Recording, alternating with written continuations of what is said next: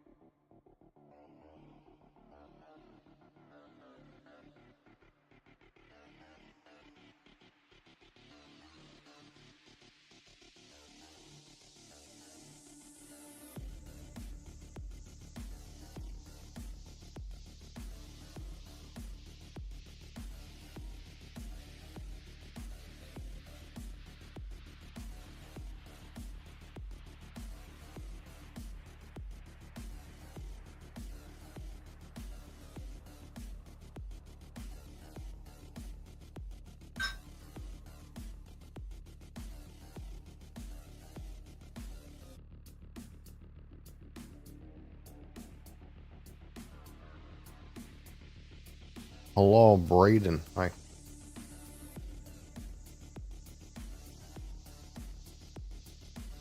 You know, it's going. It's going, you know.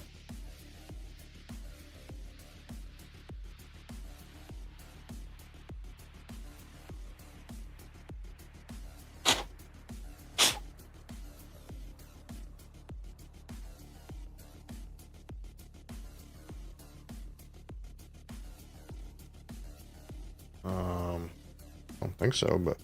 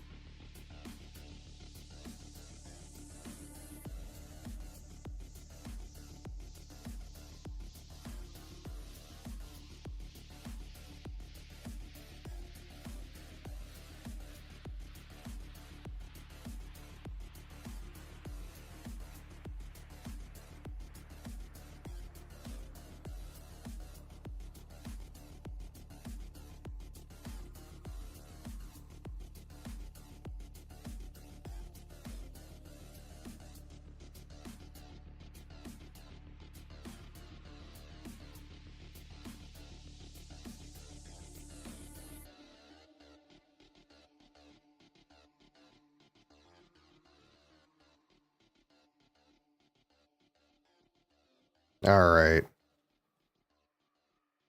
Sorry about that.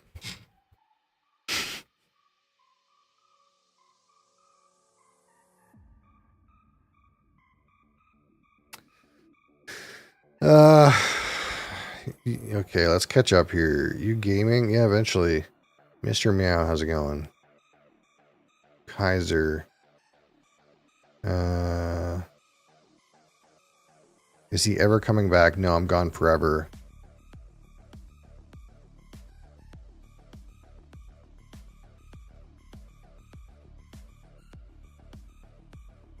CMans, yeah. Hi. YouTube was very upset that I disappeared, apparently. YouTube's a very funny, it's a very funny platform, you know, because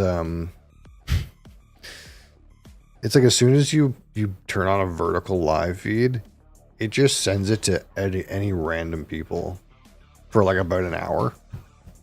And then it sends it to nobody after that. So like at the very start of my stream, there's just a whole bunch of random people on YouTube talking to me.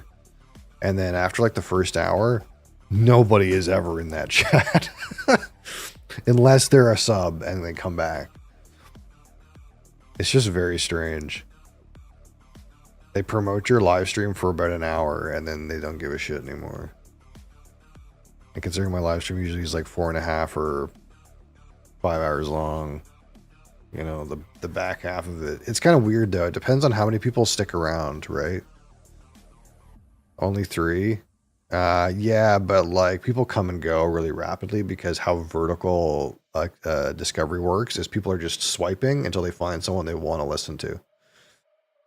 So like the number goes like up and down a whole bunch.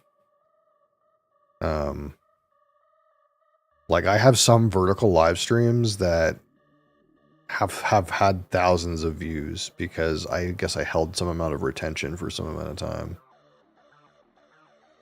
YouTube has a mind of its own. I get the strangest recommendations that make no sense on there. Do they make no sense, Critics? Or are you clicking on them? Be honest. Do you see one of those recommendations that make no sense? You're like, what the fuck is this? And then click on it. Is that you? You know what's going to happen if you do that, right? It's going to give you more wayward recommendations.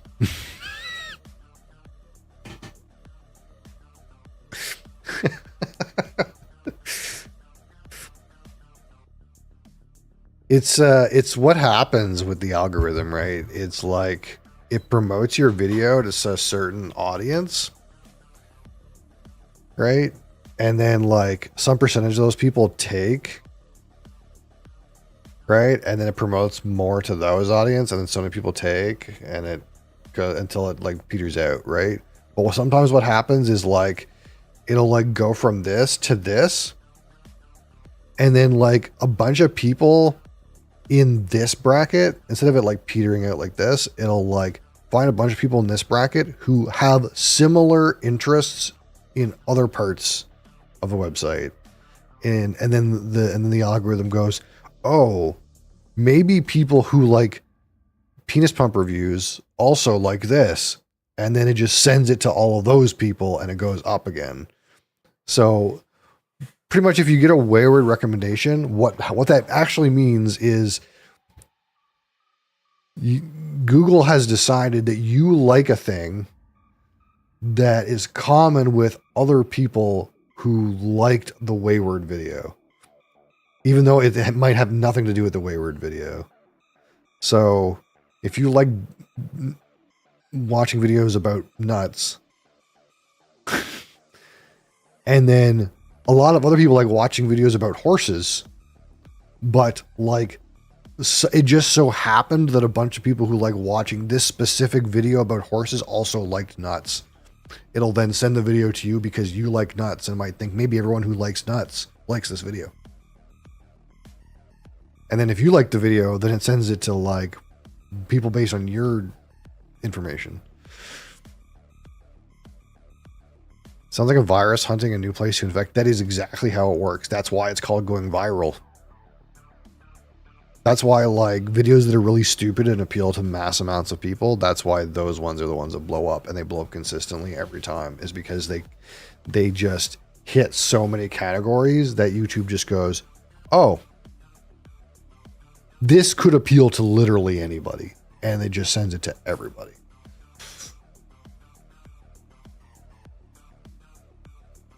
Game are you playing today? I don't know 100%, but it's going to be a boring board game on Board Game Arena. That's what it's going to be, because that's where I'm at right now.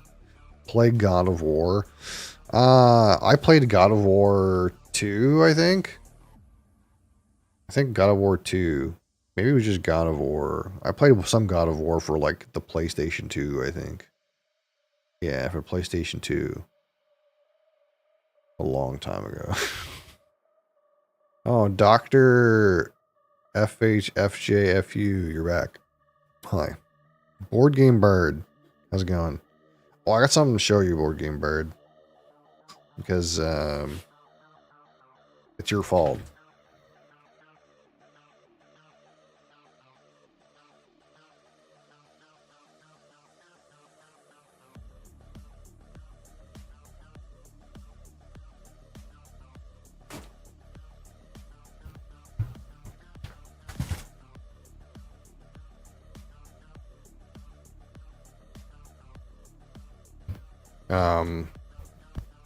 I'm going to open this upside down because the front side has a bunch of fucking identifiable information on it, but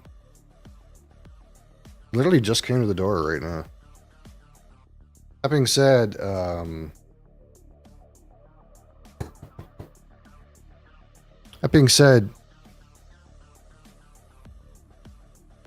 this came from the United States. It's a used board game. What do you think they did to this on me at the border? You want to guess? You're not going to get it right.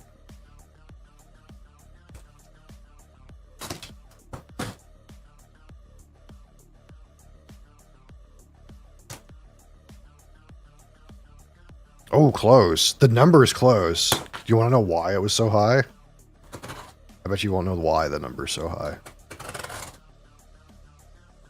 Your number is actually really close, though. Not U.S. tariffs? They are sort of. Let me look at this again.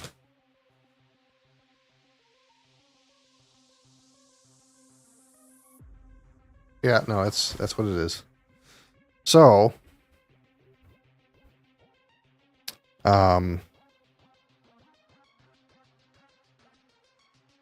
this game mentions alcohol, so you had to pay a regional tax. No. So this got tariffed by the Canadian government, but it's not an American-made product. So how did that happen?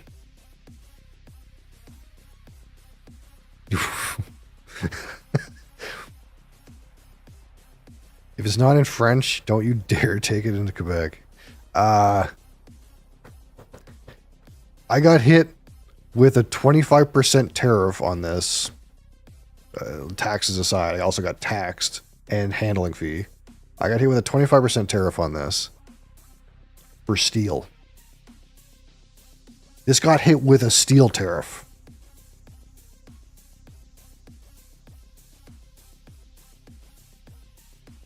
Because it's got probably metal coins in it.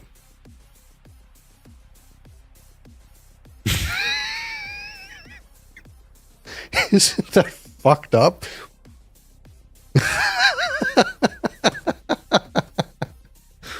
Isn't that fucked up? Anyway. So, I'm going to do like a little video to talk about this a little bit. But I guess we'll share the opening at least. So this was used.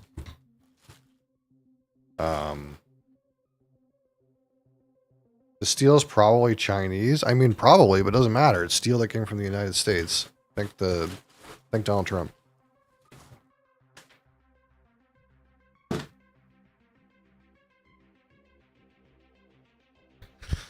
Yeah, so like we were talking, I was looking at I was looking at the like new Kickstarter, and like it's pretty reasonable price. And then like I was looking at like they have like acrylic tiles you can buy for the buildings, and I was like, oh, maybe it was starting to get really expensive, and I was like, well, or I could just get the version I really want. They stickered your box. No, this is actually in plastic. It's not the original shrink wrap though. So this was listed. Um, I mean, it looks pretty good, but you can tell. I can show you when it gets opened. But this was listed as fair near mint on the website. This is the best copy that they had.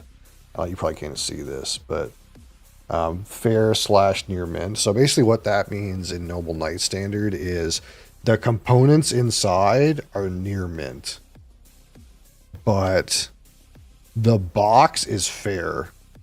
And that is like, let me just read this for you guys. So I was terrified about what the box was going to look like when it got here, and I can see why it's listed as fair. But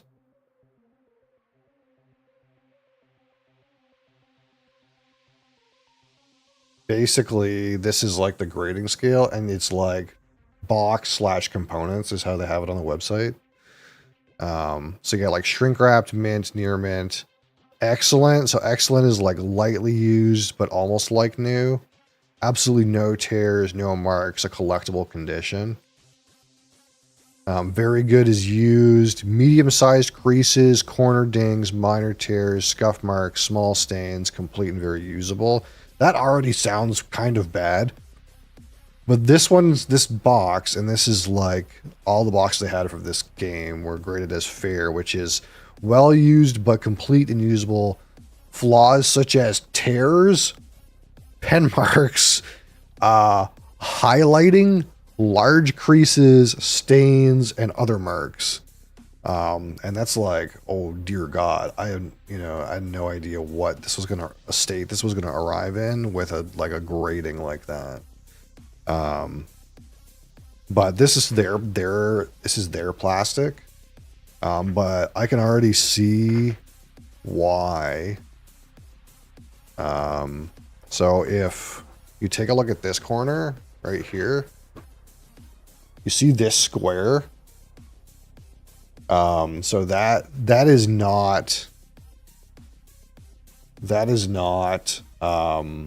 plastic. That is tape. So if you look at this corner here is completely torn. So this box corner is completely torn through. So this is the fair version, right?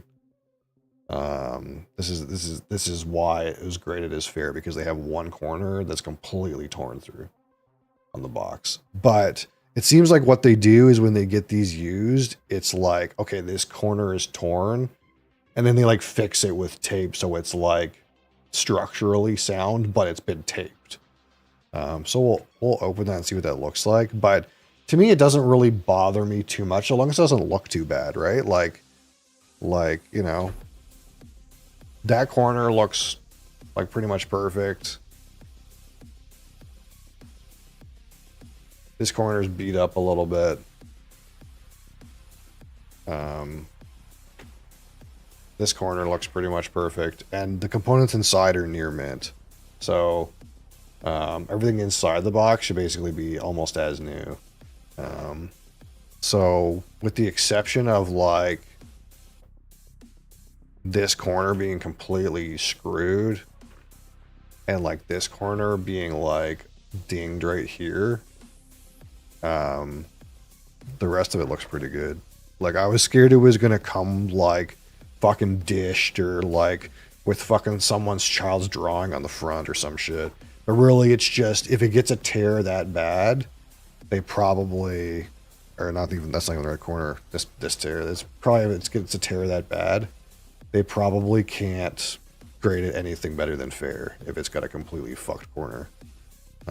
But they've seemed to have taken it upon themselves to like structurally fix the corner.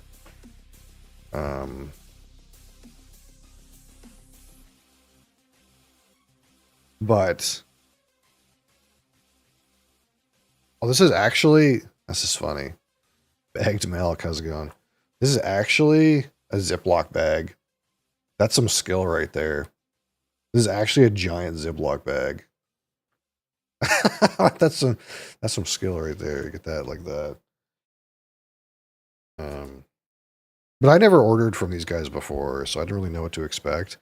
This is the first time I bought one that was used. Like pretty much every game I have, I bought new, but you know, they get wear and tear. I don't collect shit like popular that they're just sold out everywhere that I looked for, and they don't even have very many of those, which kind of makes sense because like no one would have like put those in for credit quite yet. Like for example, like White Castle's sold out fucking everywhere, and they don't have a copy of White Castle either. But there is some games I could look for they're out of print, but not too many. There's not too many. Because I assume like the ones that are really, really like desirable, they're going to be like gone out of there anyway. It's not like you're going to find a copy of Glory to Rome in there or something like that, or it'll be like $1,000. At this point, just make your own copy of Glory to Rome.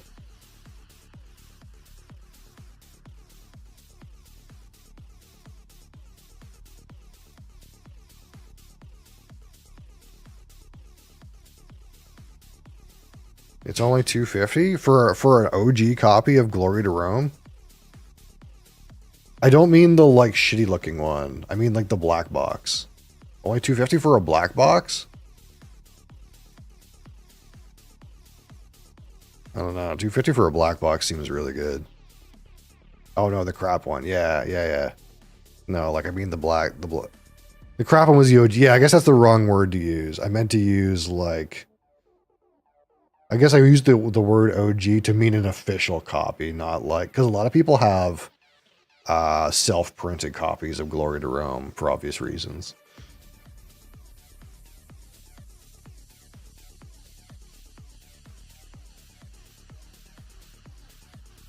All right, so there's that taped corner.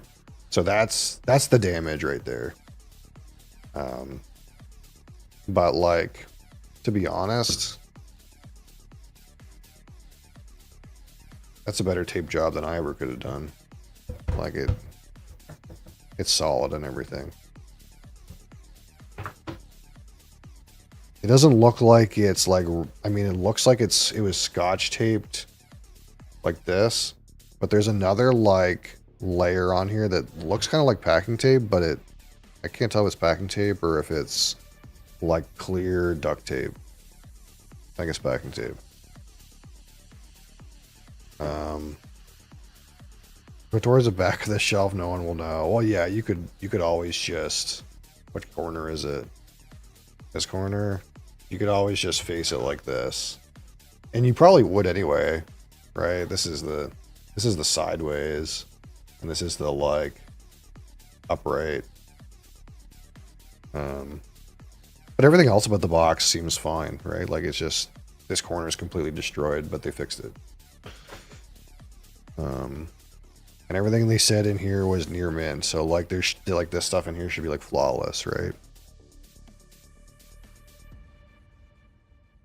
And it looks it too. Like this doesn't even look, it just doesn't even look used.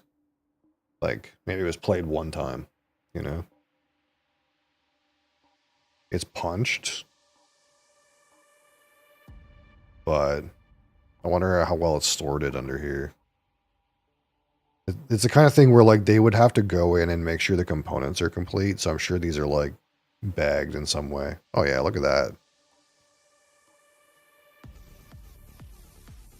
To be honest, this doesn't even look played. This looks like punched and unplayed. Because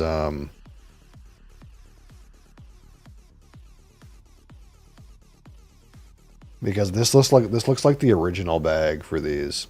I don't think these ever actually left this bag, if I'm being honest.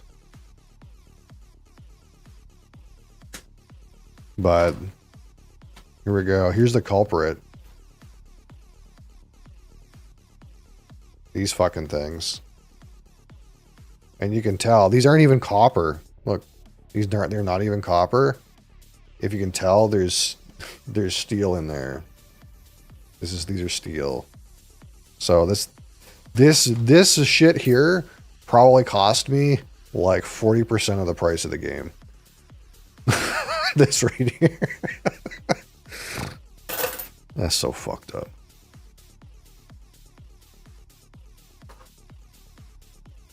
Very good condition. Black box Lord of Rome for 250 Great British pounds.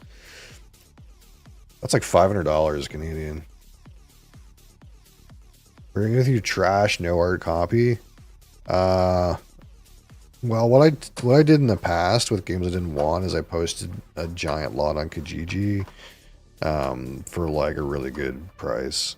But the problem with like the regular old, these are like pretty thick board too. These are nice. The regular old board,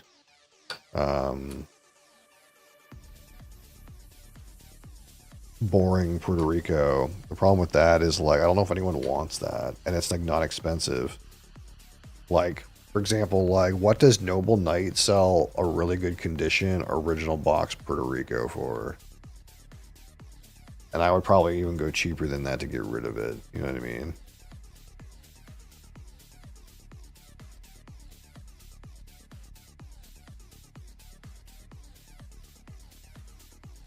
I'm actually surprised. I'm actually surprised that they're trying to get like $25 for this thing. Really? $25 for this thing? There's no way. There's no way, right? This says original was 95, so that must mean that they're like charging a lot of money because it's an old version of the game that you can't really get anymore. To me, this is worth like $5 to $10. There's no way. There's no way this is $25. I don't know. It'll probably be one of those things where like it'll end up in a like when I call a bunch of games, which is coming soon. Probably end up on a marketplace post, and then if no one wants it, it'll fucking get donated or some shit like that. Because I'm not really expecting anyone to necessarily want that copy of Puerto Rico, but I got other like classics I gotta get rid of too, like an old Castles of Burgundy and stuff like that. Here's some boats.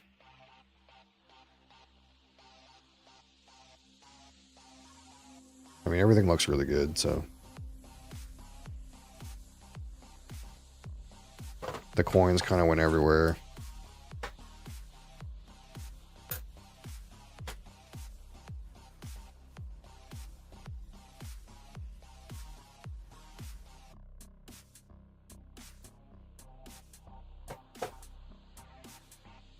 So overall, like, for someone who like is gonna play this copy, like I'm not gonna like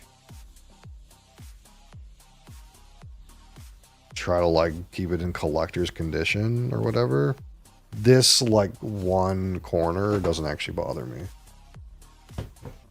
This one broken corner that they've fixed really well, like that doesn't actually bother me at all.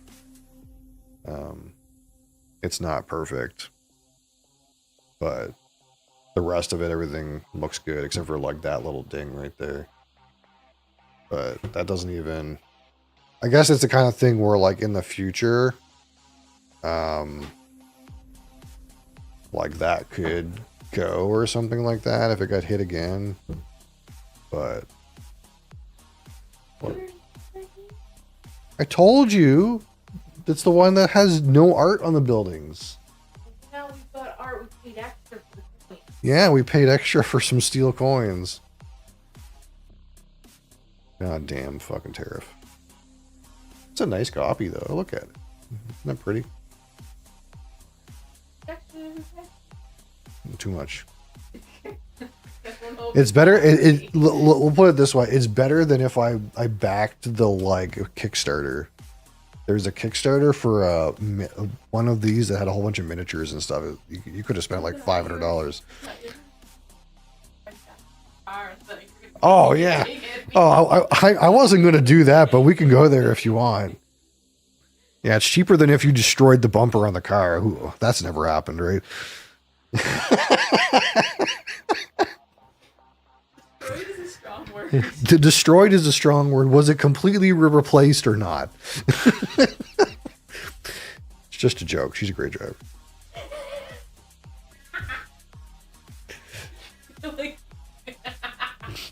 She's laughing at me.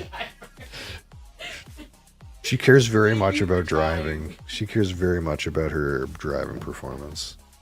She tries her best. I can't say anything because I would probably fucking hit a curb too. She's a great driver too. She drives her best. Well, I can't really hide the fact that you're cackling at full volume about it. It's just funny because I don't think anyone would call me a good driver. There's no point in trying to keep any game in collector's condition. Yeah, it kind of depends on like what kind of person you are, but there's that one guy, I can't remember his name, but because I don't watch as much YouTube content as I used to, but there's that one guy on Dice Tower. I think his name was Jason. I can't remember, but he bought 2 copies of every game, one to play and one to keep in shrink wrap. And he had like this like fucking room that was like a warehouse full of shrink wrapped copies because he had 2 copies. He bought 2 copies of everything. And I was like, okay, you know, yeah, takes this a little seriously.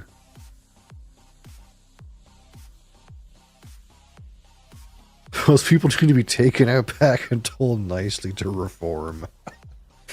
But yeah, like realistically, whereas like on eBay, copies that were like about in this box condition were like $500 or $600, and like there is a shrink wrapped one for like $1,000. This particular copy is hard to get, so like this particular edition. So to me, it doesn't bother me that, like, considering every other thing about it, that this corner is a little punched, and it's fine, right? Like I could get this out, and it's not like I'm worried about the box fucking exploding, you know. And everything else looks great, right? I really can't complain, because I kind of assumed that this particular edition would probably never be in a comfortable price range. I'm actually surprised that I mean, even considering that I got fucking steel tariffed on it, I'm surprised that it was as economical as it was, rather than like get the Kickstarter thing. Because I didn't really want the Kickstarter version. I just wanted a new one. This is the one I really wanted, so I'm glad you brought this up anyway. My wife's not, but I'm glad you did.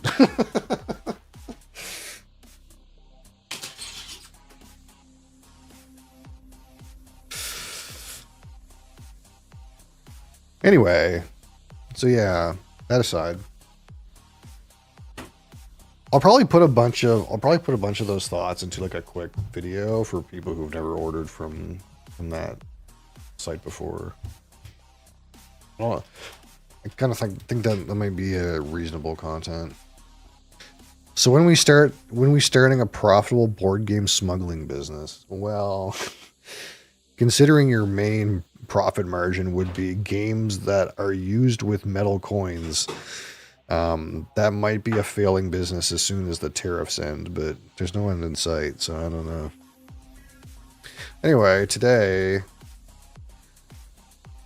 for this, I got some Monster Reserve Orange Dreamsicle, which is a flavor I feel like we've done to death. This orange popsicle, orange creamsicle thing. Alcohol it is then. Well, yeah. There is places to bootleg alcohol in Canada, but I think it's kind of like the same as Alaska, right? Where there's like places where you're not really supposed to do that, but anyway. If the term is bootleg, you're not supposed to do it. Well, I mean, that's just the word they use. You could say I'm bringing alcohol to my friends in Alaska. Whether or not that's bootlegging is... This is a top 2 monster for you? Okay, well, it's going to have to beat every other fucking orange creamsicle thing I've ever tried. Which is like 6 at this point. Oh, look at the color, though. That's the color you want, okay? Every time you pour one of these orange fucking drinks and it doesn't look like that, you're a little sad inside.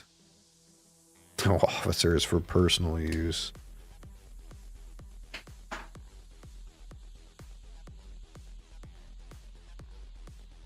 I just think it's funny sometimes in this day and age that, like, you still see, like, articles.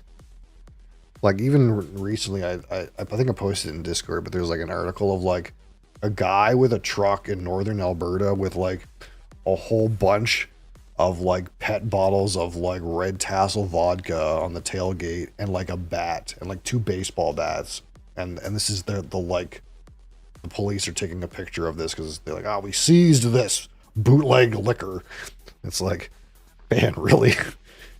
It's 2025 and we're bootlegging pet bottles of red tassel vodka and this is like a big deal.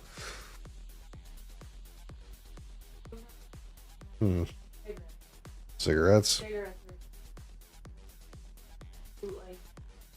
Straight to jail. Kidneys hurt just looking at this. Oh yeah, it's got. I bet you this has got some nice food coloring in it. You think it's got red 40? Should we find out?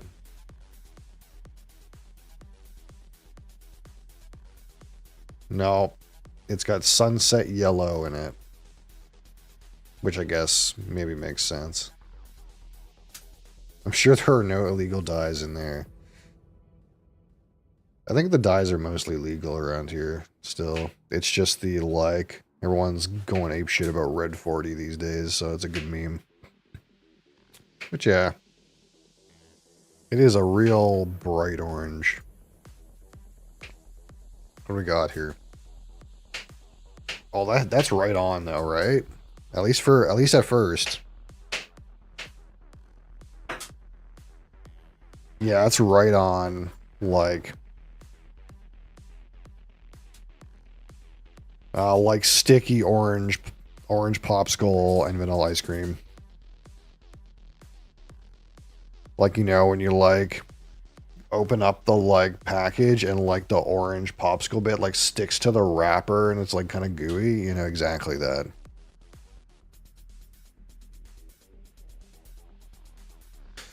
They've known for decades that the dyes they use are not good for human consumption. Oh, they know. I'm sure. But when you tell people that if we get rid of a food coloring that came from a lab, the alternative is to, like, crush up some bugs and use that instead, people are like, oh God.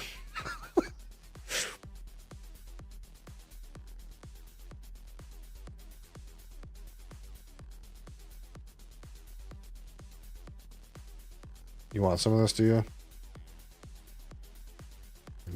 You're staying there looking at me longingly, and that's what you're doing? Is it goated? Pretty good, actually. Pretty good. The thing with these is this might actually be really good, but it might not be high potential for high rating.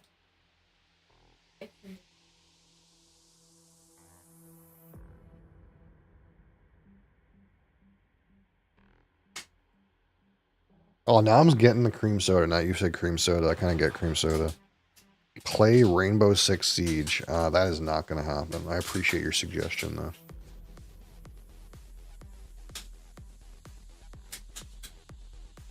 There's definitely strong vanilla ice cream in here, though.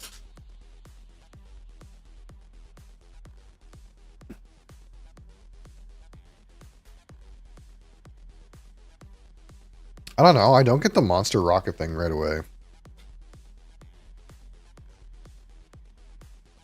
It tastes right on. Like, it's as labeled. Like, for sure.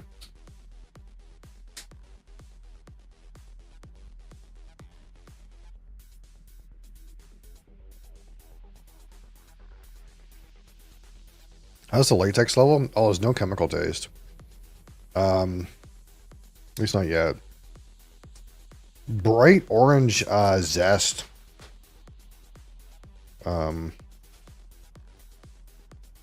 But like there's no like there's not much like extra dimension to this. It's kind of like really like tasty and as advertised, but it's not that complicated.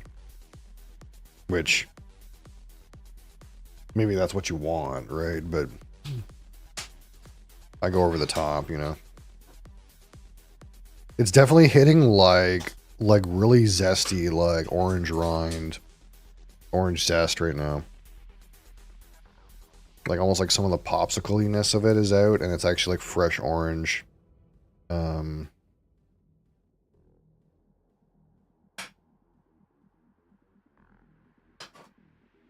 that's kind of nice.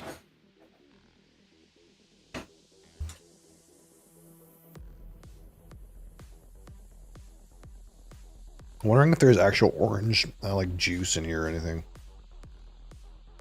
Or is this all a product of the New Jersey Turnpike?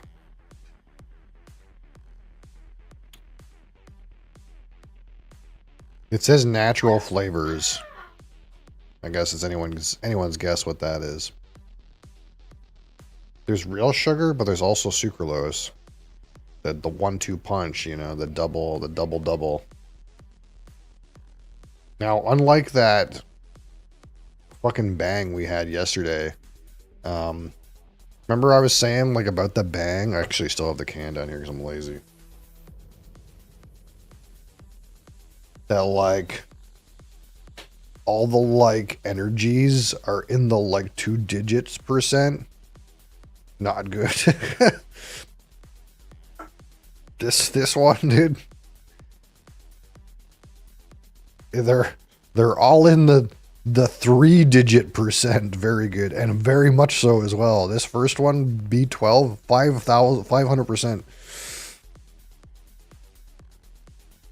Everything here is over 200. Okay, so you can piss rich. All right, you don't have to worry about the economic status of your, you know, deposit afterwards. All water soluble. You know, this is still well dissolved. Again, that's one of my main complaints usually when we get a rain energy, which is actually owned by Monster now that we did some research, is that when you look at rain in a glass, not only is it clear and very disappointing, but a lot of times you can see the particles because it's a super solution that couldn't dissolve properly. But these monsters tend to be fairly clear, so that's good. It doesn't really like, it kind of like seems a little nasty when there's like floaters in it, you know.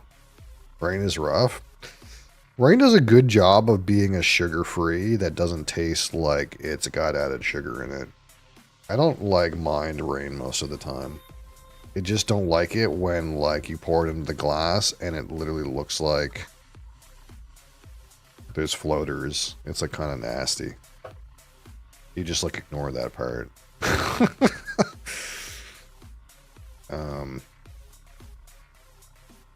I do like that this kind of like really elevated into like a zest and rind.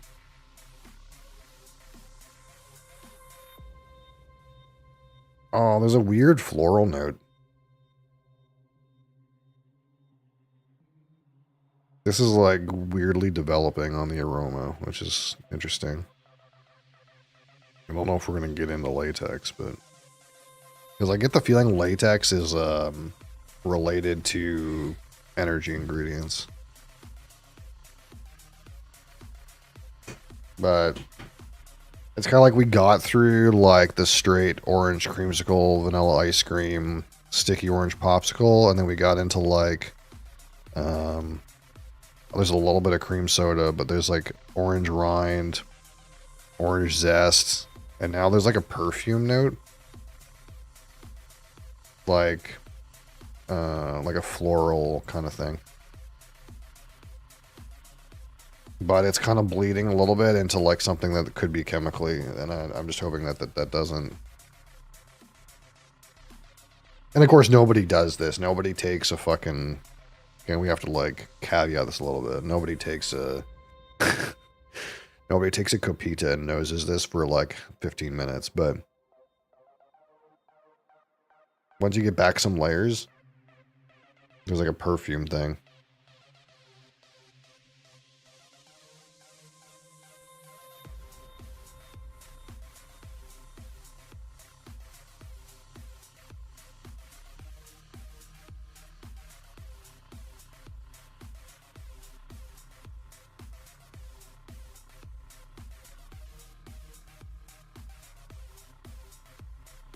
Yeah, palate's not that complicated.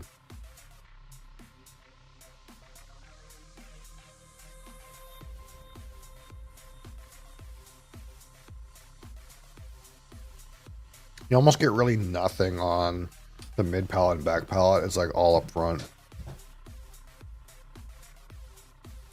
It's like it's persistent enough that you get some of it in the finish. Trying to get a big swill here.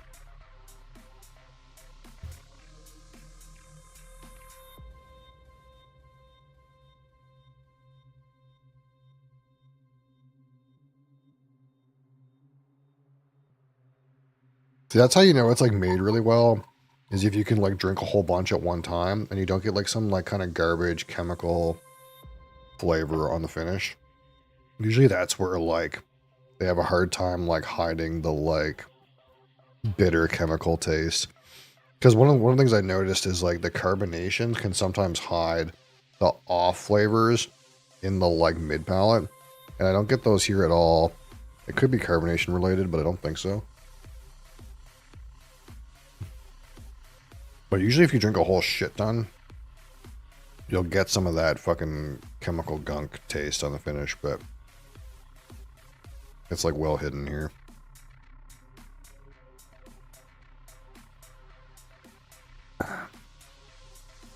All right, so aroma to 25. Again, at first, nothing too complicated, but you have some developments into like cream soda, fresh orange zest, orange rind. Some kind of floral note. Rockets candy. You can kind of get there. I'm actually surprised that this is based off the original formula. You can't really tell the like regular chalky rockets flavor very well.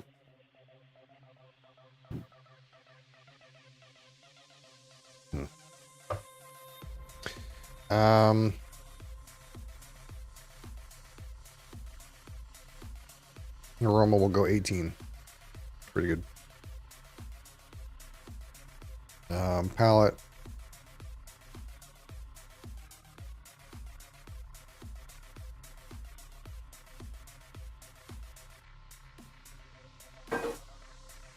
There's not much to it. We'll see that like really sharp popsicle orange up front with some vanilla ice cream. More like a kind of straight vanilla extract on the back end.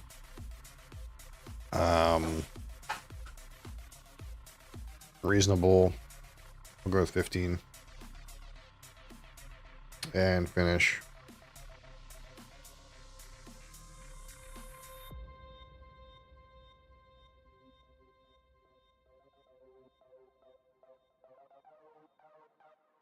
Really stick to that orange flavor.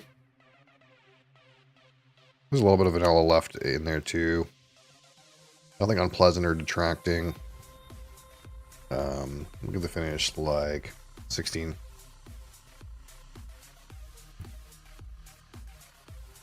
Texture out of 10.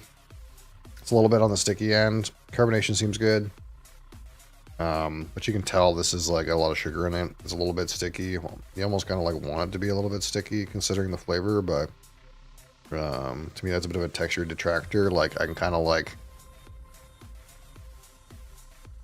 feel the sugar in my mouth, like kind of residue, which is never great. I don't want to try to avoid that. So again, there's a plus, there's a minus. I'm gonna give it a 4 on texture. So my personal subjective opinion with this Monster Reserve Orange Dreamsicle.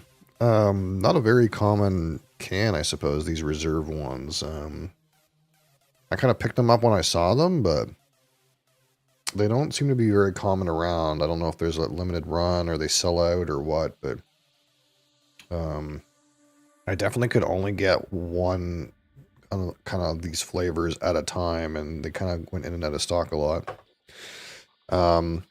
Overall, this one, pretty good, definitely as advertised.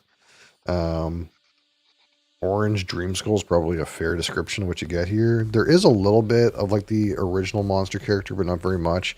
Pretty hard to get it. Tastes pretty good. No weird flavor like chemical gunk. Aroma's great. Palate's like okay.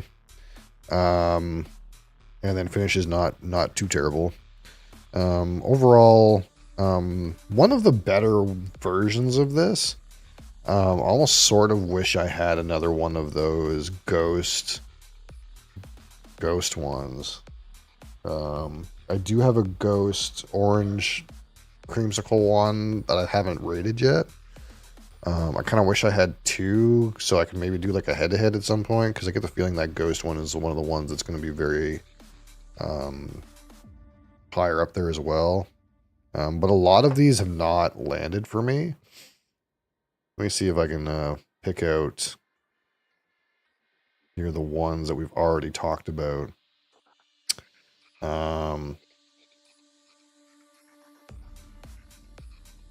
We had that Alani Dream Float one, which is about the same flavor, which I did not like.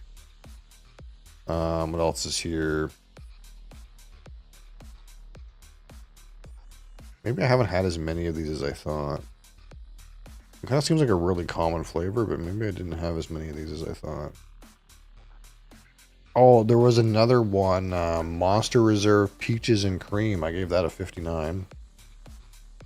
Orange, a Rain Orange Dreamsicle, same, literal same flavor name. I gave a 62. So I guess that these have been reasonable. You know, 60s is an upper score, I suppose.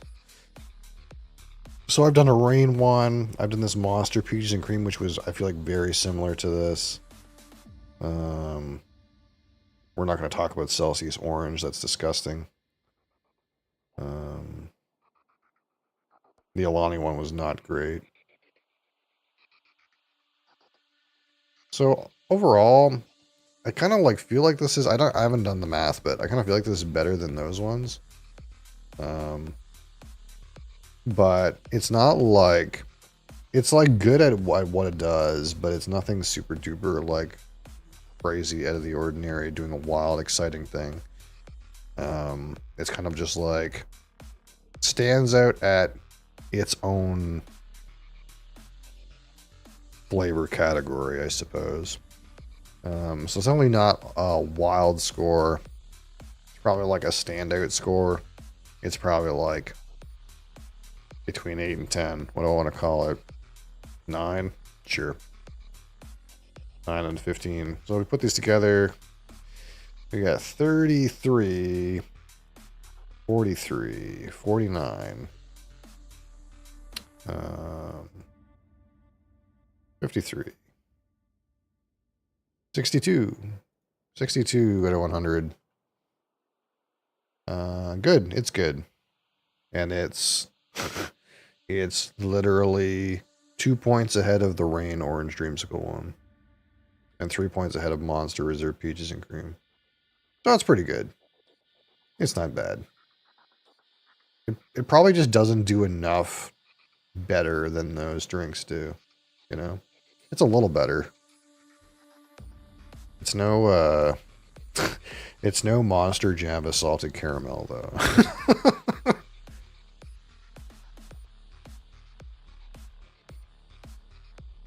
At least it's good enough I don't have to pour it out, right? That's a very important factor.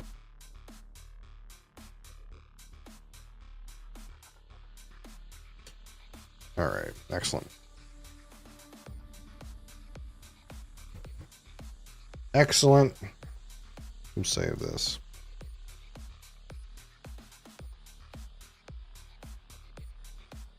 But yeah, the harsh truth about like when I grade stuff is like, man, just being a really good version of the flavor on the can is like not good enough.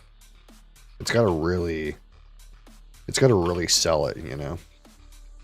It's got to really do something wild and interesting.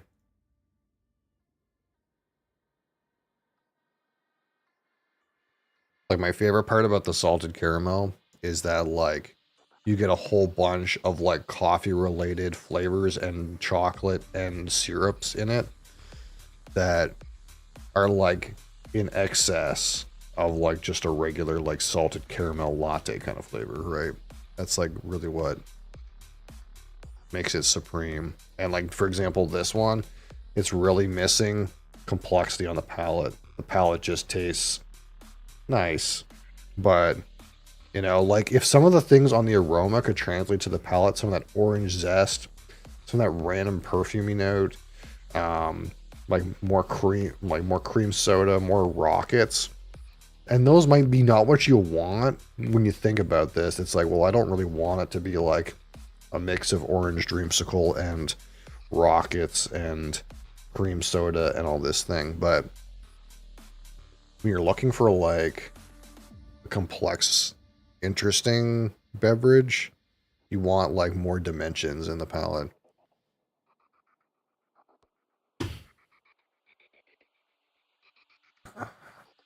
That's what it needs. It's what it needs. All right.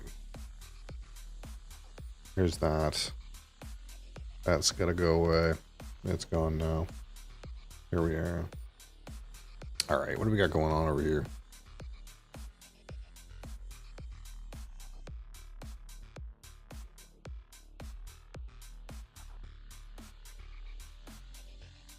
Let's change category. We gotta make sure we do that. Whatever happened to my dashboard? New game today? Maybe. You think we'll get the game of Pioneer Days? The new game that came out today was this Pagan Fate of Roanoke. Deduction card game set in colonial America of 1587. That's always a little suspect, isn't it?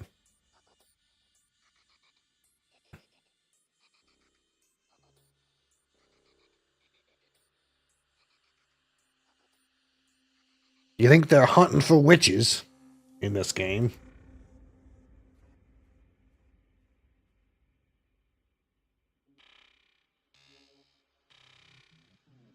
It comes down to like whether or not I can get people to like play the game, you know. This was big news when it was coming out and immediately faded. I never even heard of this game until yesterday.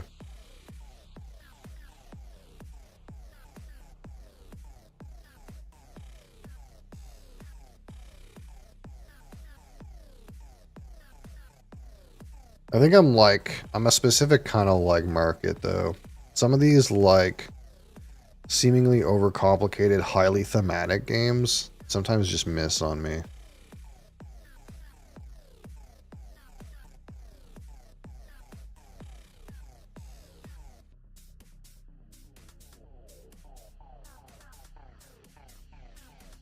Like the design really has to be clean.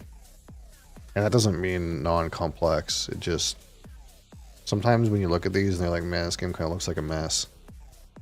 But then some games like look like a mess and they're really appealing though. Like while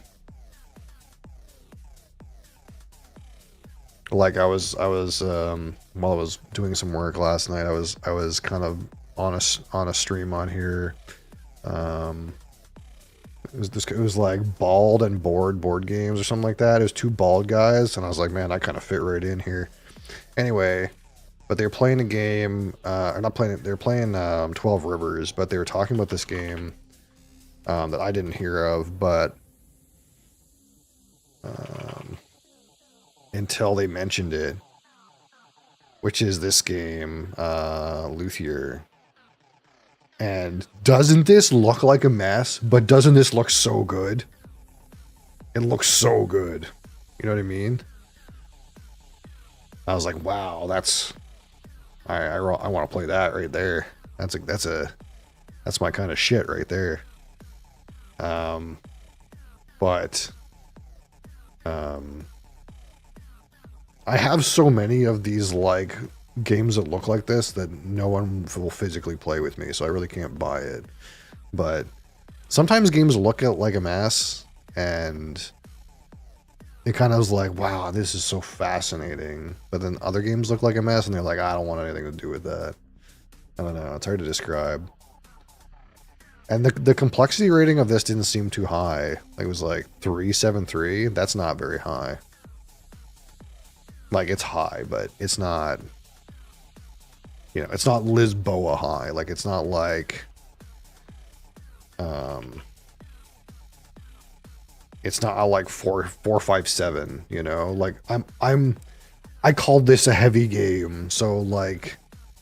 When the game is like 373, it's like, oh, that's kind of nice. You know what I mean? Like this is like terraforming Mars weight.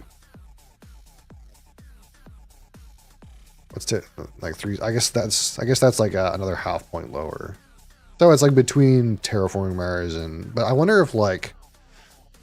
To me, I have all the expansions for this game. So if you have like terraforming Mars with like Venus and colonies and turmoil. And like on a weird board, it's probably like 373, you know. But this weight like is kind of appealing because this looks like a game that should be like 4.5, but it's not. So makes it even more enticing. Anyway.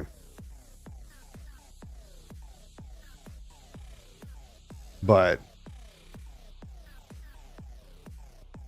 this one kind of looks like a mess in a way that's like, man, there's kind of like what the fuck's going on here? I guess there's like different guys you can interact with, but there's like all kinds of like weird cards and stuff like that, and I'm like, well, I don't know.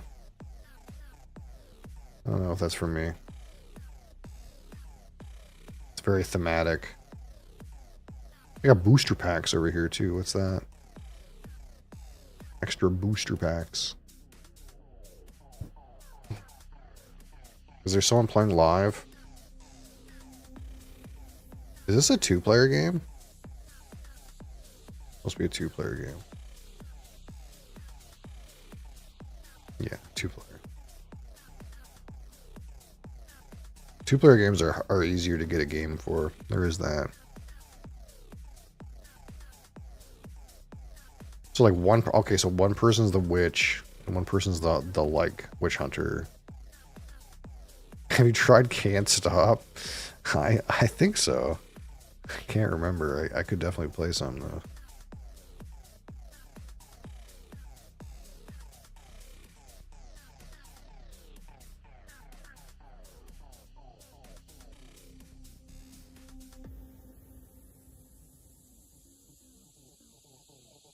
Oh, this is kind of like worker placement or something. It's like these are like worker placement things.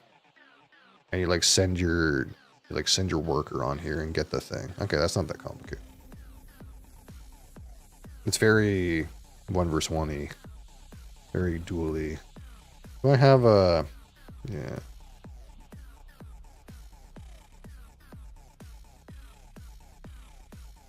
game is fucking totally scuffed. My downfall on Ticket to Ride, I'm telling you right now, is playing the game on mobile. A terrible idea. Because, like, I tried to click this, and it gave me that. And there's no undo. So I was like, fuck. And it, like, wasted trains I needed.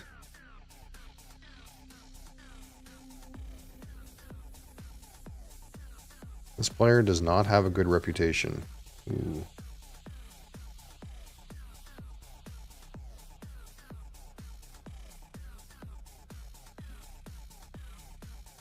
You play Twilight Imperium on here, on like the beta version?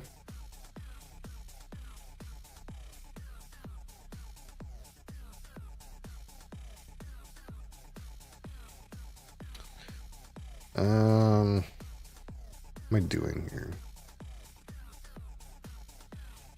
Oh, okay, free app. Okay. I mean, like it's like whatever your group wants to use, I guess. Because I think there is like an alpha one on here. That seems like people are playing.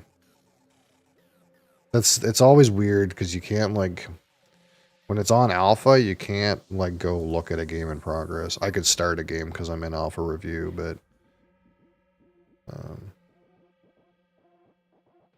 I wish I could go like just click on the game. I just want to see it.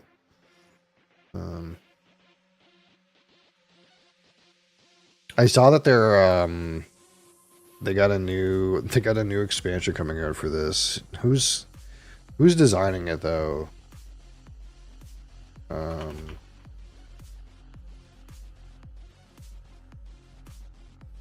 Because I was reading it and I was like, I don't know if I like this. It's got like it's like a one about a weird super planet. Is it Dane again? Is Dane designing the new expansion? Thunder's Edge. Yeah, it's Dane. Okay, well, maybe it's not so bad. Because obviously where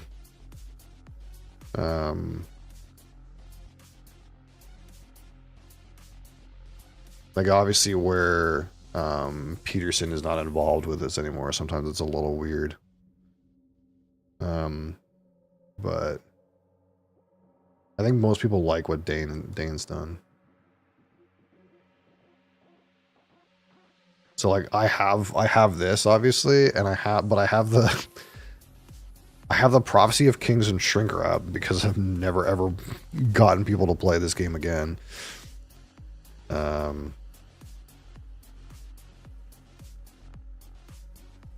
Actually glad Peterson is involved.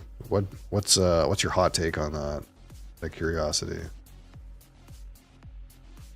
Because there's some people that still like 3, like that don't like 4.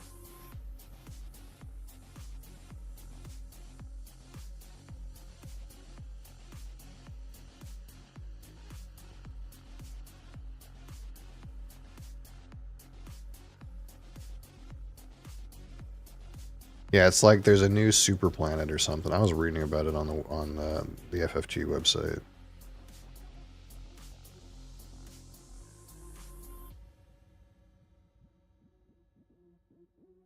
Have you watched the little? I have, but it was a long time ago. It was a while ago. I might be able to remember parts of it if you jogged my memory, but I've definitely watched it.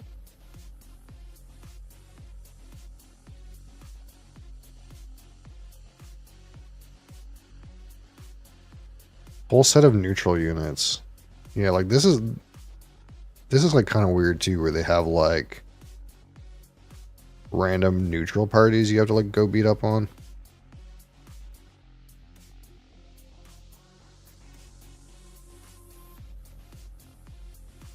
I guess this is like, this could like make the game more playable at lower player counts though. Maybe that's the idea. I don't know. Peterson is interesting to work with. Everything is in his head. Yeah.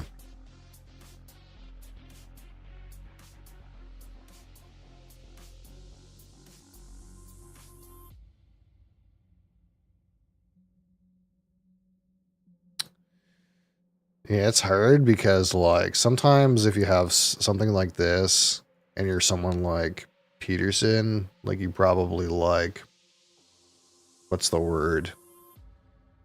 Try to maintain um try to maintain some level of creative control over something that you consider your game. Um Probably to the detriment of progress in some ways. It's a little different than like being an author where you want to like have control over your own book. It's like this is more like if you're designing something with a lot of people involved. It's not like you're writing your own book. So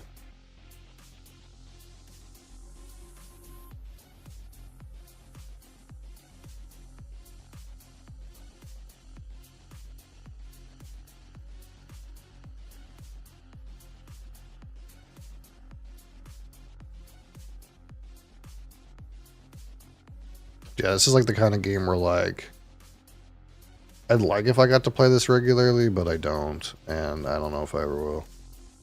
Because you need like a certain kind of people that want to play a game like this.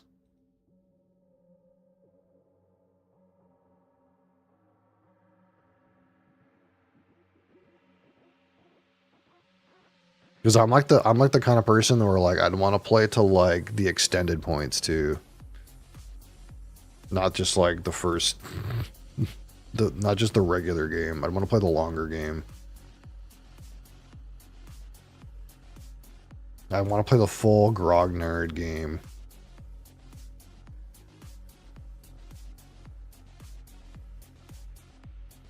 $54 games this year. How many are how much of that is in person? Is it all of it? Like you're playing every week? That seems sweet.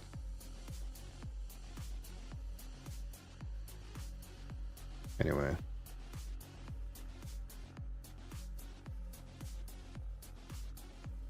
%. That's still a good number. What are we doing here? I need a castle.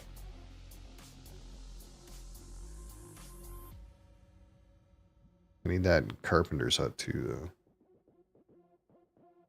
though. I need a castle. I need a boat. I need 2 castles. Oh, no. Guys stole all the fucking mines again, man.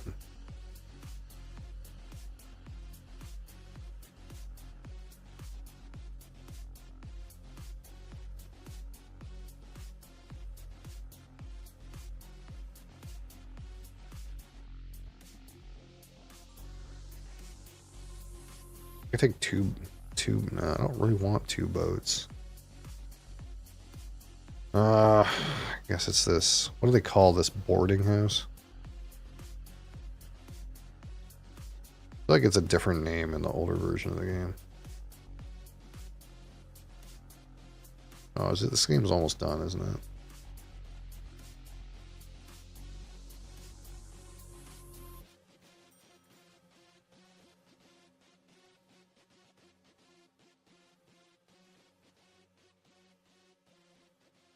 All right. All right. Let's see if we can find a real thing to do here.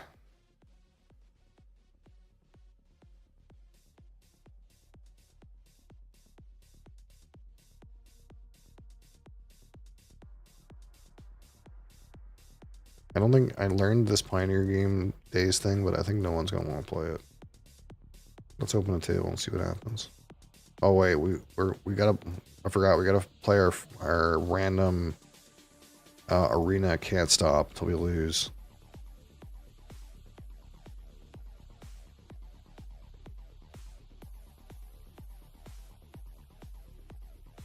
Get some dice checking in.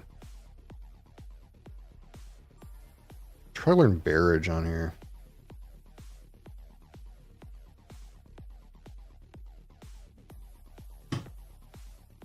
All right. Can't stop.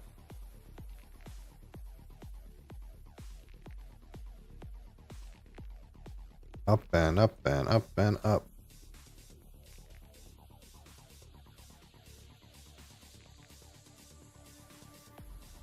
Fuck! Wah, wah, wah.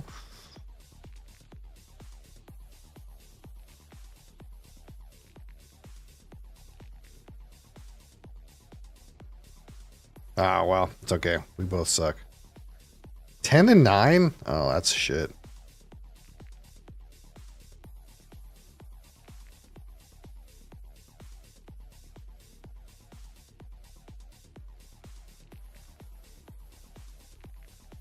Ten and 10. Ooh. One more, one more.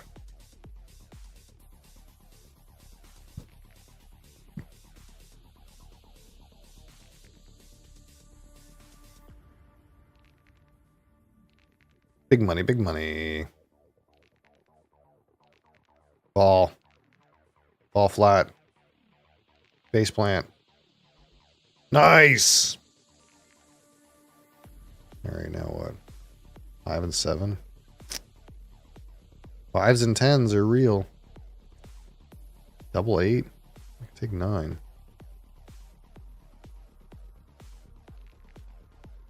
This is just a shitty set of numbers.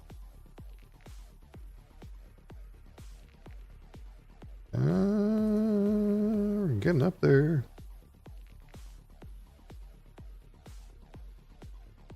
That's probably good enough.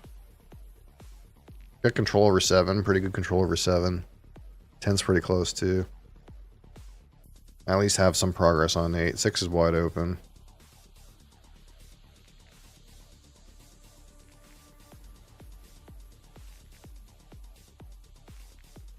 Six might be theirs. We'll just have to let them have 6. Ooh. 11 and 9, 12 and 8. Man, these are brutal numbers. 5 and 8. 7.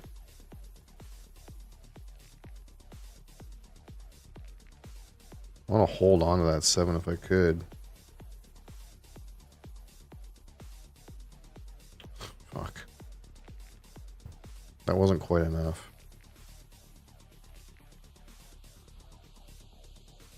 I mean, they're having a worse time than me, I guess.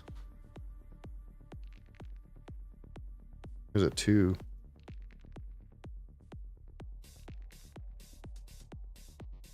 Oh my god. We really suck. Sometimes you play this game and you just don't hit. I can't blame him. I wouldn't have stopped there either. Don't want to get some going on 6. Maybe we'll get something going on 6. Holy shit, this is rough. What horrible numbers.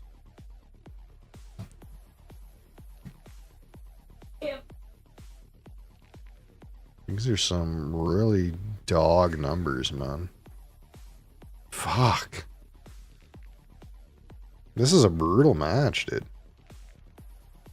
This guy rolls 3, 4, and 7. That's a brutal set of numbers, too. Surely the guy's got to get lucky eventually, right?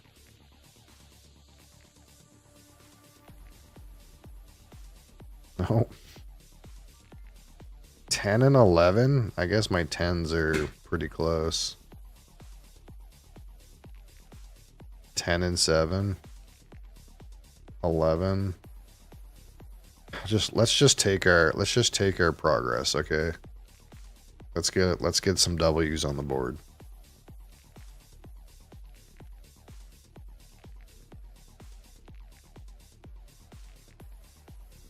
It kind of restricts what they can play as well. 2 and 9. 5 and 6. I mean, there's just a higher chance we're going to roll these. Stay on 5. 5 and 8. Let's just stay on 6. 6 and 8. Okay.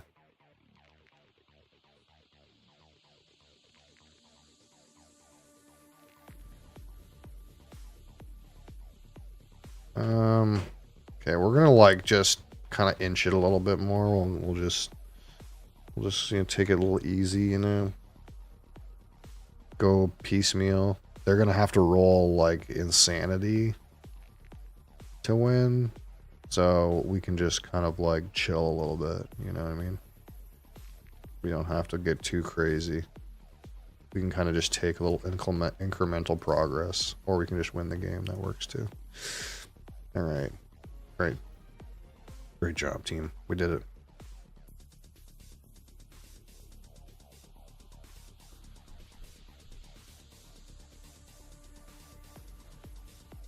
Okay. 1W.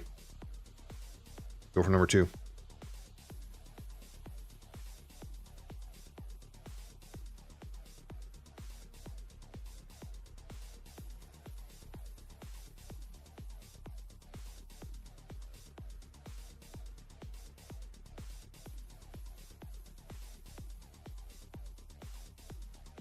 Who dares face me?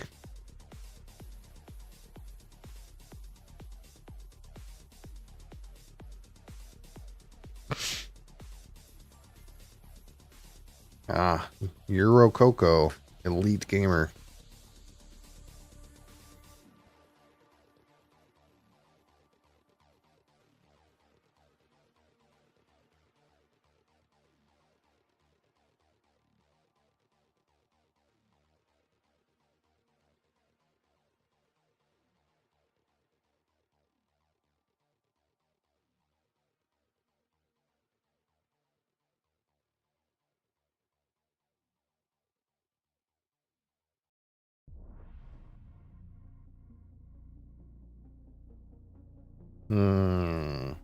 Hello? Earth to Euro Coco. Coming Euro Coco.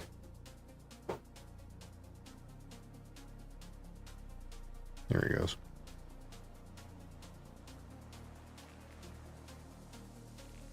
Boom, boom. Jack Daniel's McLaren edition. I think it's just regular Jack. If I remember right.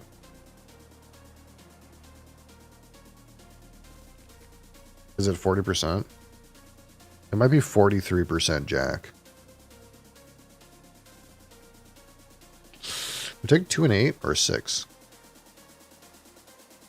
Basically just number 7 when it comes in a box and it's 43. Yeah, so it's like 43% regular Jack. I mean, it's, you know, there's nothing wrong with regular Jack.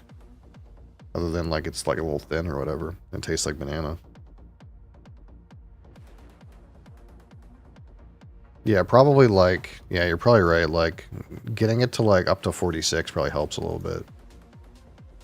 Because that's like the nice part about the Jack Daniel's single barrel, like this, like the regular single barrel. It's like not even that it's a single barrel, it's just that it's 47% Jack Daniel's. That little bump is, it does a lot towards like making it like, I don't want to use the word real, but like, it just gives it more character. It's like just not as watery. It's a 1 liter bottle size. Yeah, it is a bigger bottle too. I always get it confused with like the Sinatra one because they're like, I think they're both 1 liter bottles, but the Sinatra one is like a special release. It's like actually different liquid, I think.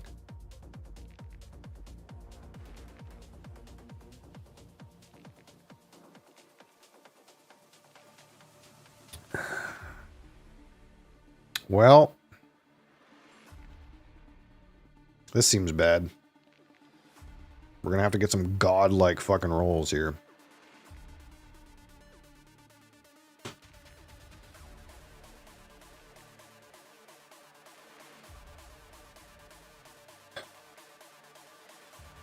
Do we go for it? Or would just we say stop? I think we stop on this because he's not in 5 at all.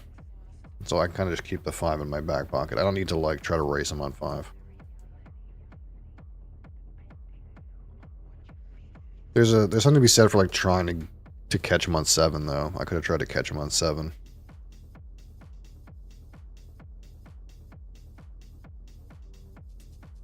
12 and 8. This guy is always getting the 7s, dude. He knows. He knows how to, like, he's got weighted dice or something, you know.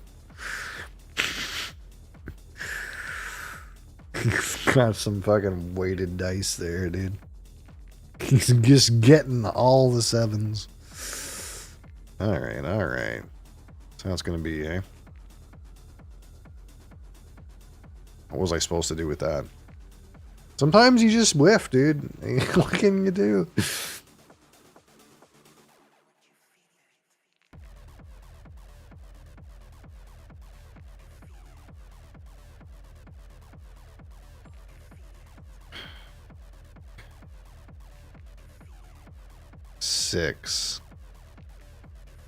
Six and 9, 11.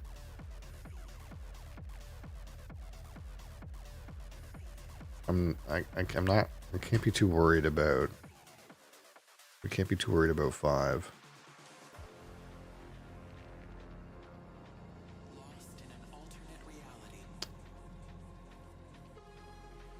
I'm definitely behind in total. But okay, so we got the 12. I got like some leverage on better numbers though. I almost want to take the double 8. Oh, he's up here on 8. We might have to just go for it, man. Shit, that 4 sucks.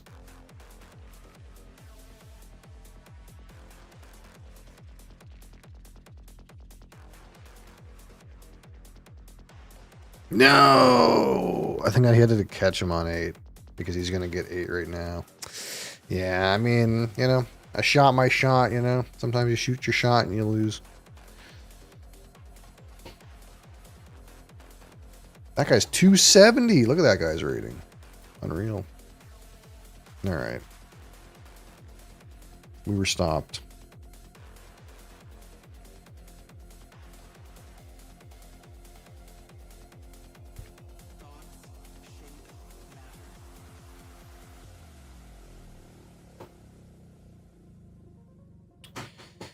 All right.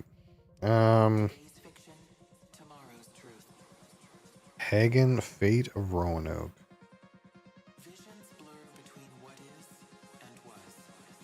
What's the expected wait time greater than 15 minutes? See, that doesn't inspire confidence I'm going to get a game. It's like I don't want to go learn the game if it's going to take me 15 minutes to find one other person to get a match. That's kind of like not it.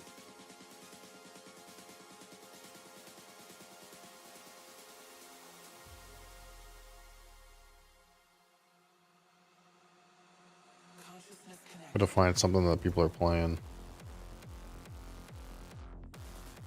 It's popular these days. Or you could just play Terraforming Mars. That's always an option. But I kind of want to play some of these new games if I could, but it's hard, you know. Other people don't want to play new games. They want to play the same game over and over again.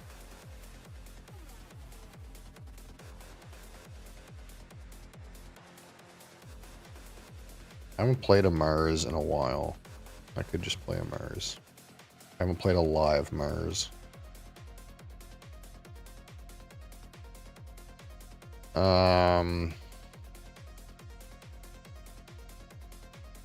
Corporate area, yes. Draft, yes. Prelude, yes. I think I want real-time scoring off. Because that's... the game doesn't play right.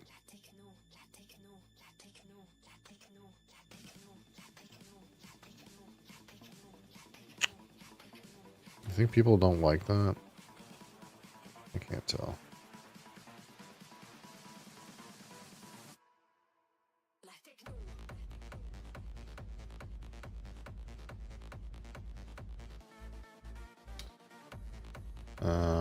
Oh, I guess I'm a strong player at this. You think I'm going to get 3 strong players for this game live? I might have to take anybody.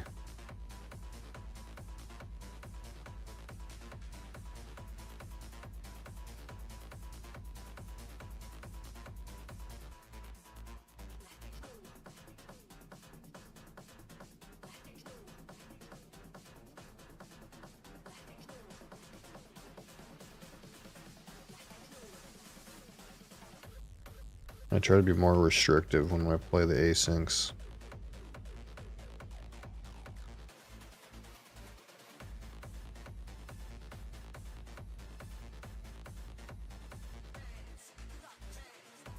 Why am I getting spammed? What am I getting spammed by? Oh, I see.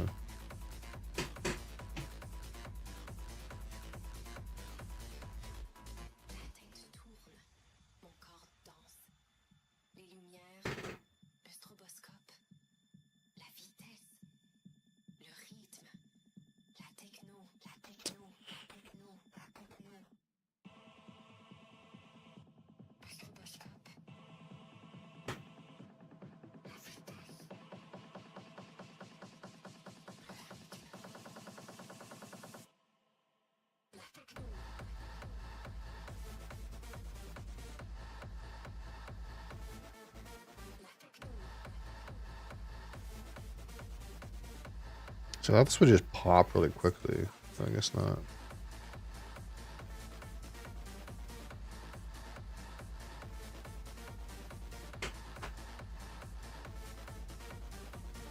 These guys also want to play 3-player. This game is balanced for 4 people. That's the issue.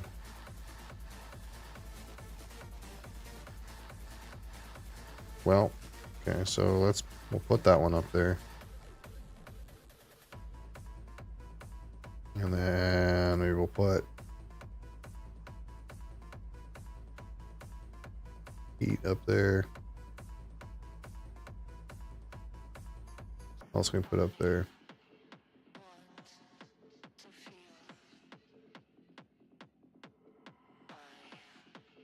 I can play harmonies. I can play a harmonies. Harmonies will probably pop in 2 seconds. Maybe I can, hold on. I don't want to do 3-player, first of all. Maybe I can get a better crop.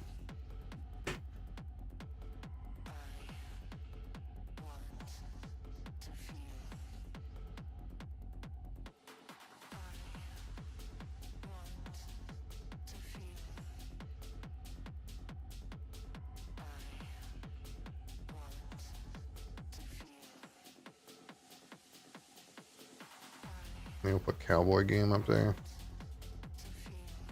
I'm getting a little better at cowboy game.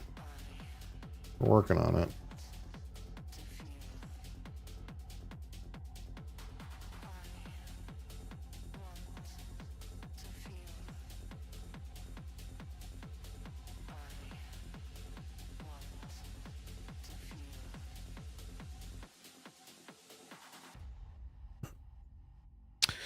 What's in here we could also do?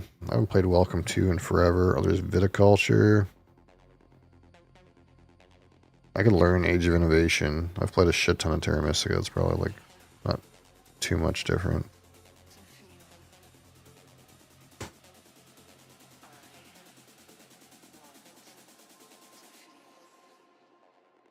Oh, there's Res Arcana too. I could maybe try to play this. I feel like people are going to want to play 2-player at this though.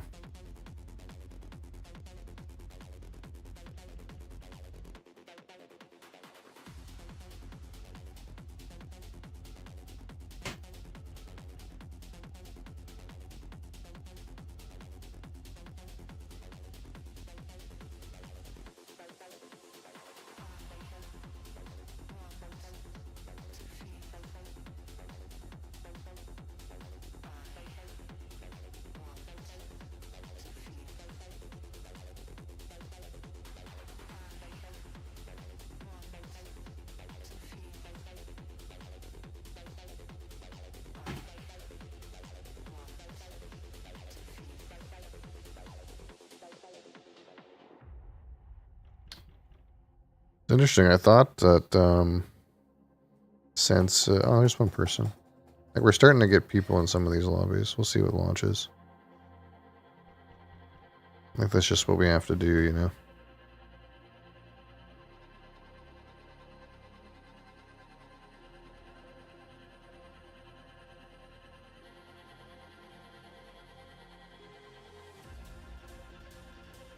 I get the feeling no one's going to want to play a Feast for Odin live. What other games are there in here?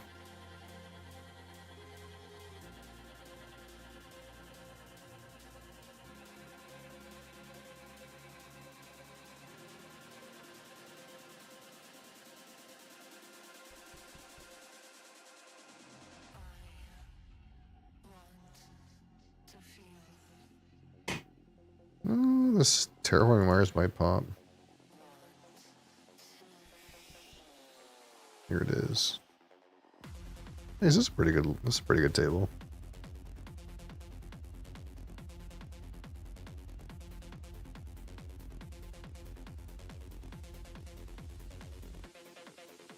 All right, what do we got here? Terractor, Interplanetary Cinematics. Allied Banks, Mohole, Electricity Shipment, Orbital Construction Yard. Well, the no-brainer is like Tractor, Allied Banks.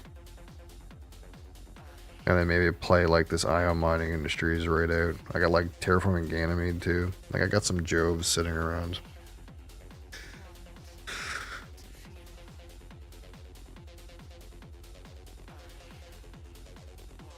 None of these are Earth cards.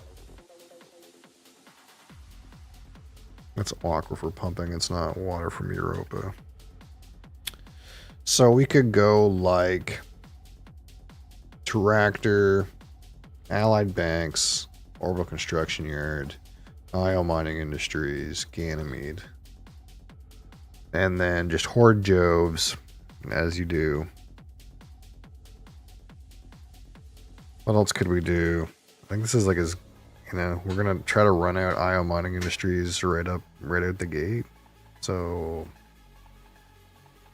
probably I don't have a lot of money for much else.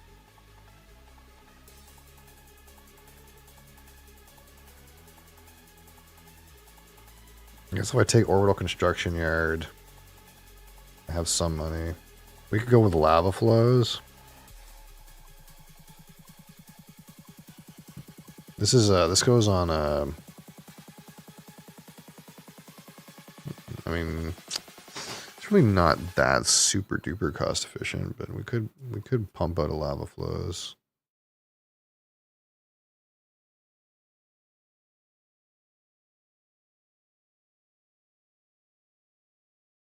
How much time do I have? I'm actually timed out already. I fucking hate that.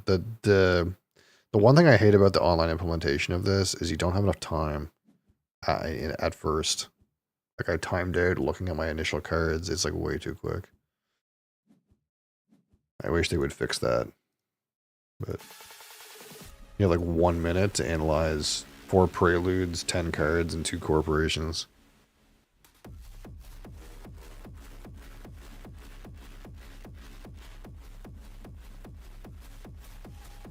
I think I was maybe supposed to take Lava Flows, but it is what it is.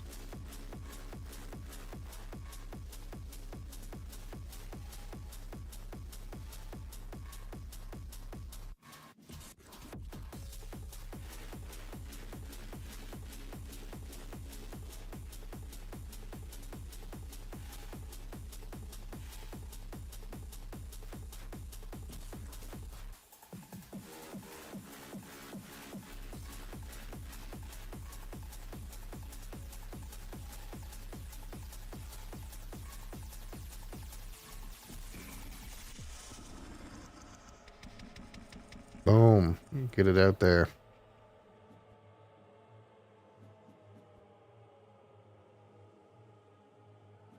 I'm done. See you later. That's it for me, dog.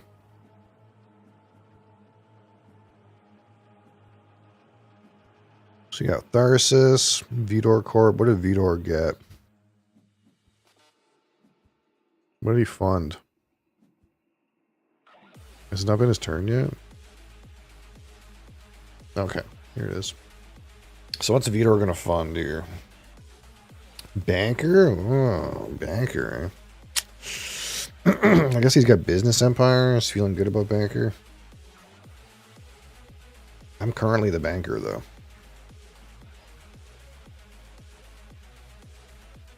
Research outposts. I'm somehow the space guy, but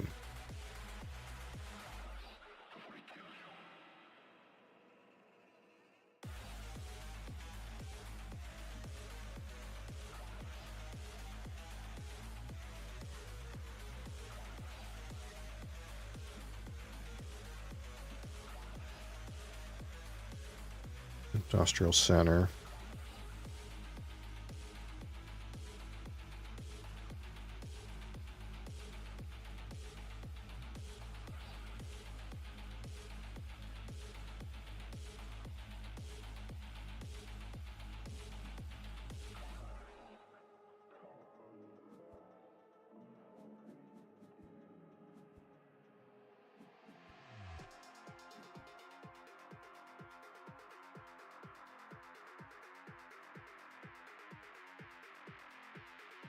Acquired company. I see. You guys probably feeling a little bad about that banker. Acquired company. Must be nice. Must be nice, you know.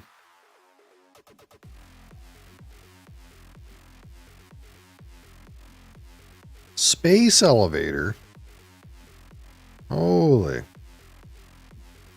guys are balling out of control. What is this?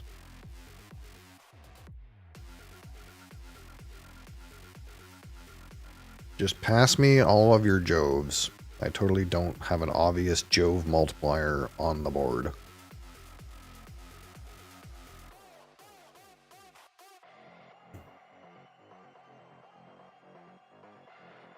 Unfortunately, the lowest rated guy is on the other side of the table for me.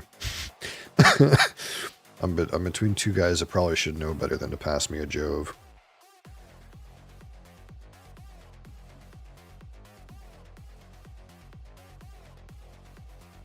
Activates industrial center. Interesting. He's activating it. That's a concept.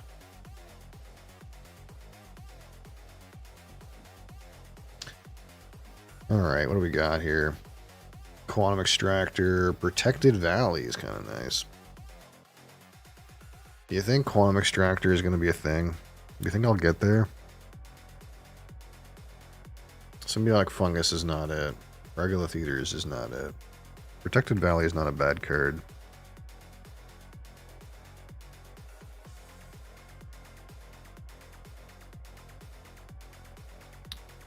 I'm just nowhere near this quantum extractor, so.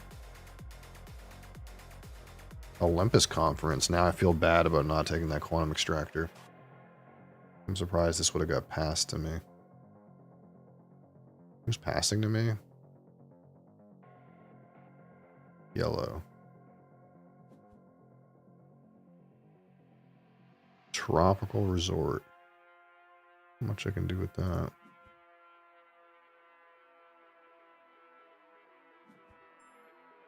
This cap's melting. That's a dead card. So we like these, I guess.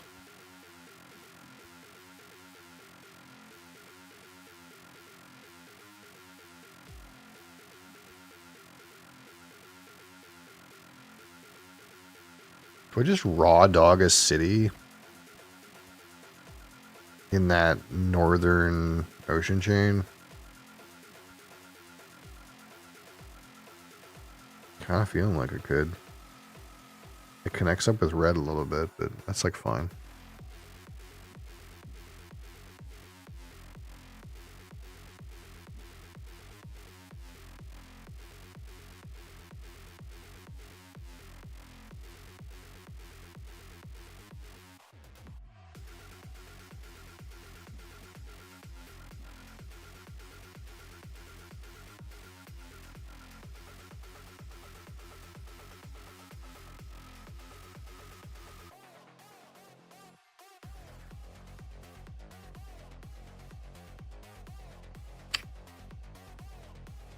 Well, I don't need to play this right now.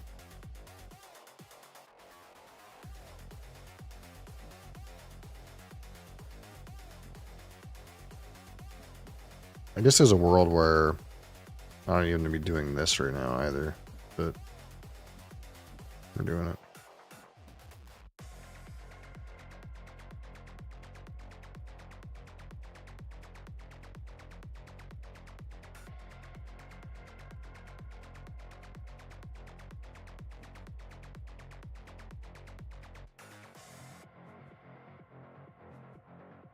Earth catapult? Oh my god, dude. This guy, dude. He must have drafted that Earth catapult. That's why he passed me this Olympus conference. Makes sense, you know.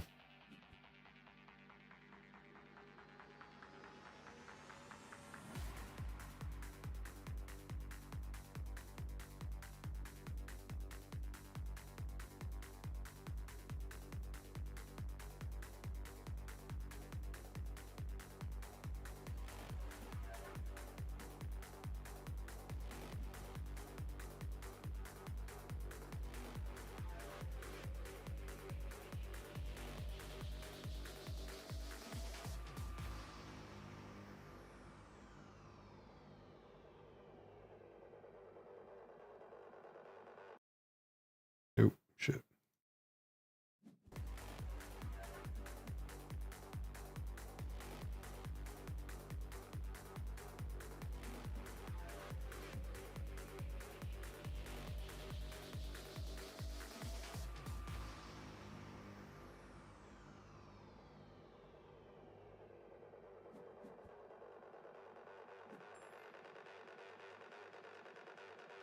Something went wrong. What went wrong? Citation's not bad. Knock the city. I don't have power for that. There's solar power right there, but who am I passing to? Yellow? Kind of feel better about passing this knowing it's going to yellow. Red probably wants that Noctis. Dimos down. That's in my wheelhouse. Kind of like this ecological zone too, though.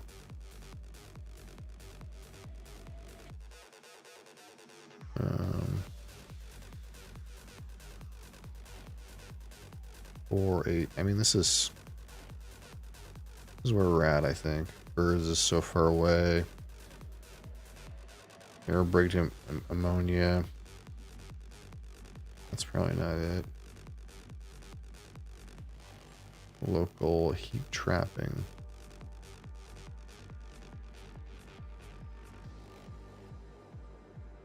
Action is already in progress. Kind of keep cheating these greenery into play.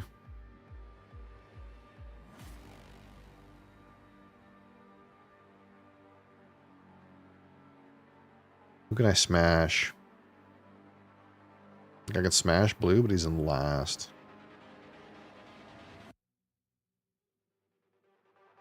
Do I smash red?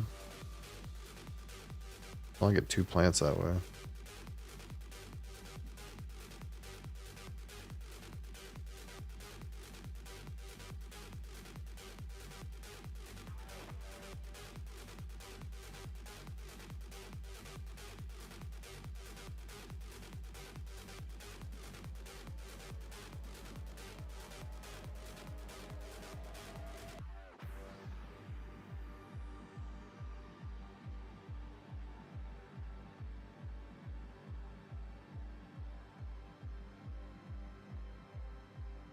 YouTube chat is broken for some reason. I'm sorry, YouTubians.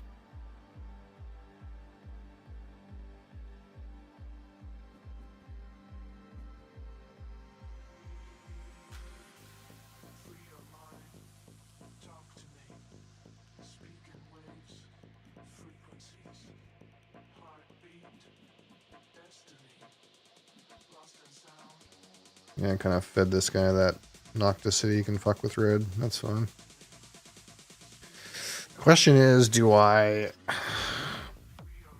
play this Dimos down now, or do I just chill? What's the benefit? The benefit is I get $3 and a heat production. Per round.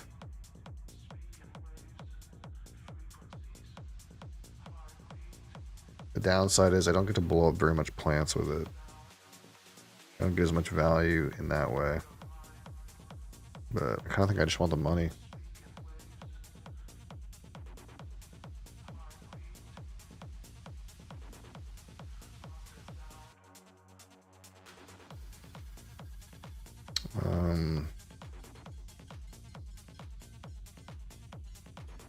I guess I nuke blues plants. Feel bad, but I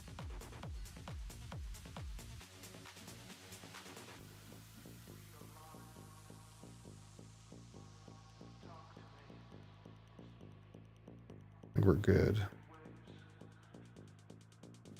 Am I done? I might be done. Probably done. Probably don't need to do anything else.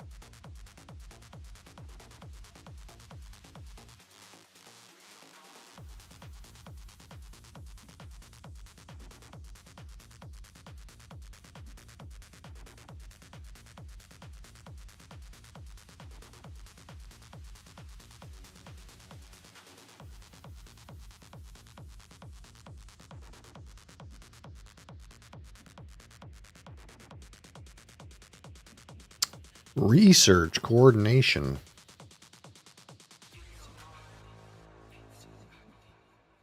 Man, I'm surprised this guy got the quantum extractor. Dang.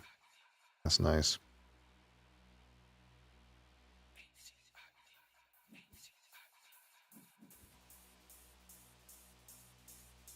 I was going to get a Vesta shipyard under me.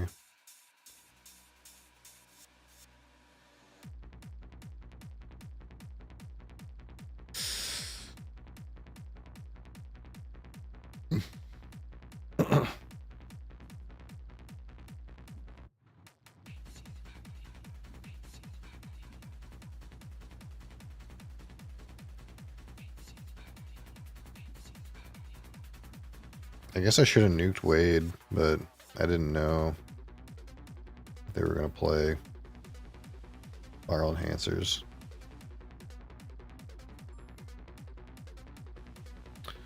Earth Office.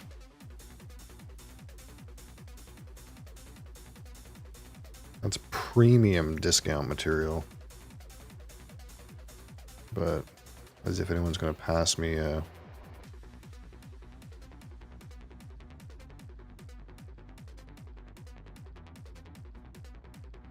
Earth Guard ever. Take it anyway.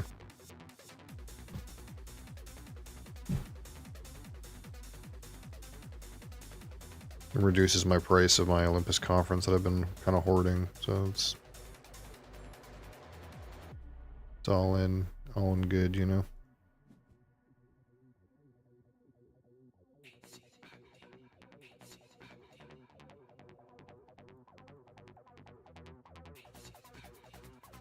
Am I going for the hackers? We hacking? Probably not, eh?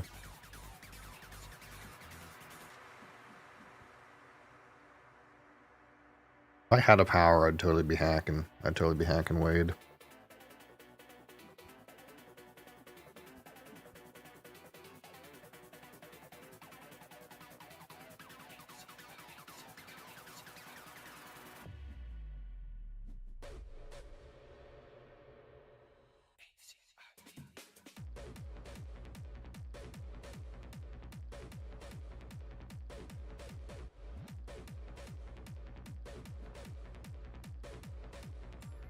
Industrial microbes.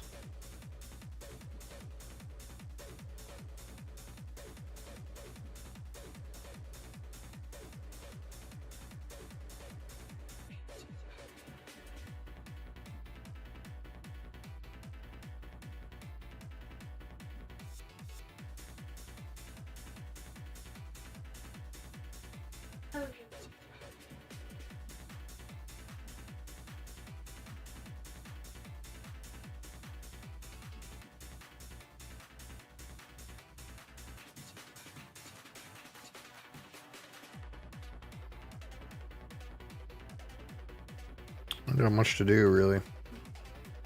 Trying to think whether or not I should just literally bomb garden, like, greenery onto the board. If that's, like, even makes sense.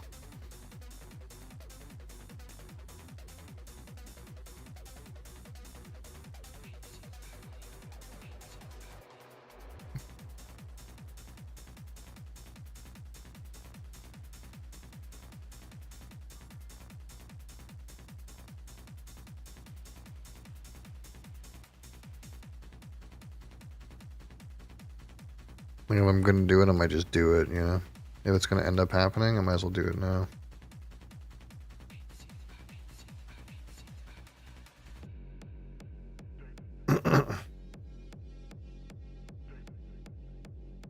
But I kind of want to place the city first.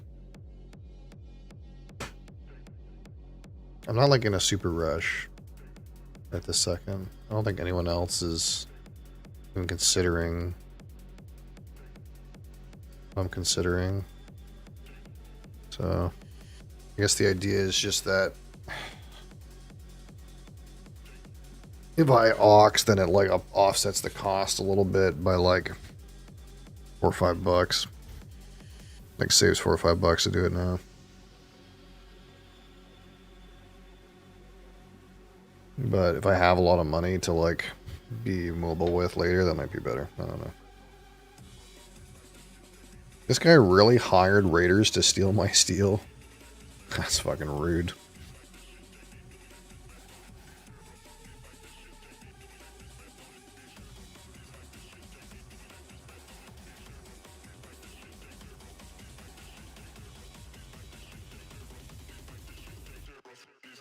I didn't have anything I could have used it on anyway.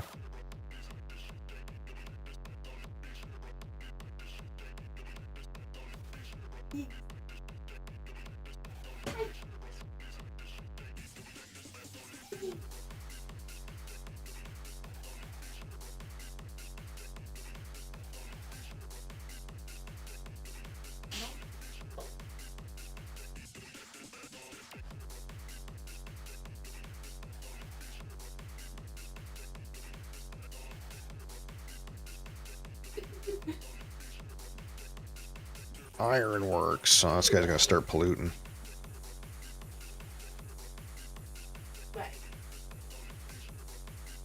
These guys got such nice cards, man. I got shit. All these cards these guys got. Holy. They don't even have the option to get so many nice cards.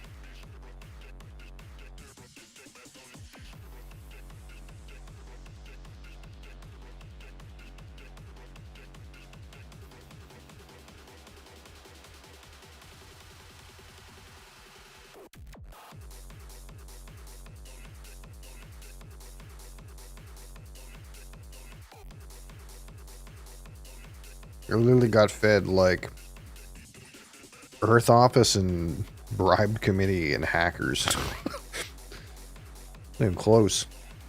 Are we nuking? Oh, we must be nuking. It's a heavily discounted nuke right there.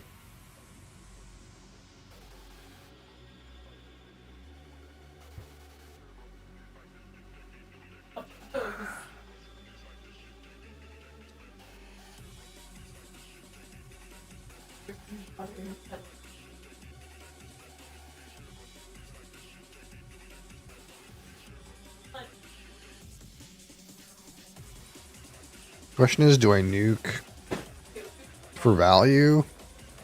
Or do I nuke to screw up their stuff?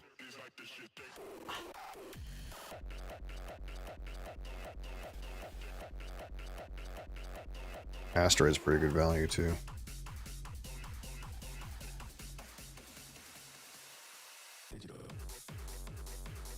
Kind of want that invention contest, but this kind of feels like the game I'm in. Search for Life turns on my conference and my plantation.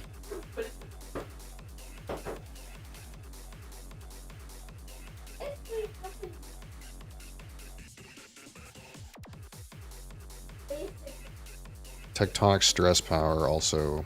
I'd take this whole... I have lots of money, so I guess that afforded me the ability to buy this whole set of cards. I have more stuff to do.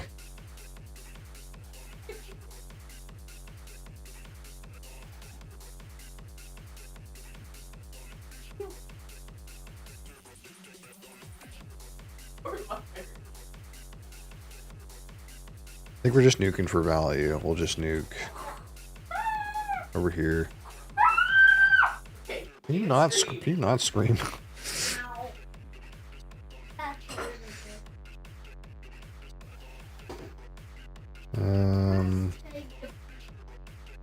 Get this in.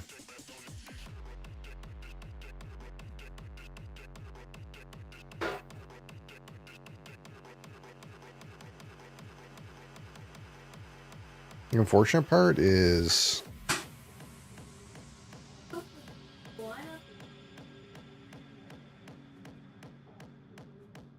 wait, is this... Oh, this is I just draw a card. Right, this isn't the one where I loot, right?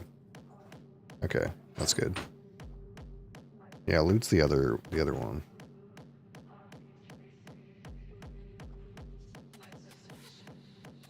I gotta nuke Wade before he places his plant.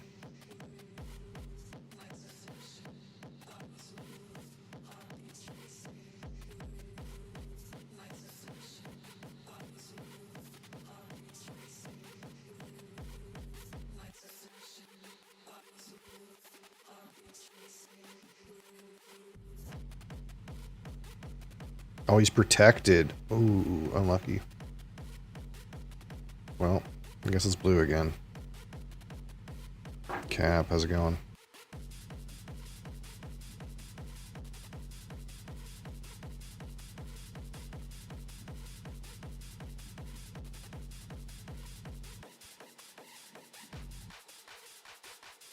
Nuclear power! Nuclear power! So much power. I'm doing okay. Things are going, you know. How's the old Battlefield 6? Is it delivering?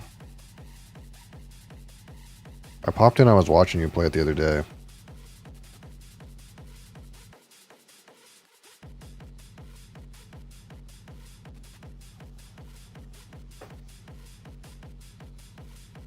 Ended on Sunday? Oh, okay. When's the actual release? Life is empty. I've been there before.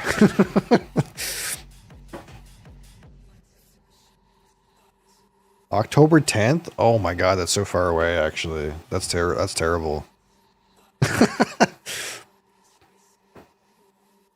Although what happened last time with the game like that is Diablo 4 had its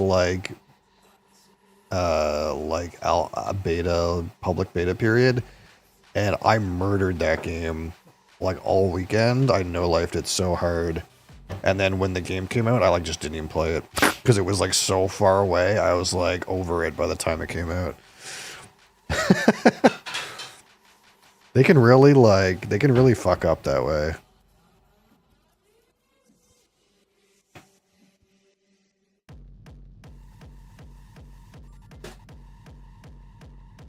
You can get camos for weapons in 6 by completing the battle pass in 2042. Oh, they're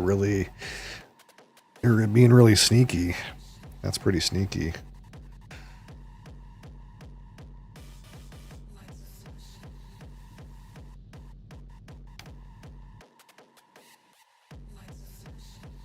If I do this here, what's the tactic?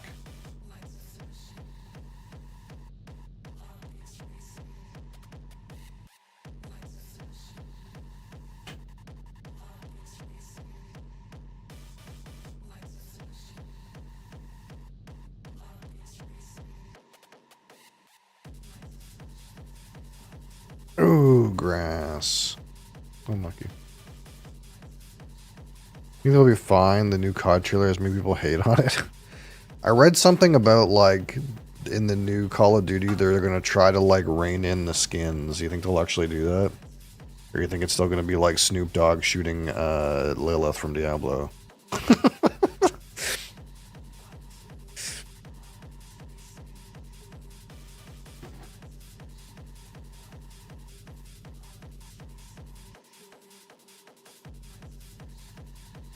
They already started promoting microtransactions? Oh, that doesn't surprise me.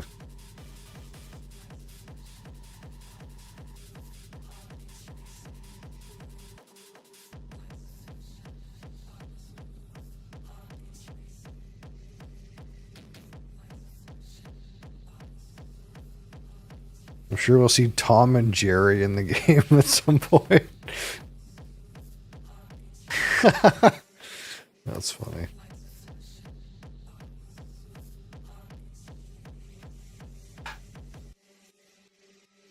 Do I raw dog a green?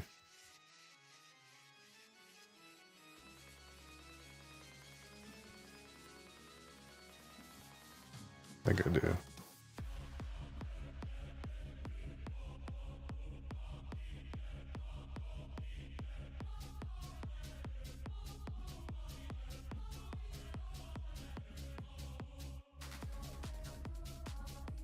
Well, we're gonna open something later. It's Wednesday, so we'll open something.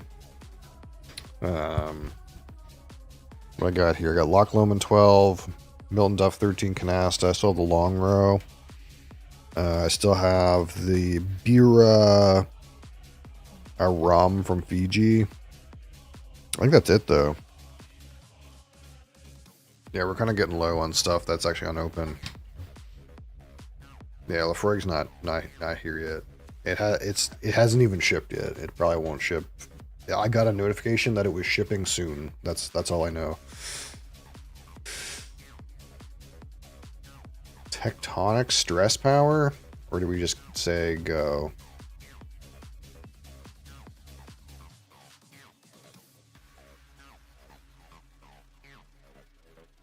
I think I just say go.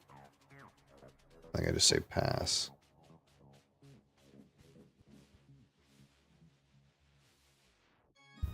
At this rate, I might be able to do something weird and actually claim Terraformer. That'd be a strange thing to do. I get the feeling Wade's going to take Mirror, though. I probably don't have that option. Insects, Mineral Deposit, Heather, Tardigrade. It's like no one wants any of that shit. Why are my drafts so fucking ass? If I'm taking Mineral Deposit first pick. Seems horrible. Am I trying to compete with yellow for Thermalist? Is that the game here? Temp control advanced sounds expensive. Yeah, it's the only way that BSW will ship to New Brunswick.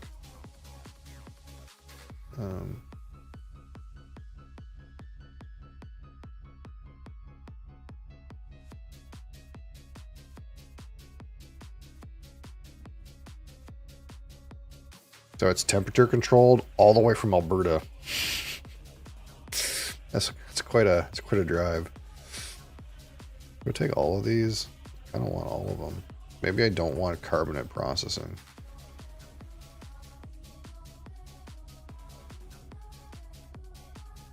Seems kind of bad.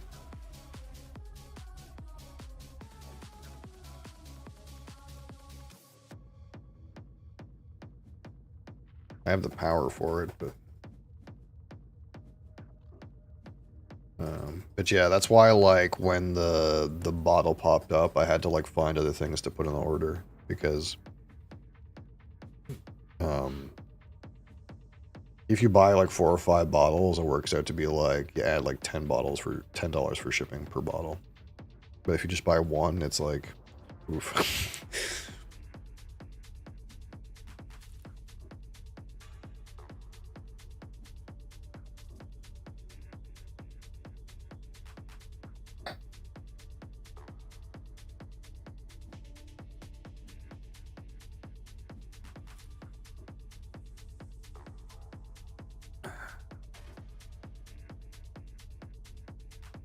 When I think of an alcoholic, well, considering that they're a website that sells exclusively alcohol, they're probably okay with me choosing them. But the thing is like ATS, I don't know if you, I guess you probably don't know what ATS is, but ATS is a healthcare service. So it's not like, it's not really like, typically they don't ship to like residents. They ship to businesses. Like they ship like temperature controlled like insulin and shit like that, I'm sure. Like any medical supplies. It's a medical supply shipment company. So we have a little bit of a joke. We don't know if the guy even knows that I'm buying alcohol. He might think I'm like buying medical supplies that I need for like my life or something. Because you don't like the guy doesn't normally deliver to like a house. Like usually he comes to my place from a pharmacy. You don't have to disclose that. Well, I mean, I don't know. I'm sure that like it's on the manifest, but maybe it's medical alcohol. I don't know.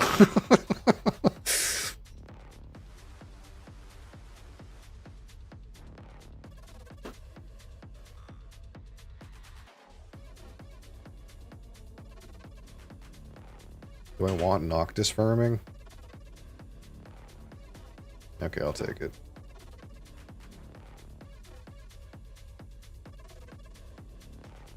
But yeah. So it's actually really nice though, because like since the guy typically only works with like businesses, like he's very like professional, you know, he like wants to like get to know me as like a regular like recipient. You know, like, it's like, oh yeah, so when are you like blah blah blah, and like it's the same guy every time, and it's kind of an interesting little, it feels like a business relationship, not like a guy delivering like shit Amazon packages and throwing them at your door. So it's kind of nice in that way.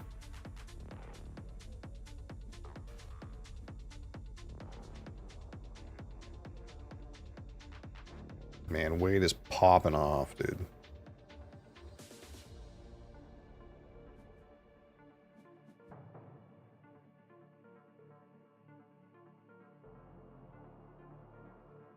He just has so many nice cards, man. I don't know, how come I didn't get so many nice cards? I kind of just got a medium amount of cards. I guess I'll search for life. Any life here? No.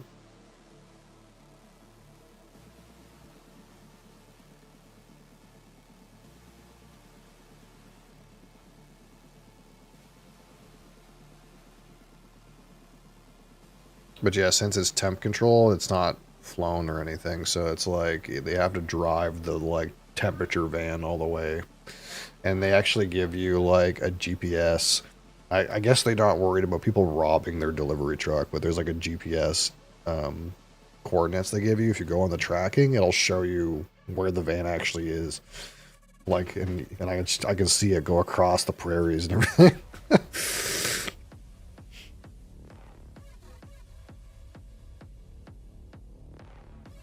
Color nice. I mean, I guess. A 10-hour drive? Oh no. Let's look this up.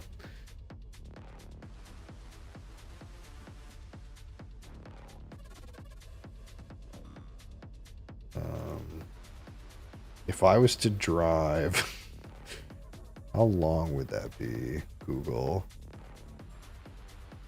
45 hours. 45.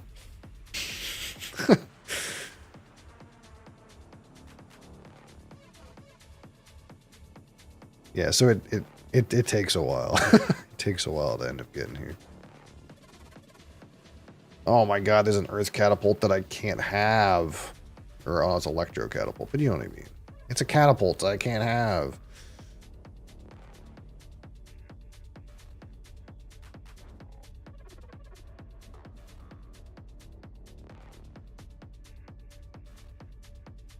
It must be making bank. Well, it is like a distribution network, right? They service all giant metropolises, right? So it probably just goes on a truck, and that truck gets to Mississauga, and then unloads a bunch of stuff that goes everywhere, right? And then like loads up everything that's got to go east, and then comes to me.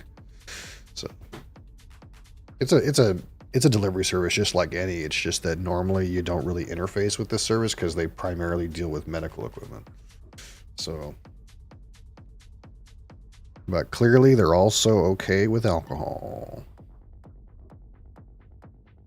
And like really like whiskey doesn't need to be temperature controlled. It's mostly like the same website also sells wine, right? So it's probably like that stuff really, like in Canada, it gets really cold. You could have your shit fucking freeze probably, right? Am I good? Am I raw dogging a city up there? I could do that. Just to like get it on the board.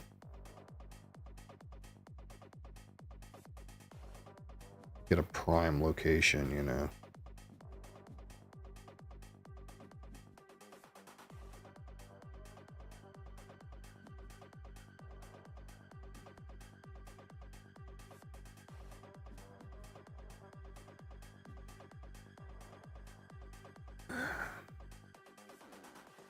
How are we feeling about these awards down here? I'm not going to beat Wade on the ground.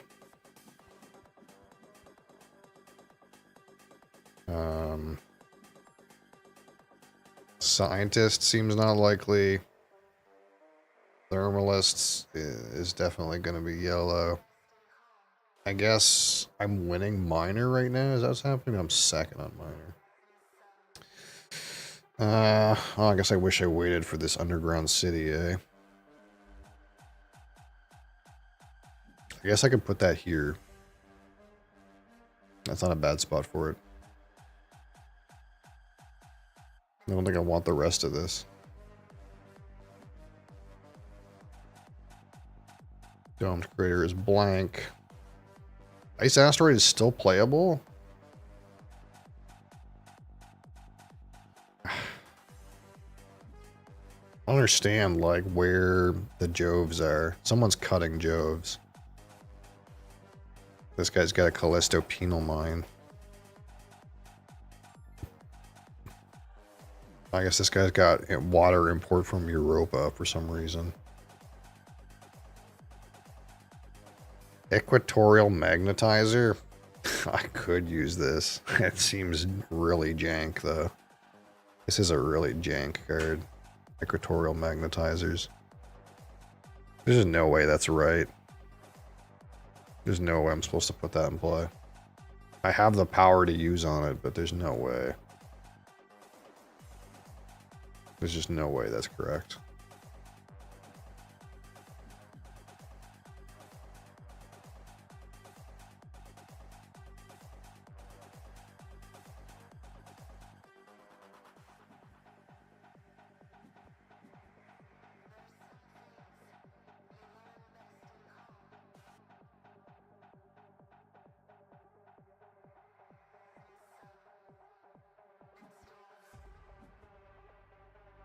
But yeah, I imagine that people driving for that company make more than people that drive for like regular old delivery services, because it's kind of more like specialized and corporate.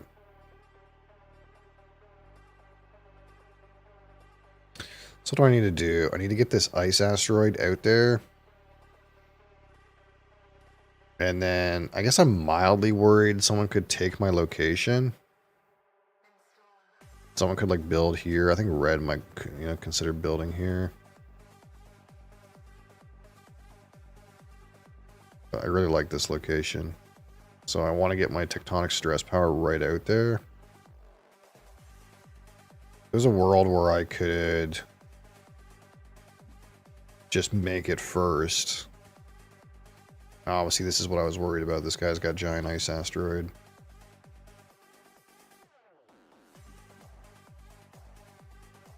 So the question becomes, do I want to play regular Ice Asteroid for only one ocean?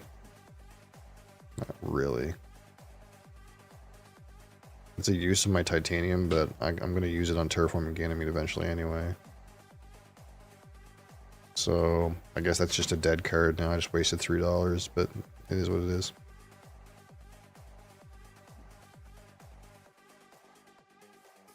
So I guess that kind of like clears up my correct play is to just get this underground city out there.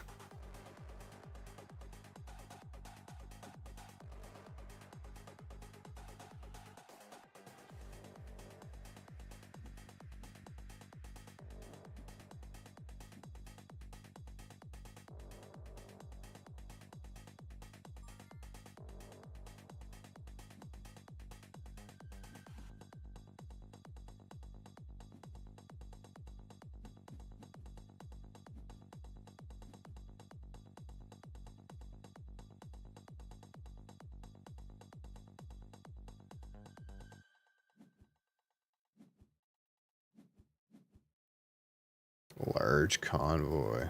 Must be nice, dude. I feel like I got like such garbage like cards compared to these guys, dude. I don't know what to say. This guy just large convoy onto a livestock.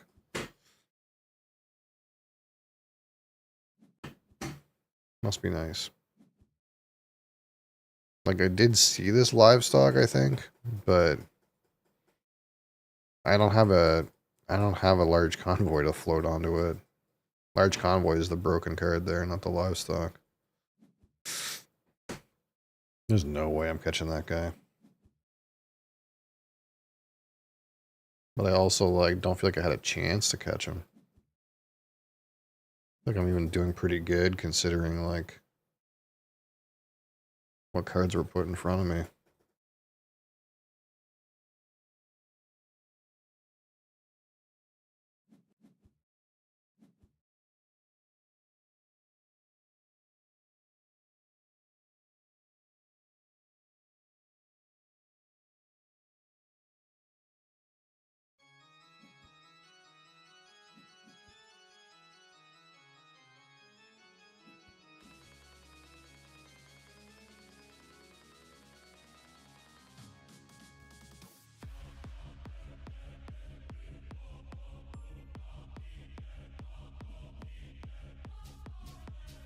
Ooh, there's that interstellar colony ship. Do I want the capital? The ship has sailed, man.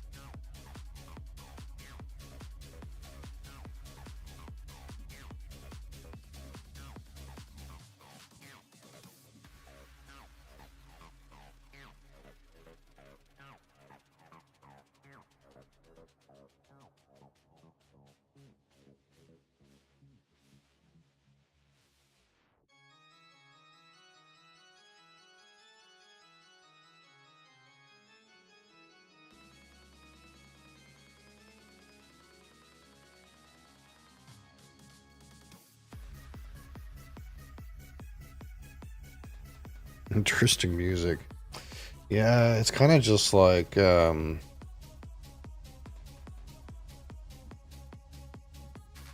this one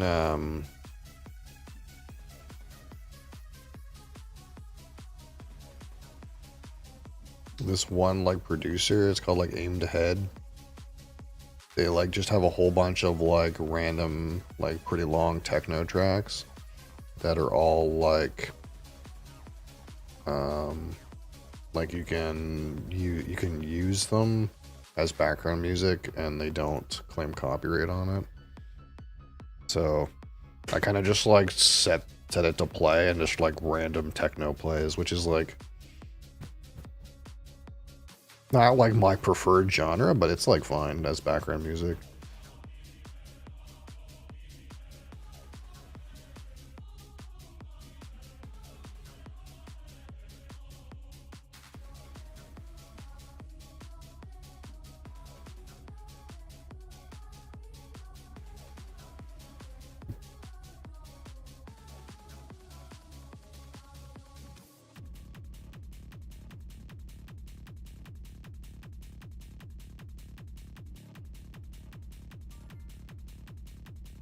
Yeah, I'm done.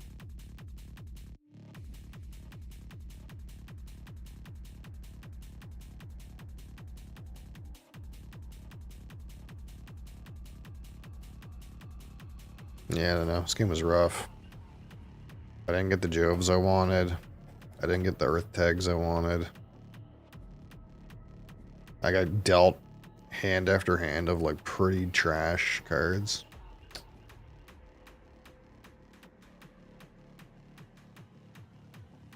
All things considered, like my score is not bad, but I don't think there was any way I was gonna beat red.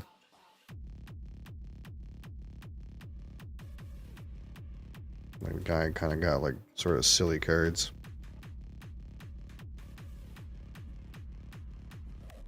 At the at the even by like round 2, I was looking at other people's boards and I had like 3 cards in play because I just couldn't find anything, and they had like 6 and 8 cards in play. I was like, wow, you know, what can you do?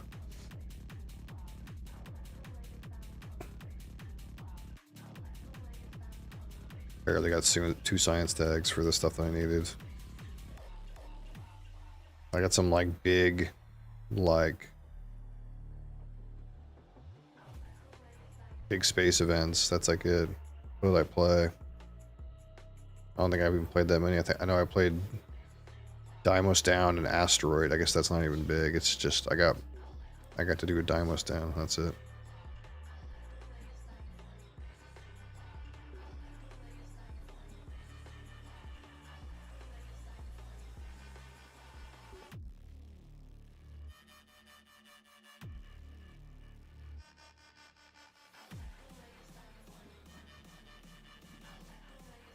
I've literally been banking titanium since the start of the game.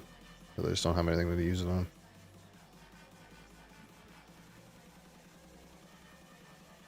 I guess the upside is terraforming Ganymede is going to be like free, and or it's going to help me get 2nd place on Miner or something.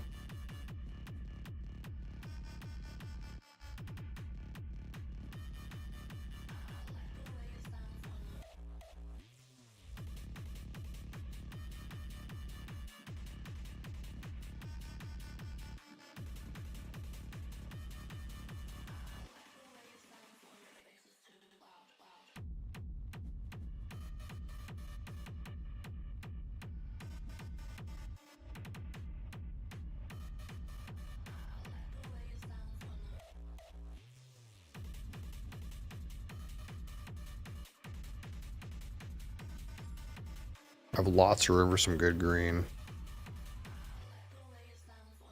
See, now I get served this imported hydrogen, which is basically a blank card.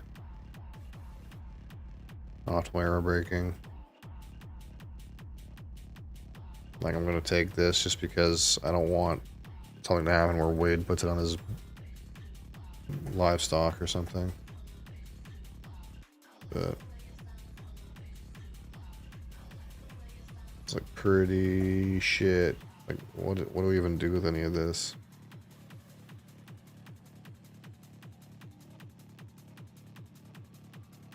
What is Alki even worth to me? I could get a point out of it. I don't know, maybe. I'll think about it, but it's probably a not. Security fleet? It's just like too late to even think about that card.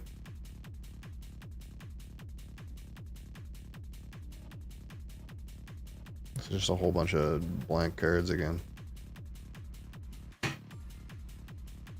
Martian Rails. I mean, what is this? what does this go for? 3, 6, 7, 8, 9, 10. So this doesn't even pay for itself. Pays for itself in 2 rounds, but this likely could be the last round. So this is like a bunch of blank cards again. I guess we just dump all that.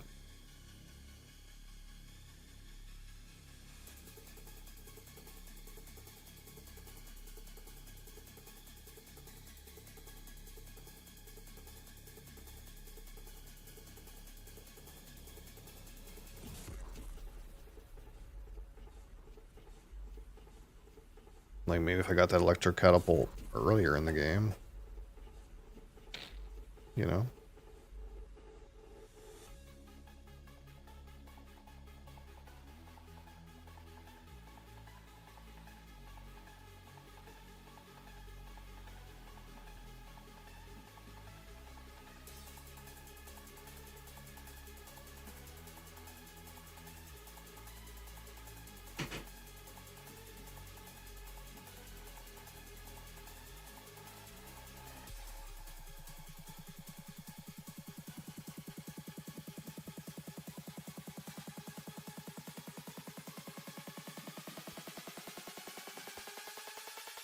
Nice. I never found life, and I just milled a Jove.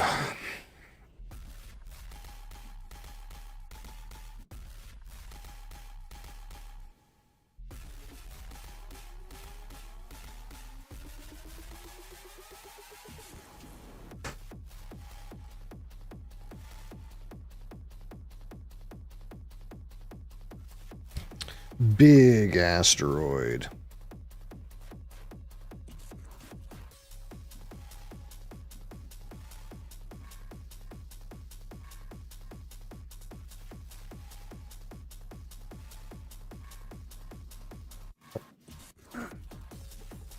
So I have 20 for endgame minor. And this guy's got what? 12, 14, 23.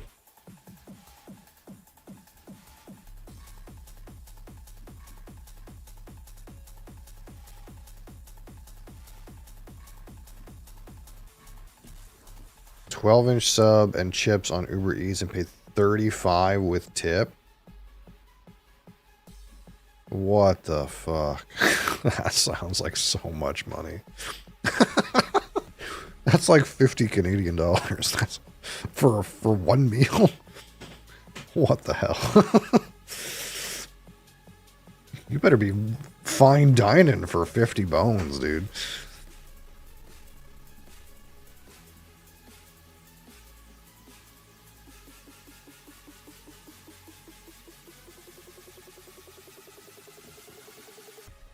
If I like DoorDashed something that was a little bit out of the way and got like a large meal, I'd probably pay like the same amount, but that's in Canadian dollars.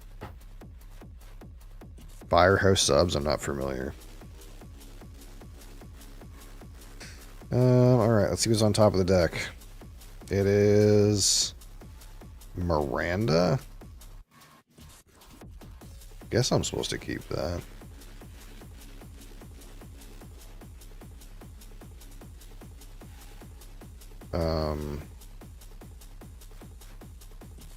Let's just sell.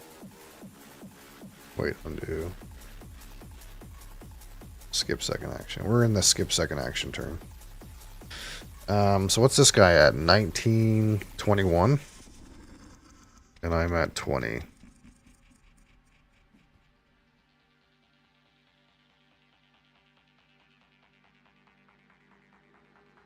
We're kind of watching yellow because as it goes, he's got minor at 21 and I got 20, so I have to decide if I want to spend my titanium or not. I'm going to lose some points if I do.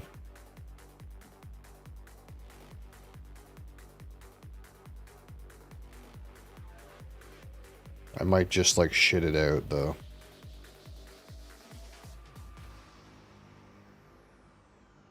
I guess red has 8. And 5, 13, though. I kind of have to be aware there's another 2 points at stake there.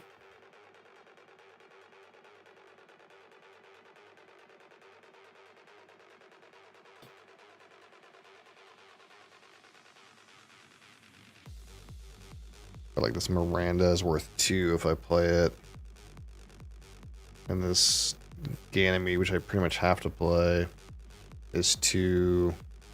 Is like 5.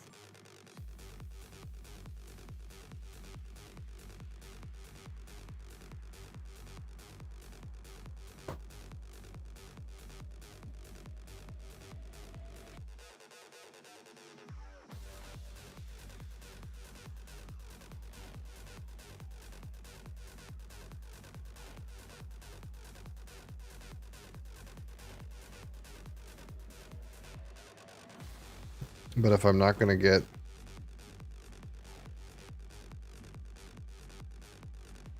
If I'm not going to get first anyways...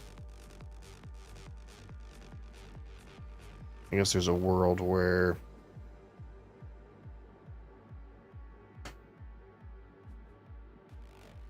If I just dump it out, I might lose 5 points. But I'll get 7 points. Like, there's just no way that I'm not supposed to spend it.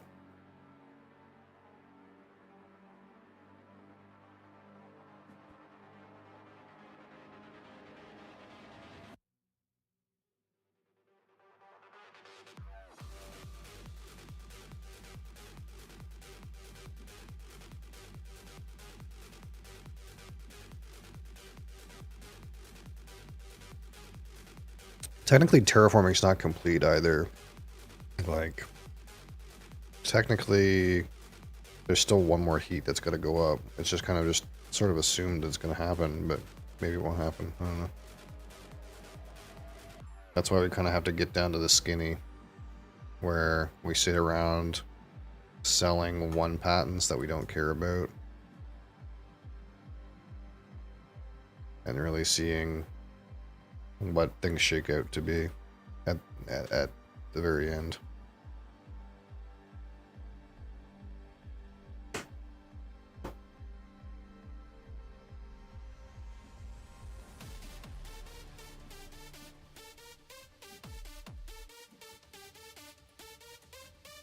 Imported nitrogen.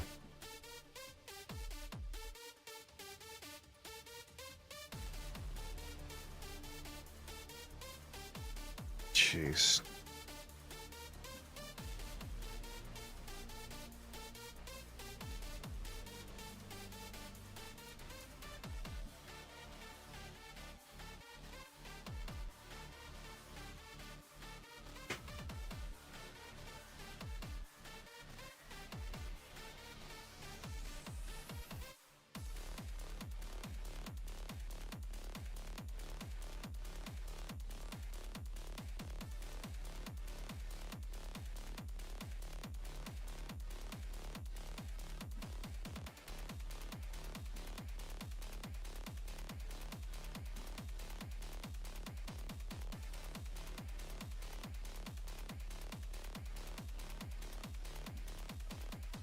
I guess Wade's at 9 now.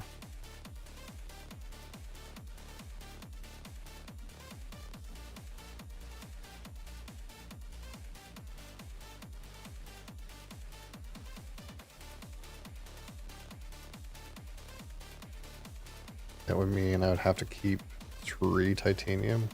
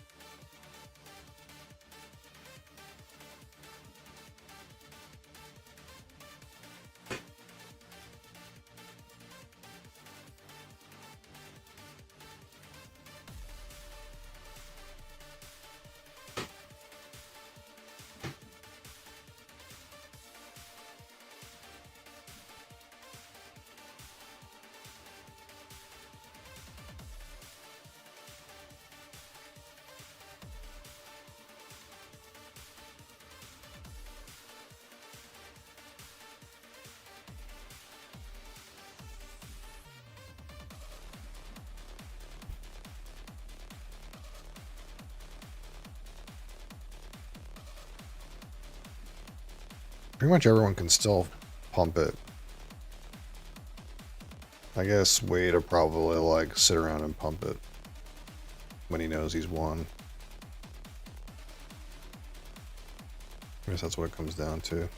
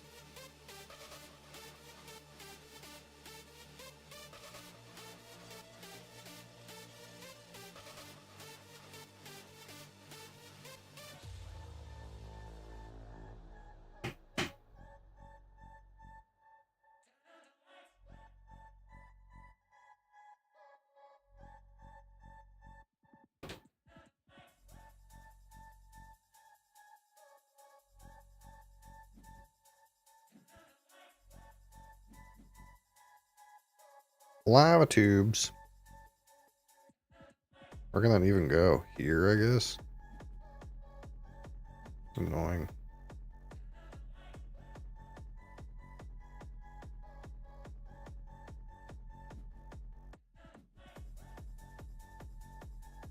Sneaky. Very sneaky.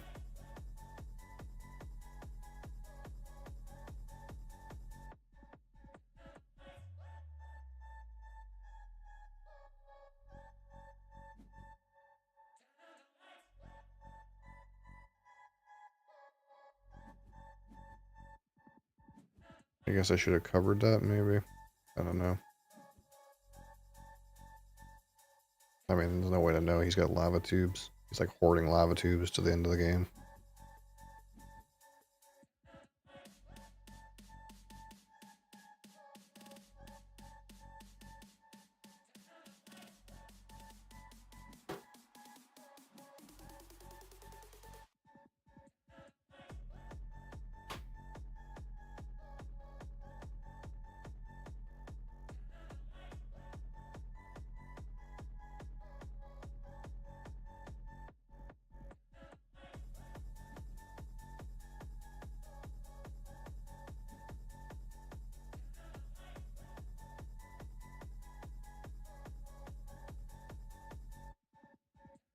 It's rough. Rough game. I just could not find the cards.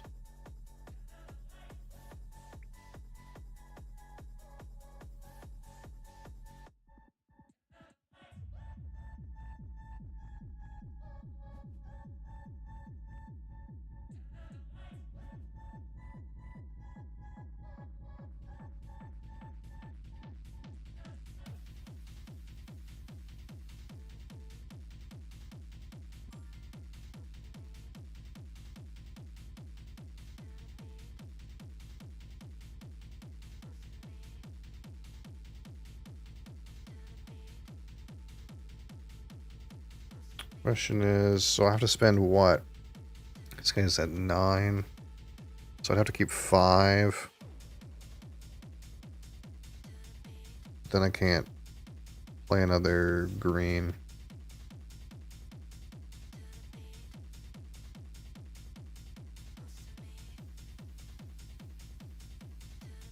I guess it's fine. Can't play another green anyway.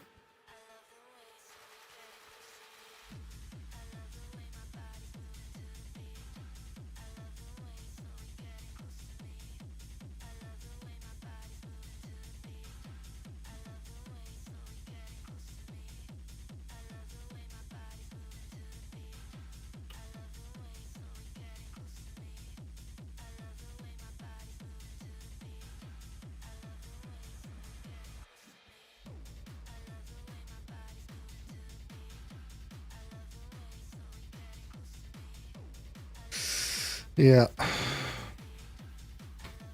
Unlucky.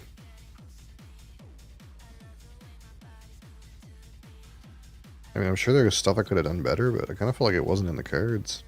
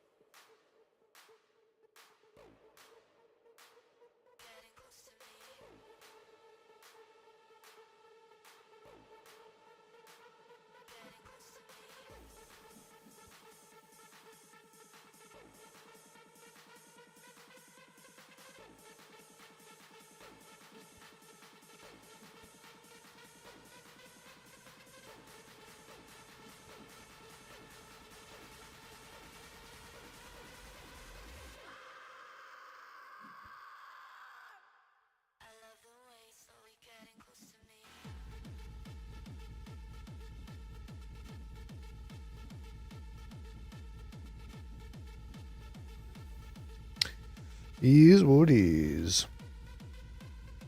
Probably lose yellow for that, yeah.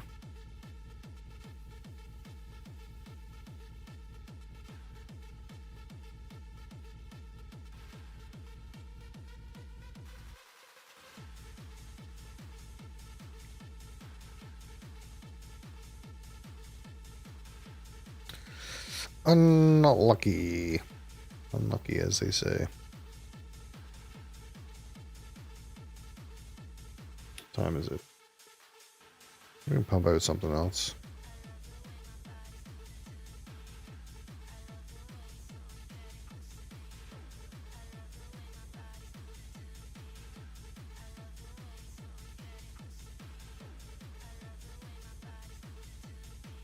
This guy trying to get a rematch.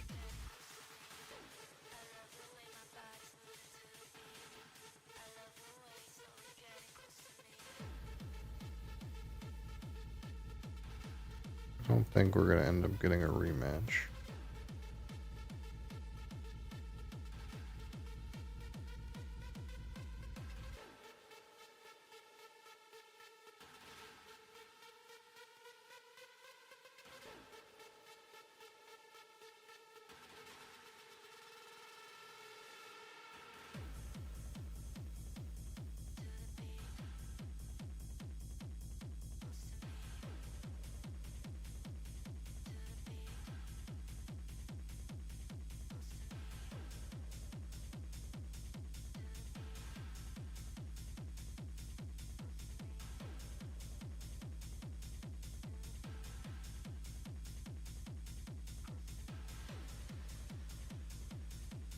Something a little faster now. A little faster.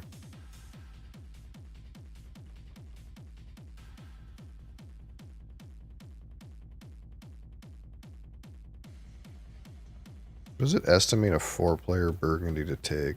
He's about to pop. He's about to pop. 84 minutes? No.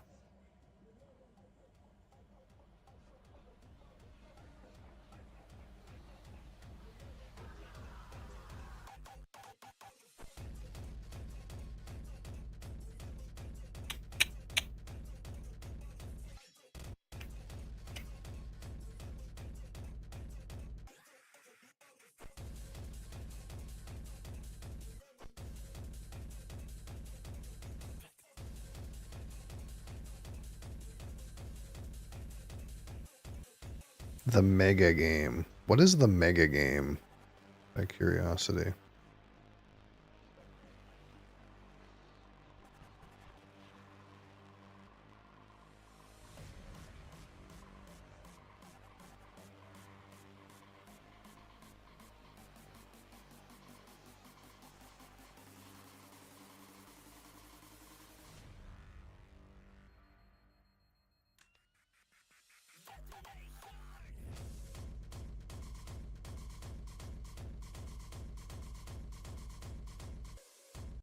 It's kind of rough on the head.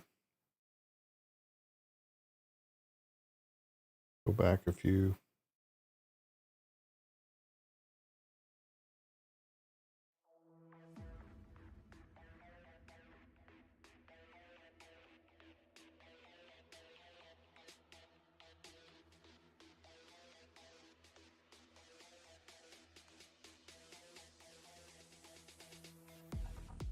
$19.10 mega variants. Can I just get like a picture of what this is? I don't understand.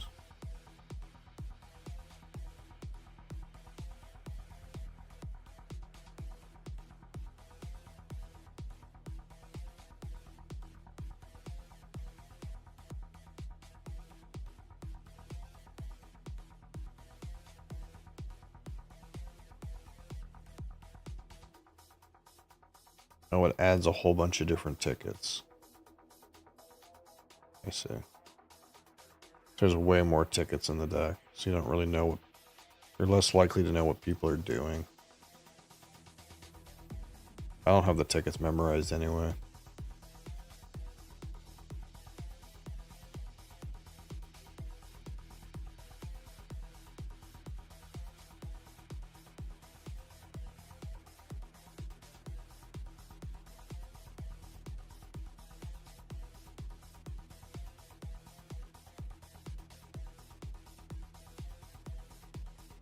I wish they had Venus on here for this, because they have colonies, but I feel like it's weird to play colonies without Venus.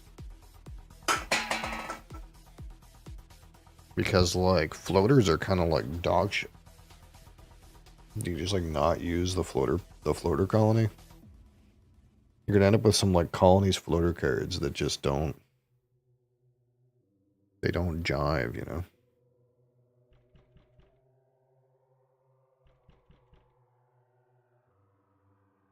Which game is it going to be? They're both at 3. Oh, I lost one.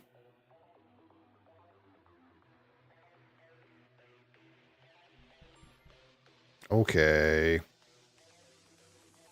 Another animal game. No, just kidding. No animal game.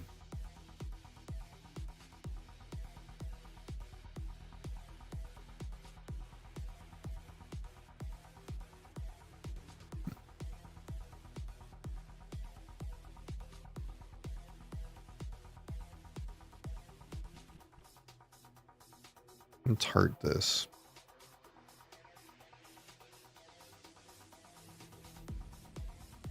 Two for Abyss.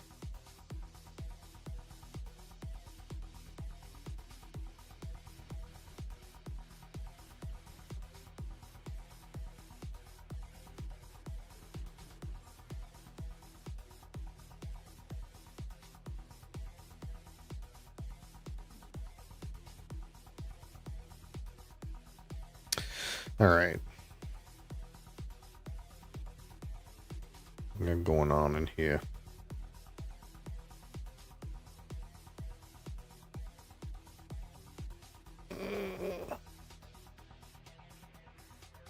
It's drivers taking all the back roads. Does Uber Eats have a thing where you can like pay for them to like bring it faster? Or nah?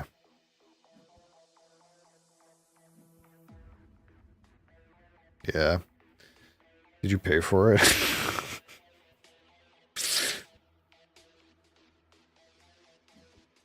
Come on, making it a $40 sandwich. Yeah, what I found out about how DoorDash does it is basically it's like $3. So if you pay $3, you get a driver that's just for you. That's basically how it works. But if you don't pay the $3, the driver has other people's orders at the same time. That's how they do it. That's why the guy is like going to China, because he's got somebody else's sandwich. Your sandwich is later.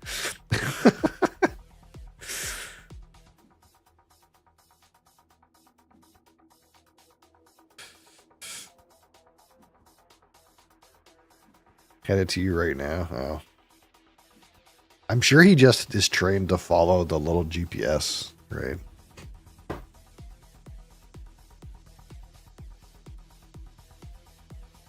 Yeah, that's burning that's burning money. That's a good way to light money on fire. What are we doing here? Okay, what did our friends do? We got meadow tree guy, we got meadow building guy. Water guy seems open. I like to play water guy, it's easy. What do we do though? I don't like the water tiles that are here. The shit part. Unless we get like the one that like puts animals on a single green. Let's try this. We'll take this. We'll take fish. And we're gonna do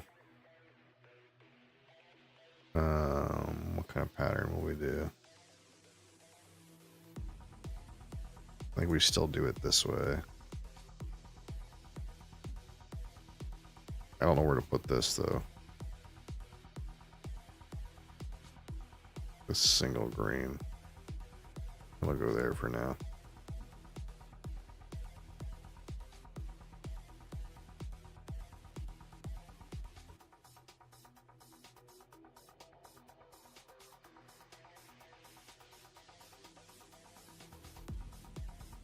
But yeah, like even if you have like the like premium subscription and buying cheap stuff, it's still not.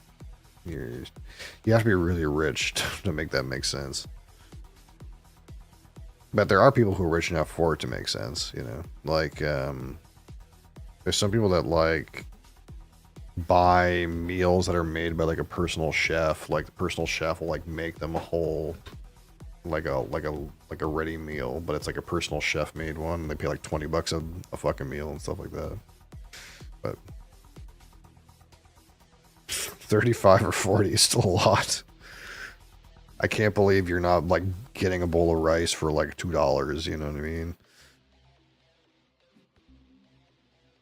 Surely. I want to take this and do the corner again, but the problem is the distribution I'm getting here sucks, the big one.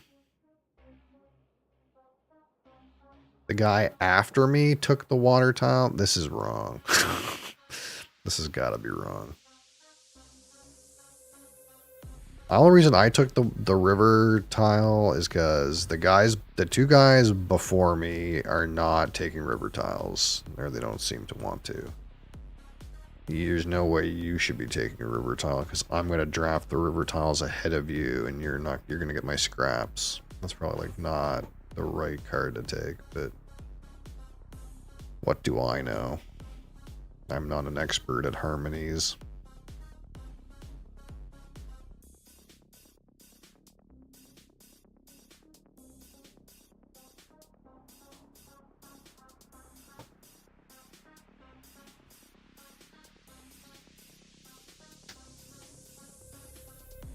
Maybe there's like enough room that two people can draft the river tiles, but I'm going to be taking a blue fucking puck every time.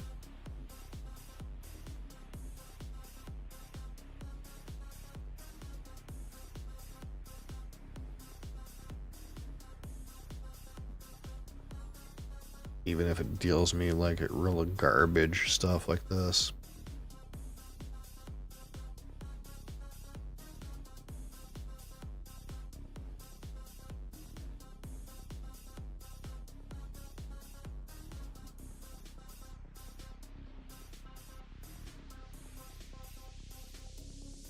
Ideally, you want this thing, but like distributions that are coming up are trash. So I'm kind of hoping that maybe we instead get the one that says like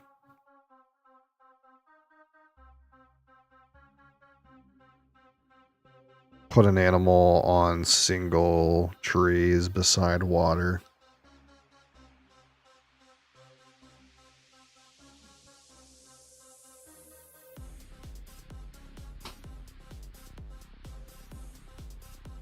Yeah, like you can have that. That's fine.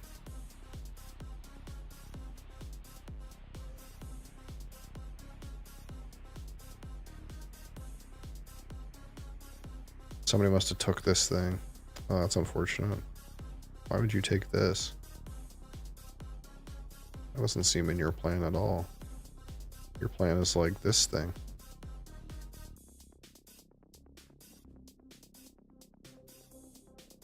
What do I know?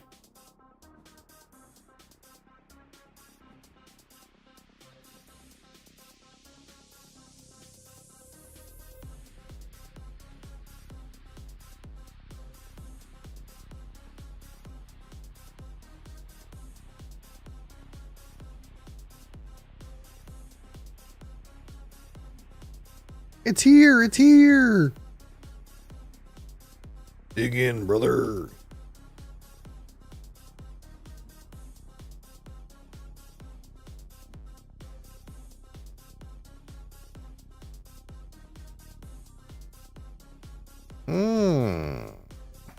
I like this monkey. I also like 3 blue pucks at once. Apparently there's donuts at work. Somebody missed out. Very unlucky. I could take this just to hoard it. Should I do that? Be a hoarder? Oh, I already took this one. Never mind.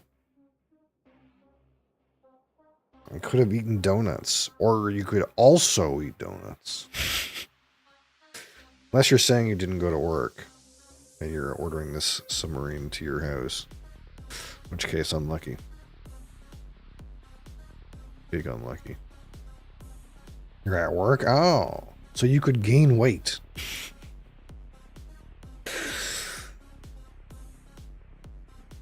Or like... There is the option of like eating the sandwich later, I guess. It depends on if it's like one that keeps well. Some sandwiches are like kind of nasty after a while because like the like sauce will like soak into the bread and stuff like that.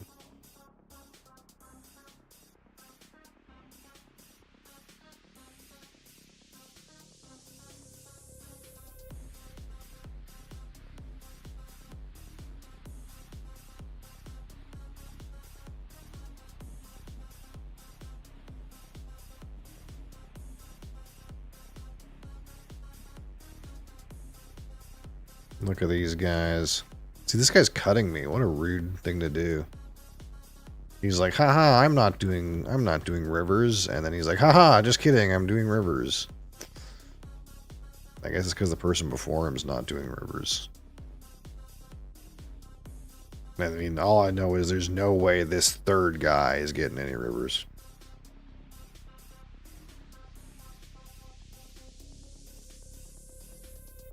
It's worth it. Won't be worth it when I pay my credit card bill. Yeah, that's how it always works.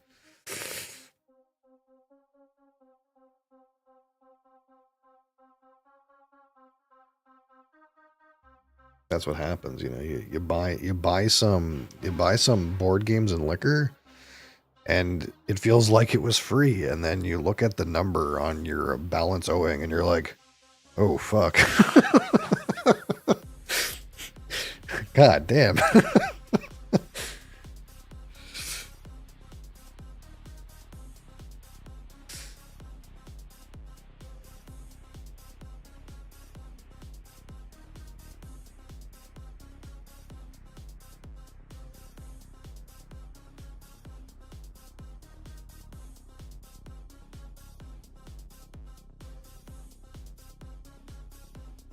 That's the new age, you know.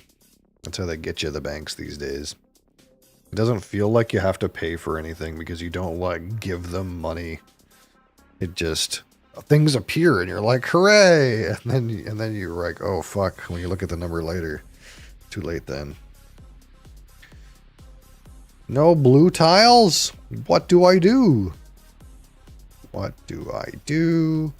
I think we continue to double down on our game plan.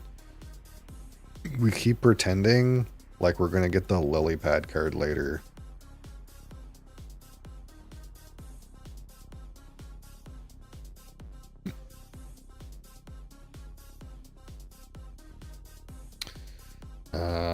I could take this meerkat thing and pretend to put like a meadow here and here. And do like, I guess I could do here, here and here. It obstructs my water flow. But it might be a meme if the guy's cutting all my water.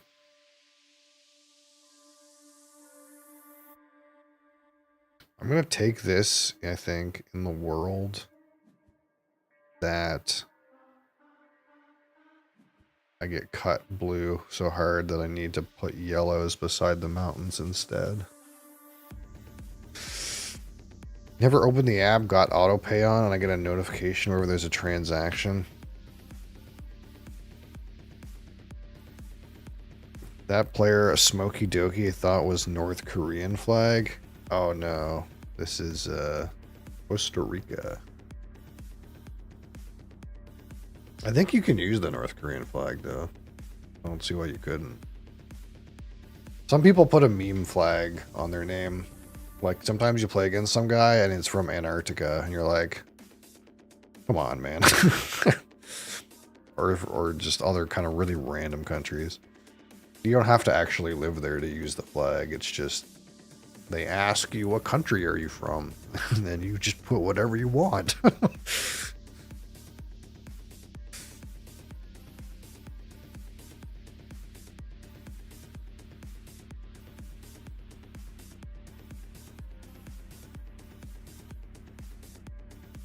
That's kind of the cool thing about a site like this, though, is because since it's not like a real-time game, like video games that are real-time, the fact that someone's playing from like a random country, like the whole lobby is from other random places in the world, it doesn't matter because like latency isn't a big deal in a game like this, right? So, you know, the fact that this is like Canada, Netherlands, Japan, Costa Rica, like that's cool, you know?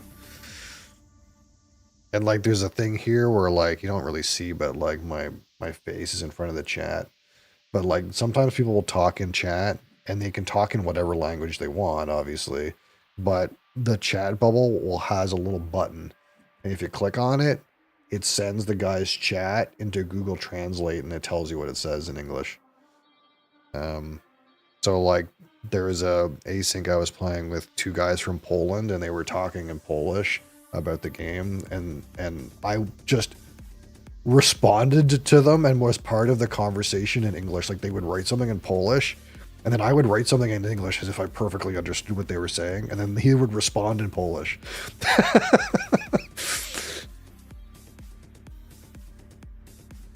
Now it's like a little like it's Google Translate though, right? So it's not perfect, right? There's a little bit of like loss there, but have you played GeoGuessr? I've played it before, but it's not like something I've played a lot of. This guy's taking my rivers, dude. He's like, I'm in rivers for some reason. He's like, the guy to my right is not in rivers, so I'm going to be in rivers and cut your rivers. Such a rude thing to do. So like I kind of want to take this one because it's got a blue tile. This guy's stealing the blue tiles. I don't really want this building. You know? I don't really want that building. But the alternatives are worse. So, I mean, what can you do?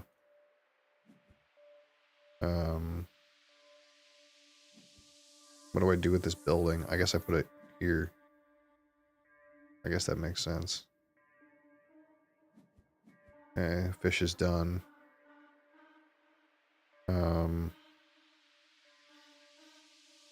Now what do I do? I'm not going to complete this. I could just like take stuff like this so that people don't fuck off on my river tiles. Oh, here we go. This is the one I want.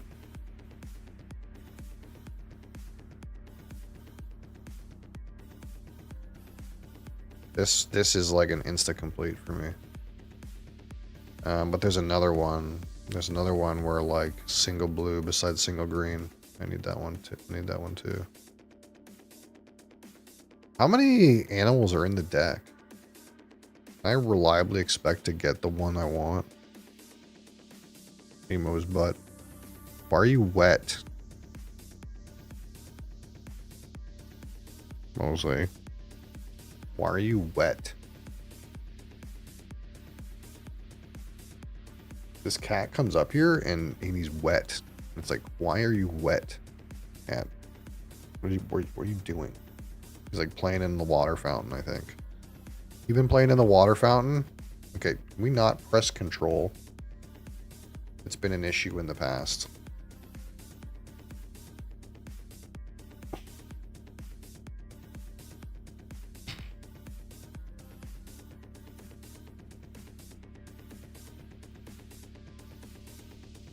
Yep, it's randomly selected a bunch of things on Discord, or not Discord, on OBS. You're slightly in the way of the game, too. Unfortunate. I just slide you a little bit.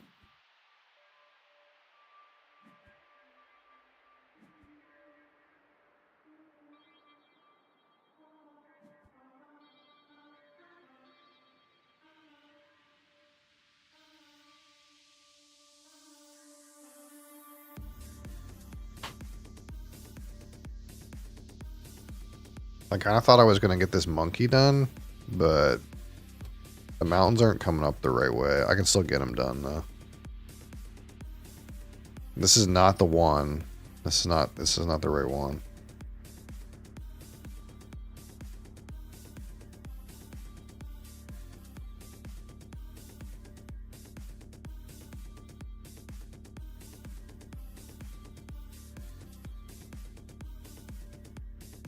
Brother, you gotta take the blue. If you don't take the blue, I'm taking the blue. You better take the blue. And if you don't take the blue, you're gonna have the chance that I'm gonna get a better blue than this blue. Ooh, you didn't take the blue. I'm a blue hoarder, one trick. I'm a Harmony, one trick pony. I just make a giant river and win the game. That's my one trick that I got.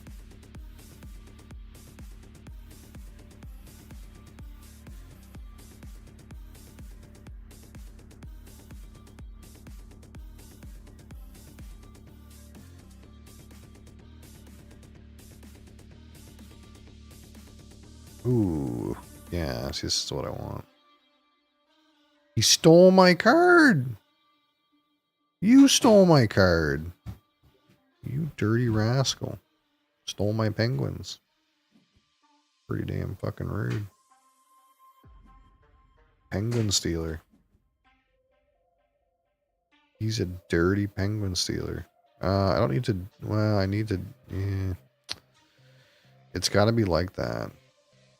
Does it? Oh wait, maybe it might not have to be like that. Hold on. Let's just, this has to be here. But this doesn't necessarily have to be a mountain. This could be a building.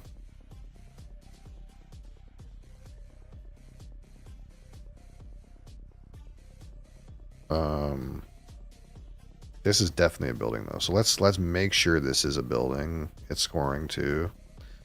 And then what we're gonna do is work on monkey instead.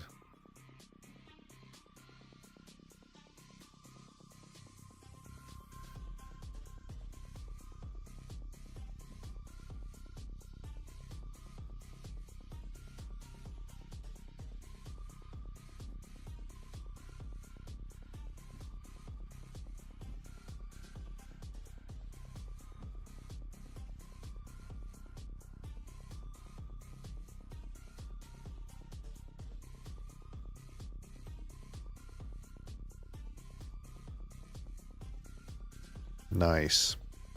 I envy your sandwich. It's time for a nap. You're at one of those workplaces that has like a napping spot. What was the place I was watching a video of? I think it was Apple, where like they have like bunk beds. You can just go have a sleep.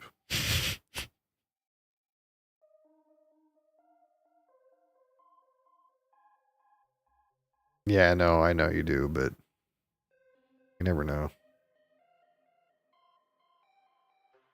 They they typically consider government jobs to be good work in Canada, so maybe they're not so good in the United States.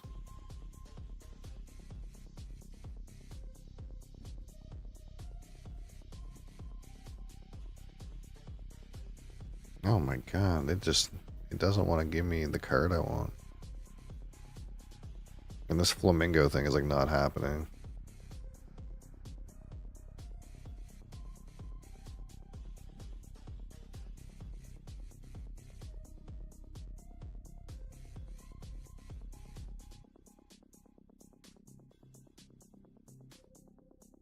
Secure but low pay. Oh, okay. Yeah, I don't think civil servants make like a shit ton here, but they make like above average. Like you're pretty much guaranteed a middle class income, I think, if you're a civil servant.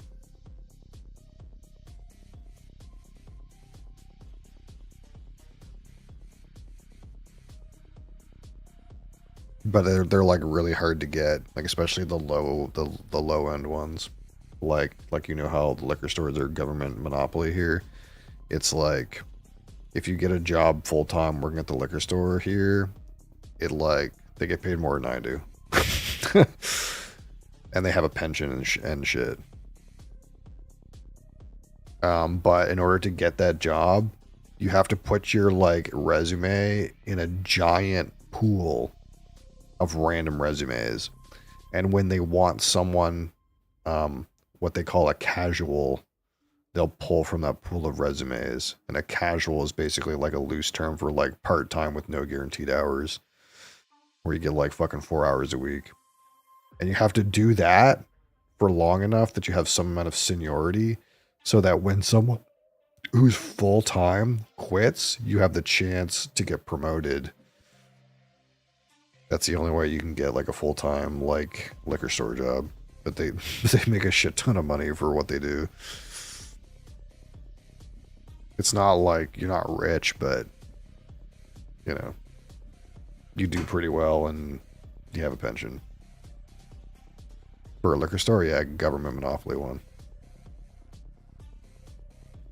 But that's why it's so hard to get, is because anybody could do that job.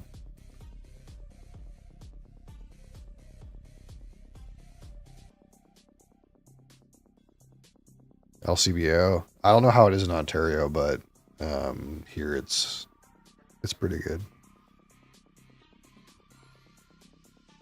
We call it the ANBL. The ANBL. It's New Brunswick liquor, but they had to put some French in there. That's what the A is for.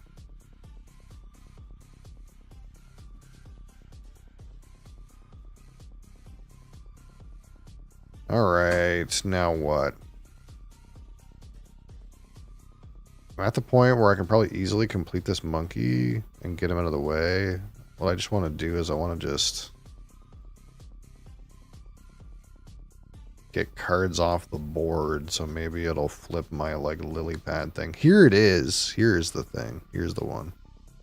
I want this one. I can instantly complete this. All the cubes.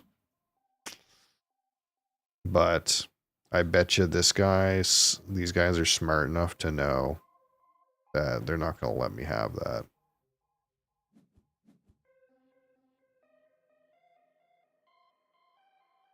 Because like they'll just hate draft it. Like the only reason this guy has the penguin one is because he knows that it worked with my board. He's not going to do this. He just knows that it's like free for me. So it's going to be the same with this. Like maybe I wasn't supposed to take a card. Maybe I was supposed to wait and see if someone else put it in the pool for me, so that yeah. My brain, I was like, I want to like flip the deck and try to get the card up, but that just opens it up to being hate drafted by one of these guys. So one of these guys is gonna hate draft my card. I kind of had to like hands off, I think, and just be like, hey, hopefully they take a card they think is useful for somebody, and it flips my card, and then I get it. It's like there's no chance they're gonna let this get by to me. Oh, that guy took a different card. I guess there's always a chance that they take a card that's good for them instead. I just think there's no chance Smokey Dokey is gonna let me have this. I will instantly complete it.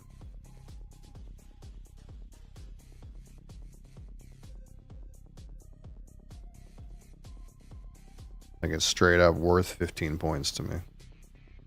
To click on this is worth 15 points. Oh, actually maybe not. He stole my rock. I need a rock to complete the monkey. So I can take this. But if a rock appears here, then I can still do it.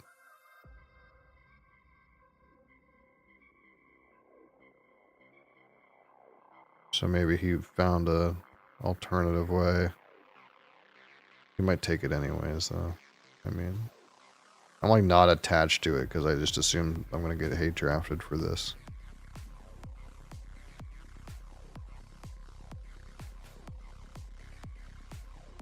But oh, okay. I guess I was allowed to have this. That's very strange.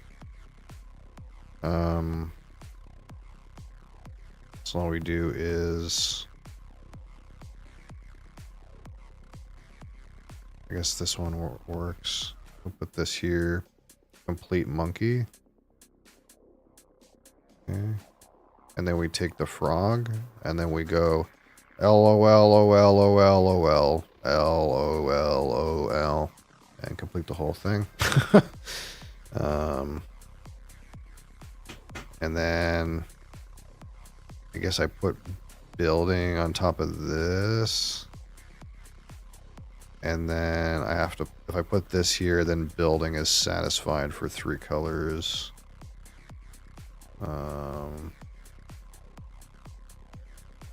Yeah, I'm really surprised I was allowed to have that card. That seems like that should not have been allowed. None of these cards are good for me. They're probably good for somebody else. I don't see that they're good for somebody else though.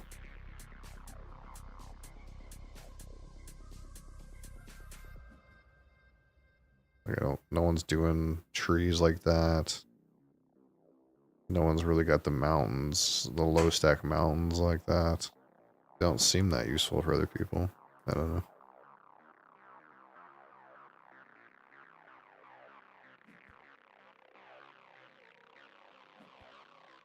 There's some chance that some building thing comes up I could use. I don't remember what's in the deck. 100%. I guess these peacocks would have been good for me, but it's gone. So he snatched it from me.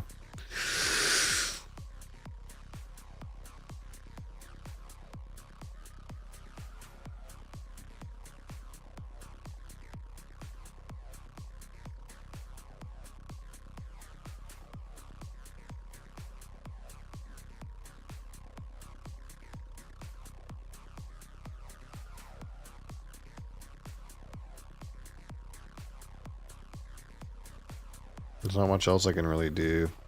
I'm just gonna like take as many Boutels as possible and end the game. Who is first? Red. So if I end the game on my next turn, then yellow gets a turn and that's it.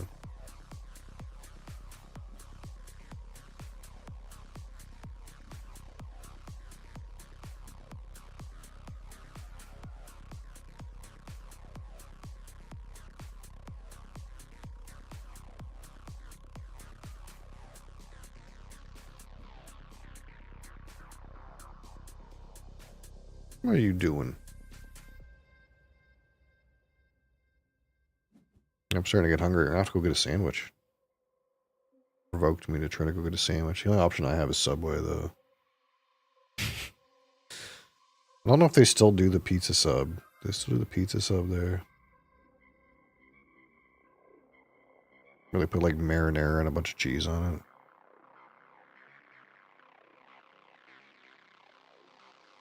What do you think you're doing? He really wants to get into the XLR. We're not going to allow it. I know what you're doing, Mosley. I'm not going to allow it. You little demon. I'm not going to allow it.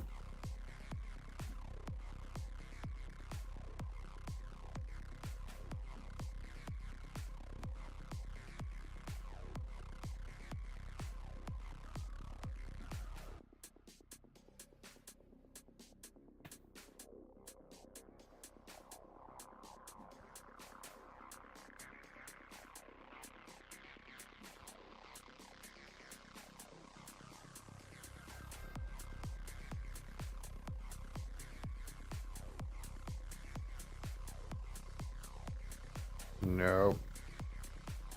Nope. Denied. Denied, Mosley.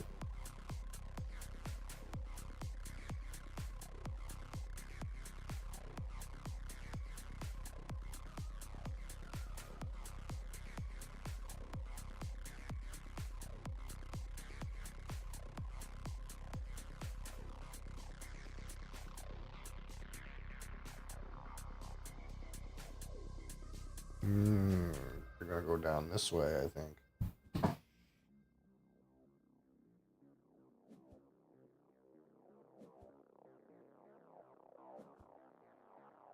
So what do I take? I want to take a blue.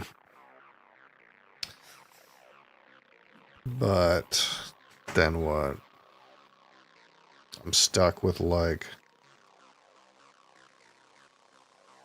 making another building. I put the blue here. Building here doesn't work. Building here doesn't work. Donut. Big pog.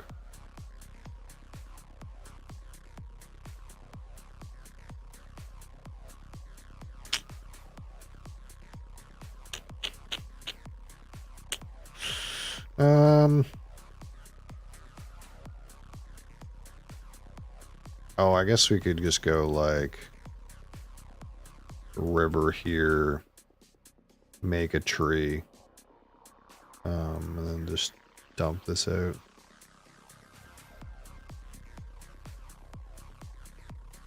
You think I win? You think I'm a winner?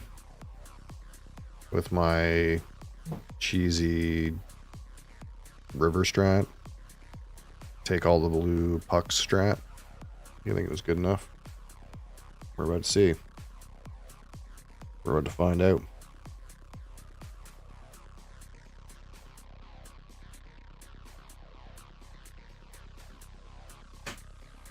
If take all the blue pucks, is it good enough? Good enough strat?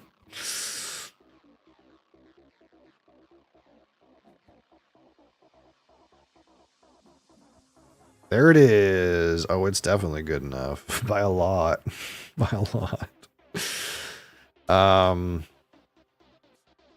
Let's see. If I didn't get this 15 points for free, where would I be?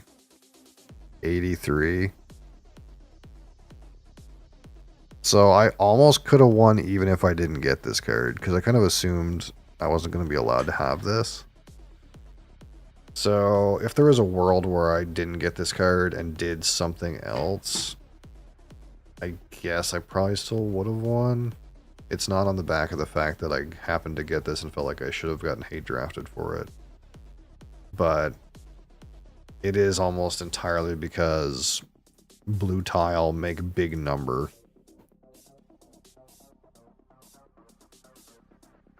I guess that's only a third of my score.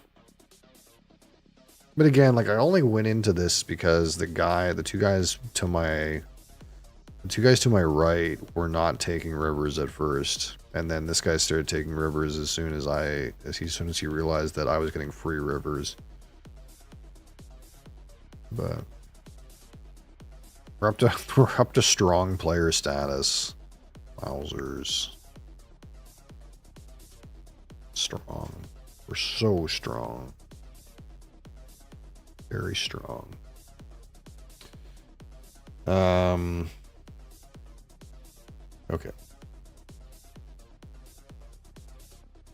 So it was about that time.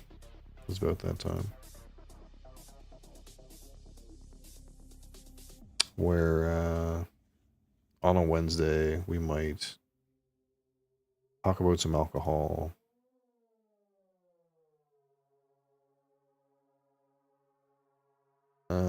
Let's change this.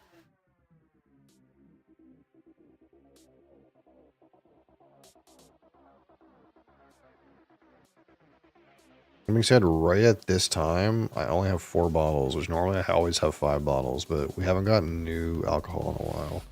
And the truth of the matter is, because there is a budget, I spent some of the budget on board games. I'm sorry, it's my fault. But we do have alcohol coming.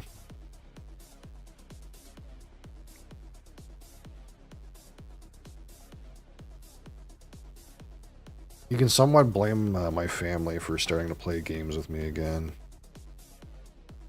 It's reignited my need to buy. So this is what's in here. And these are all really great choices, actually. To be honest. These are all really great choices.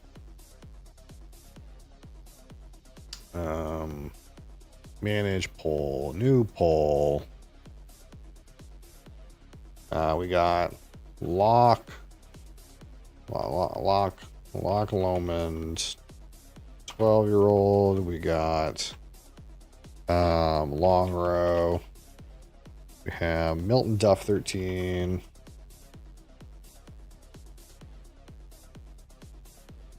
And we have this Bira South Pacific Rum.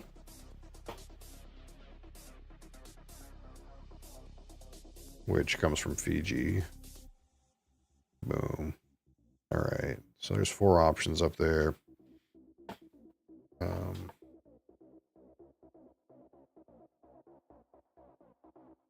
And I'll be right back.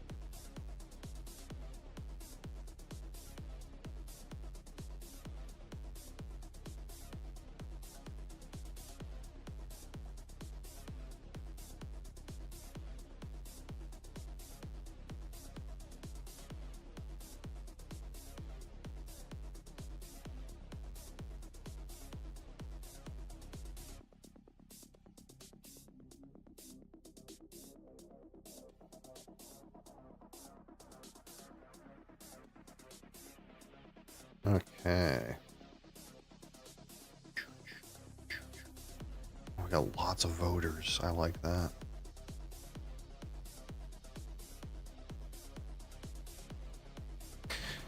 All right, so there's a few minutes left. So again, what we got here is this is a Loch Lomond 12-year-old single malt Scotch whiskey from the Loch Lomond Distillery, non-chill filtered. And I think this is also exclusively aged in ex-bourbon. My understanding is this is kind of like a soft smoke, but also like a bit of like mechanical, weird, kind of funky distillate. So definitely looking forward to trying some of that. Also, if you like tennis, I think this is tennis, official spirit of the Open. I don't know, maybe it's golf. I have no idea. We have the Long Row, heavily peated Campbelltown single malt Scotch whiskey from the Springbank Distillery. This is the Springbank's heavily peated variant, 46% alcohol, non-chill filtered, no color added. And this is pretty much the hype distillery of the period right now, Springbank, and their heavily peated version. Most Springbanks are partially peated, but this is their full-blown peated boy. We have this 50% alcohol 25th anniversary of the old malt cask bottling of Milton Duff, 13-year-old. And again, Milton Duff is not typically a distillery that you can get normally. It's only available through independent bottlers. So it's from Milton Duff, no chill filtration, no color added. Again, 50% alcohol, and this is aged 13 years in a canasta butt, which is basically a mix. Oh, canasta butt, which is basically a mix between Oloroso and PX in the same butt. And we did not get to pick this one, but for those who are interested, this is, again, independent bottling from Bira, which is a Canadian independent bottler, of South Pacific rum, 12 years, 55% alcohol, pot still rum. This in particular is a blend of 9 casks that has been slightly watered to 55% alcohol, and this comes from Fiji is where this is distilled. So we will not be doing that or this today. Instead, we'll be doing Milton Duff 13. Thank you. Thank you for your participation.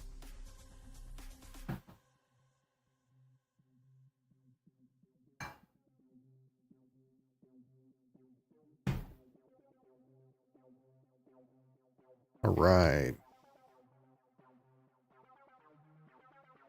I don't even know what I don't know if I've ever taken the bottle out of this. I don't even know what the color of the bottle is. You think it's a deep color? Oh, I definitely did when I took a picture.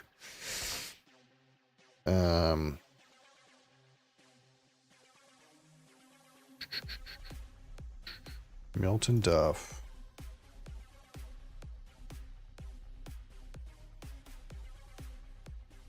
Again, yes, here we go. Fresh crack of this. The old malt cask Milton Duff, 13-year-old. This was bottled in 2023 October, distilled in 2009 November. And this distillery is owned by Pernod Ricard, but the bottling company is not. I think this is the Hunter Lang & Co. That's right. So this is bottled by Hunter Lang & Co., but distilled at a Pernod Ricard distillery, Milton Duff.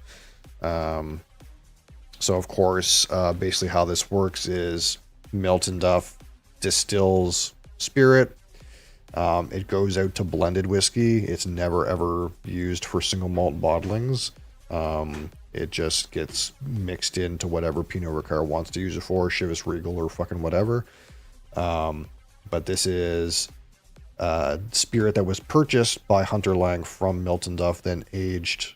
Hunter Lang would have aged it in their own barrels in their own warehouse, and decided after 13 years in a canasta butt to release it at 50% alcohol. And this particular bottling is an outturn of 548 bottles. So there's 548 bottles like this, no more, from this one single canasta butt, which again is a European oak barrel, a giant European oak barrel that's seasoned with Pedro Menez and Oloroso sherry mixed together. I'm assuming it's 50-50, but I don't know the proportion. All I know is a canasta butt is a mix of those two fortified wines. So again, this is a Speyside distillery. Non-filtered natural color again. And it's written here that Milton Duff is primarily used for Ballantines. So if you're familiar with Ballantines, that's typically where this distillery's juice actually goes to.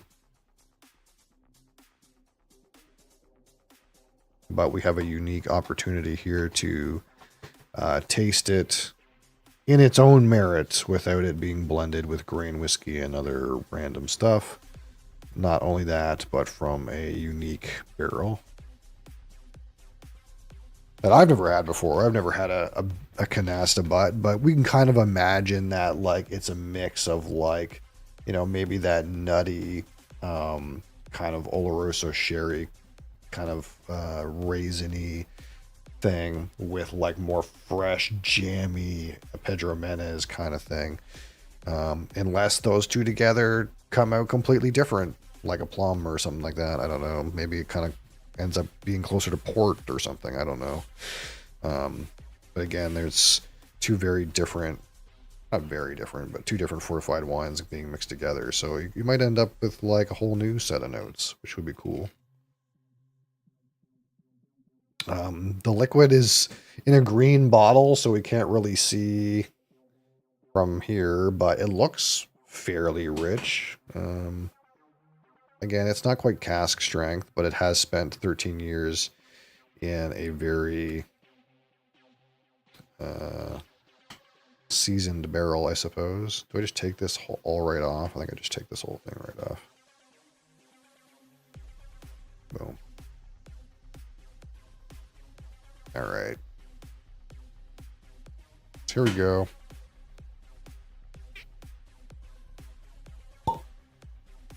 Righteous. Oh, that smells really good.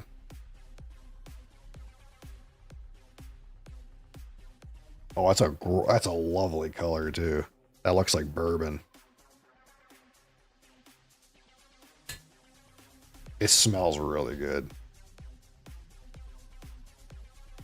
Look at that. How's that for a 13-year natural color?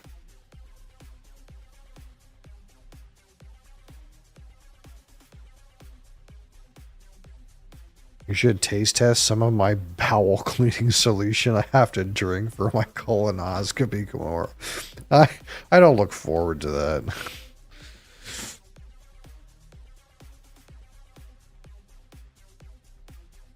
Look at that. That looks so good. It smelled really good too.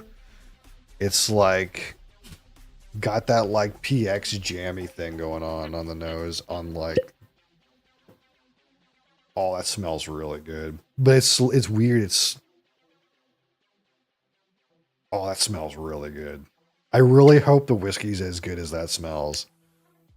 I'm about to be a fan of canasta butts, I think. Which in some ways sounds like the rear end of an old lady playing cards, but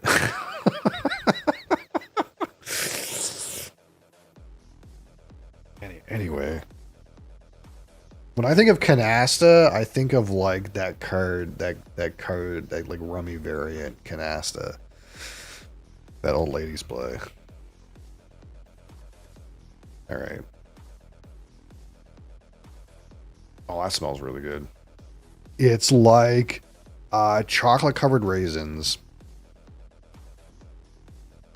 But there's a richer side to it too. It comes across a little bit medicinal though. Oh, that smells really good. There's some like lighter notes peeking through.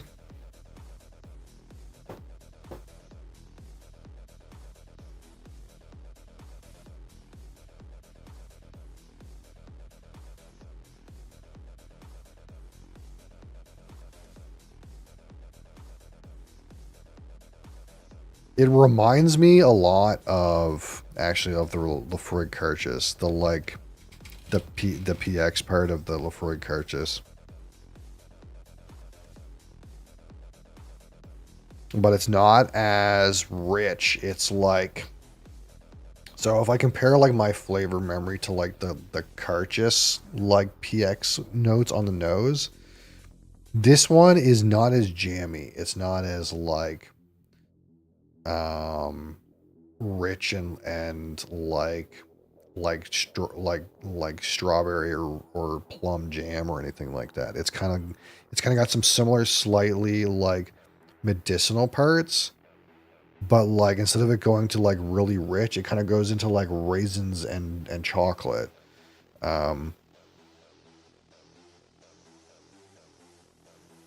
Like chocolate covered raisins is like bang on, I think, for this nose. But you do get like a bit of medicinal character again. There's a little bit of like dark spices.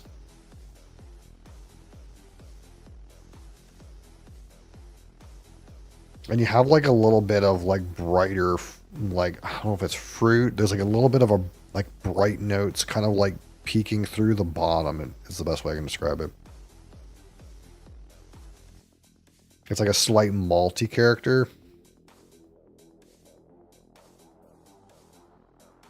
But maybe like even like a dried apricot or something. Like coming through the bottom underneath this like chocolate covered raisin, slightly jammy thing. But it's still got a medicinal edge, and it's kind of interesting because I thought like in the Lefroy Carchis, the medicinal part was like a Lefroy character, but maybe it's something.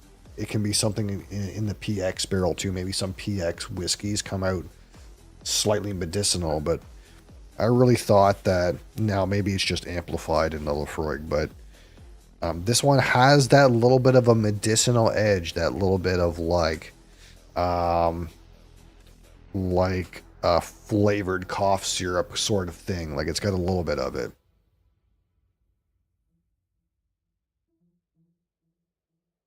This is lovely. This is the trick though, okay? So this smells really good, but and it's interesting too. It's not quite like anything else that I've had yet.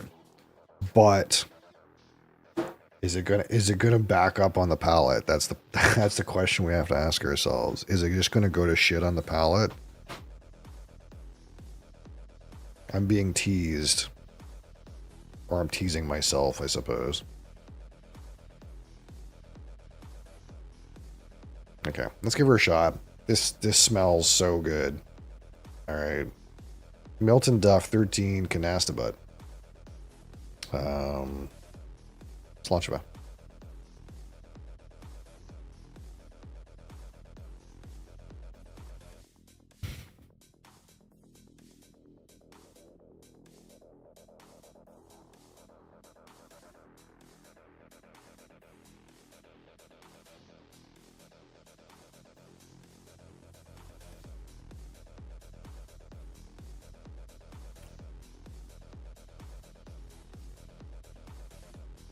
That is so chocolatey.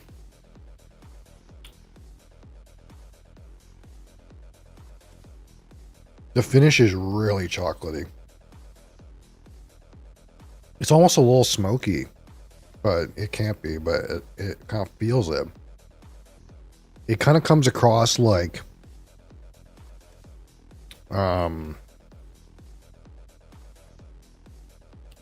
Like a little bit charcoal.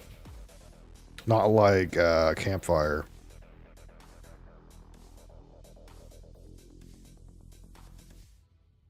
A lot going on with this palette. I gotta give it some time to sort out. But it's like a lot of chocolate flavor. Maybe more so than I've ever had on a whiskey. Like chocolatey in the palate, chocolatey in the finish.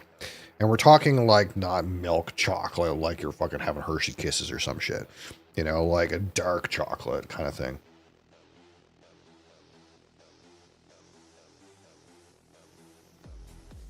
Oh, some nice, kind of like cherry syrup in here.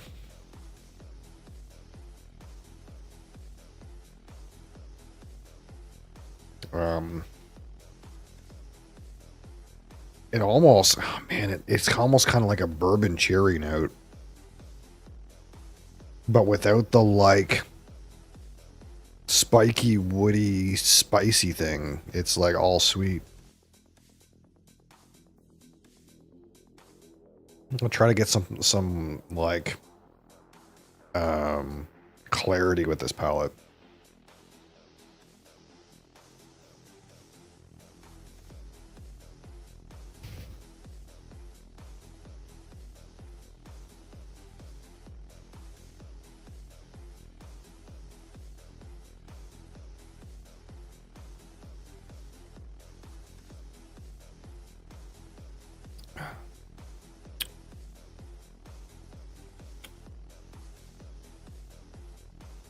The finish is like almost like woody and spicy, like a bourbon right at first. And then gets into a chocolate. And like a mocha. And then ends on a charcoal.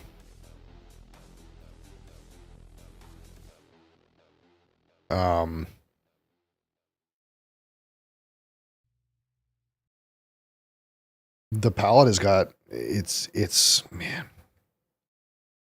There's a lot hitting at the same time. Great intensity.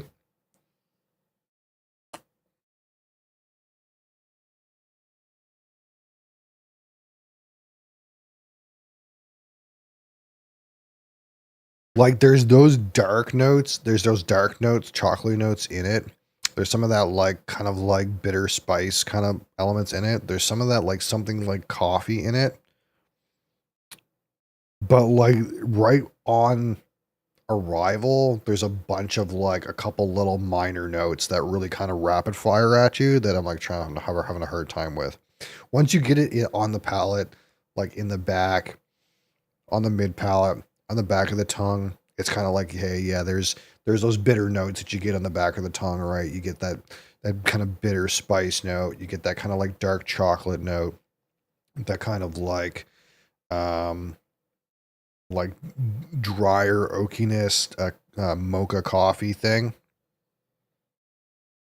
But it's kind of like those sweet kind of notes right at the beginning that are kind of like hard to kind of pinpoint.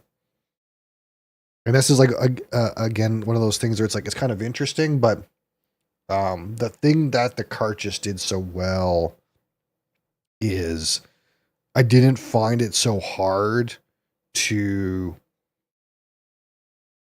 tease apart some of the notes in the palette. It kind of felt very like clear and distinct, and that's kind of where like I don't want to say this is like a bad whiskey, but it's like there's a certain mastery I think of crafting these whiskeys where like if you can like untangle that rapid fire set of different notes and make them clear and obvious and not have them hit all at once and be like kind of bewildering, that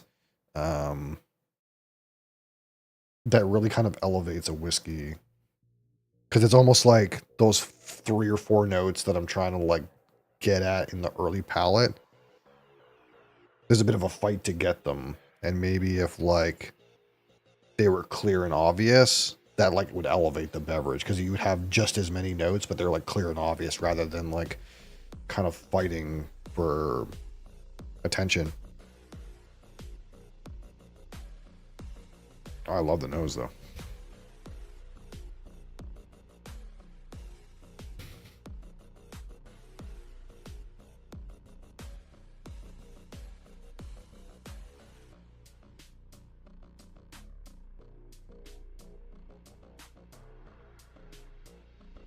Pretty nice mouthfeel too. It's like there's a little bit of the nutty character and like maybe like a small amount of that medicinal raisin like right up front. But once it gets to your mid palate, it's kind of like all chocolate and mocha and dark spice and maybe like you might even get some barrel in there too, maybe an earthiness. These are all in the back end. It's like there's a good complexity and set of notes that appear like on the back of the mid palate, like back palate area that like once the liquid is settled into your mouth, you kind of like are like, okay, yeah, this is like what I got here. It's like getting those ones right on the tip.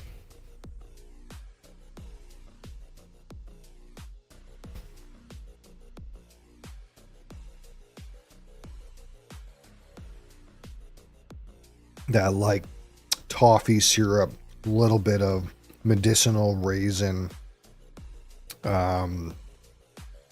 like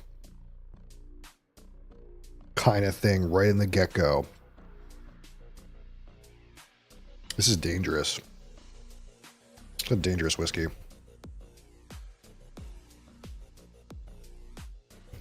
Only 548 bottles, eh?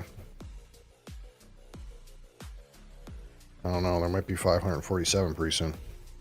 At this rate. This is it's excellent. That's what I gotta say about that. I don't know if I can get another one of these. I was kind of more implying that I might just drink the whole bottle. I don't know if there's any of these around. I got this at on a weird website that I don't normally order from. Basically there's a website that it's not like, it's kind of different. So it's like a lot of the websites I order from in Alberta, they're like giant, like discount liquor vendors, but they get good stuff because they have a large selection. But there's another one that's like, I haven't been there personally, so I don't know, but I feel like it's like a small shop that's kind of like got a curated selection. They have more like, what would you call like products that you can't normally get at these bigger ones. And they had I think it was was it in March? I think it was in March. They had like a promotion that was like free Canadian shipping. So I just bought one bottle. This is the only one I bought because the shipping was free. So I didn't have to worry about paying like a arm and a leg for shipping. So I kind of like had the like opportunity to like just shop for like one bottle for once without having to like think about filling a cart and having it worth it. I kind of just bought one bottle because the shipping was free, and this is the one that I got. But I get the feeling that they probably don't have anymore. But it's kind of like a weird site too, because they have like these clubs, but it's kind of like a subscription where you like pay per month and they send you stuff, which, you know, that would be cool if I was the kind of person who didn't have a lot of whiskey. But my problem with like these things is like, well, what if they send me bottles I already have, or bottles that I kind of know I don't really want? So I can't really justify like a by the month kind of club where they send you random stuff. It would kind of be more if you were like, you were into it but not that into it. This would be a good option. But this is where I got it from. This is the one that I got. Only two. They got two more. Oh, they do have two more.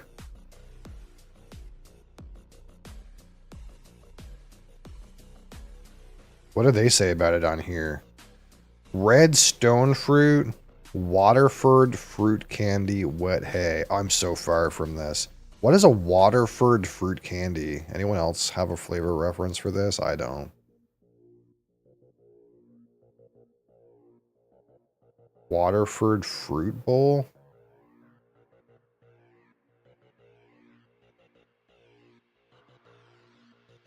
Candy that you would put in here.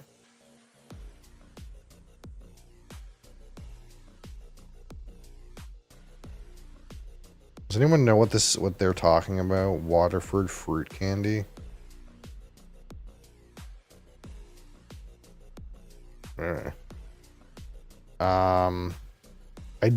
This hay, if it's in here, it's deeper. Now it could be like after you neck pour this, some of the like barrel settles down maybe, and you get kind of more of the like malty note. Fruit trifle, lavender, honey, Duchess chocolate nibs. This is the closest I am in this. Like this dark chocolate is like totally in. Oak spice, that's not a thing. I hate that. I hate that note because it's not. That's not a thing. Fruit carries from the nose. There's a little bit of fruit in there, but it's not. It's got a little bit of that medicinal raisiny thing, but it's. Oh, that smells so good. These guys are talking a way more fruity on the nose than I think I am. It's really nice though. What do they have here out of curiosity if we can take a look? Or we could also just, let me also grab this and see if Whiskey Base has notes that we can like just think about for a minute. I'm always, that is not the bottle that I have. I don't know what this bottle is. It's got like a, the fucking warehouse manager looks like he's a fucking, some kind of medieval executioner, but it's also like labeled as if it's a comic book. I don't know what that is, but what I want is this.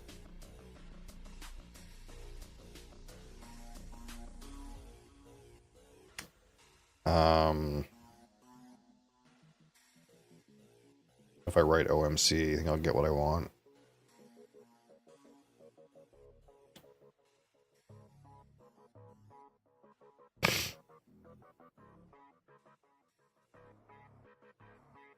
Here it is right here. 9 ratings. What do these guys say? Only Russell Reserve came up. Yeah, I don't know that this is very common. Sweet, almost sticky hint of lemon. I could get there. Like, yeah, I could get a hint. Like I was talking about, there's like a bright shiny note in it somewhere. If you want to call it lemon, that's fair. Sherry grape. This to me is like, again, that like kind of medicinal raisiny thing. That's probably how he's describing it. Taste the palomino. Isn't that a kind of horse? These guys are getting it a lot maltier than me. I wonder if this really like airs out malty. There is a malty component in there, but it's buried in PX.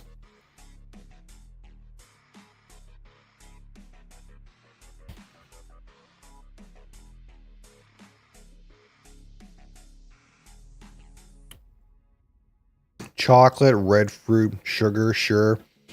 Dark chocolate, brown sugar, bitter taste, long aftertaste. These are not particularly specific notes, but I'm like kind of right where this guy is. Without water, it is borderline bitter. No, it's bitter, but I like it like that.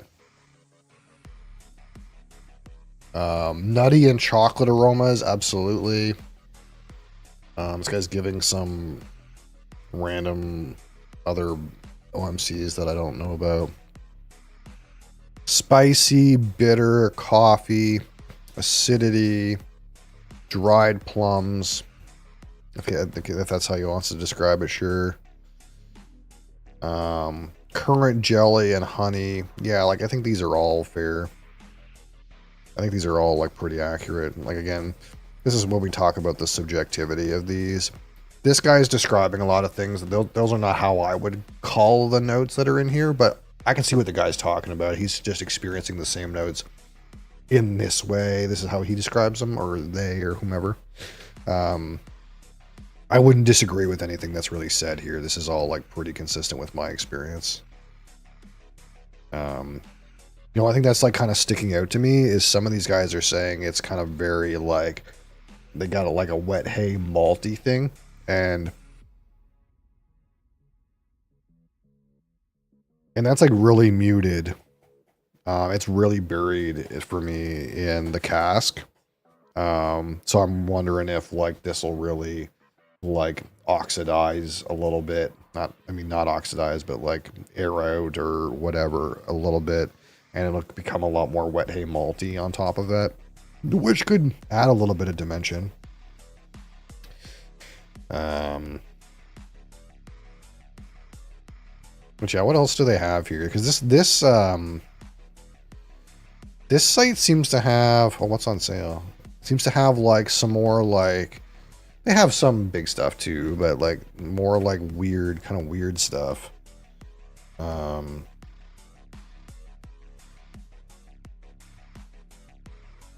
Not a terrible price on Redbreast 15, but I think the big boys have it at 139.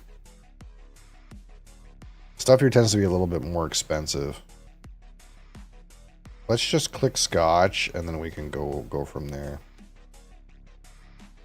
So you like this Adelphi Daluin 8 single barrel. Like this is like a kind of a weird product, right? They got a couple hard bags, but not a lot. What else they got here? Big Pete. Brave New Spirits. Defender of the Crown, Annandale, 8-year. I've never had anything from Annandale before. That would be an interesting. First fill Oloroso Sherry Butt. 52.4% alcohol. Young and brash at 8 years old. What else we got? We got some Enigmas here. Glen Murray 16. What is this? A Christmas tasting kit? 530 mils. What's in here?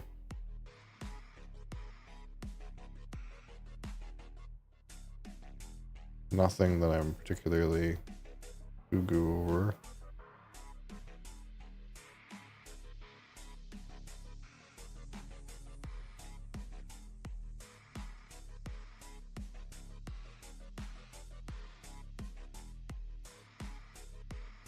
They still got a Glenallachie Ruby Port Pipe 2011. A Chickapin one.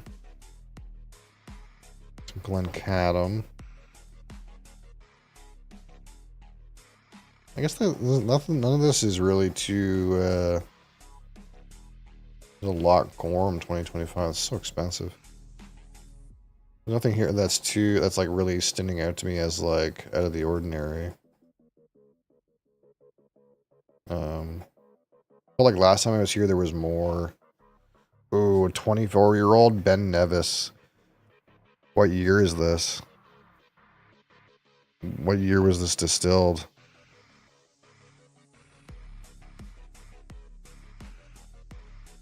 I can't tell. If it's 24 off of, say it was bottled last year, it would have been in would have been in 2000. The year that everyone's looking for in Ben Nevis is 1996. That's the year. Obviously 24 is a quite an age. But yeah, they still have some more of this. They got two. Royal Bracla.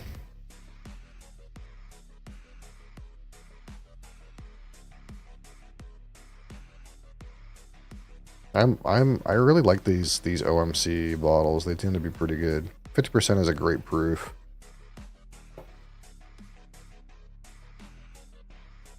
Scallywag. Tamdu cigar malt. This thing is coming in real expensive for some reason. It's not an age statement. Cigar malt. They just slap cigar malt on here and charge $400.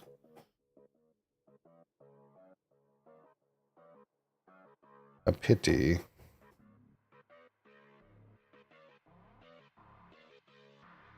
I have no idea what this is. Galdrins. Galdrins Campbelltown blended scotch. How much of it do you think is Springbank? About 2 teaspoons.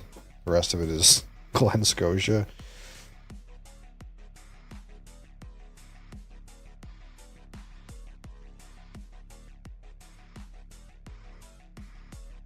Turntable. I heard good things about these turntable things, but I never tried one. So nothing too crazy in here. Balders? What even is this?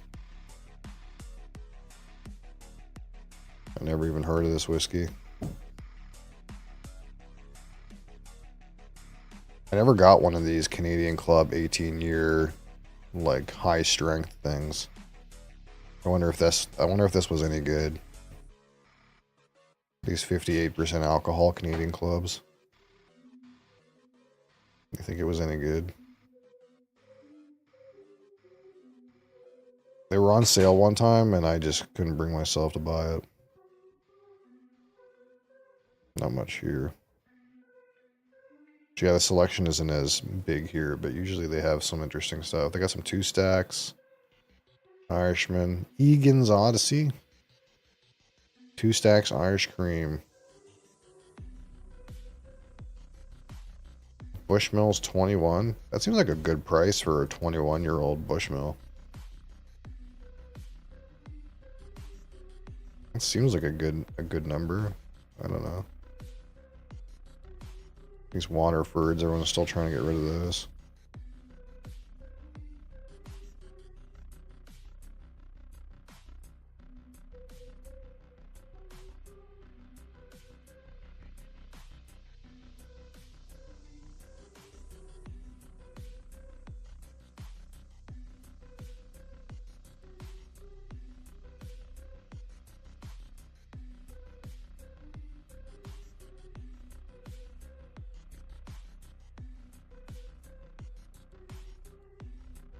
Do they have, see if they have any rum. Any rum?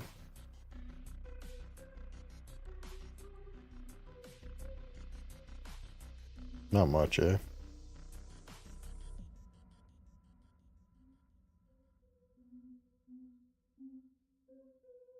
Anyway.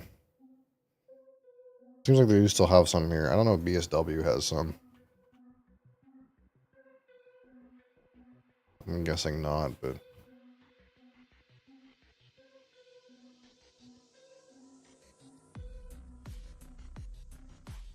They have a random 10-year-old Milton Duff. Who knows anything about this? Just says 10-year-old Milton Duff. no other information whatsoever. Who knows what the fuck this is? Yeah, they don't have any.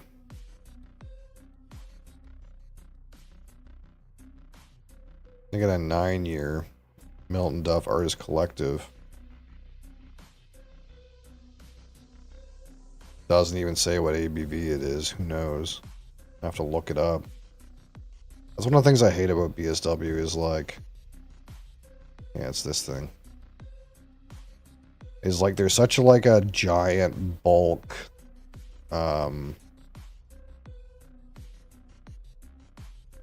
liquor store that like they just don't give a fuck. Sometimes they just don't give a fuck.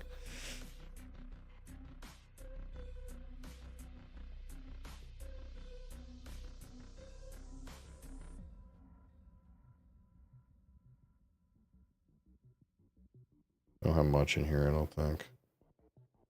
The sales have been pretty sparse recently.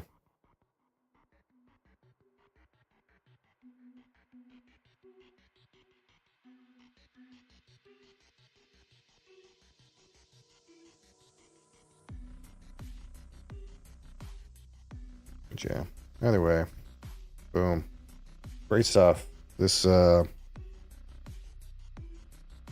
a great, excellent. This is an excellent whiskey. It's a dangerous whiskey. Very, very chocolate raisin forward whiskey. A little bit of medicinal qualities to it too. I wonder if all canasta butts are so chocolatey. I look forward to trying some more canasta butts when possible, because this one was pretty good. I don't know what the distillate's supposed to taste like though.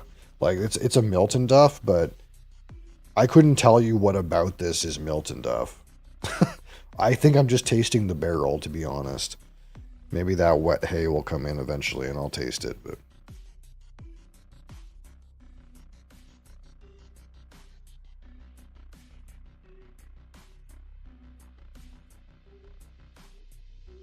still very delicious though. Excellent whiskey. So if you have a chance to try canasta butt, I would. I don't know if it'll be as good as this one, but dang. What does this say? No, nothing really. All right, so tomorrow, Thursday.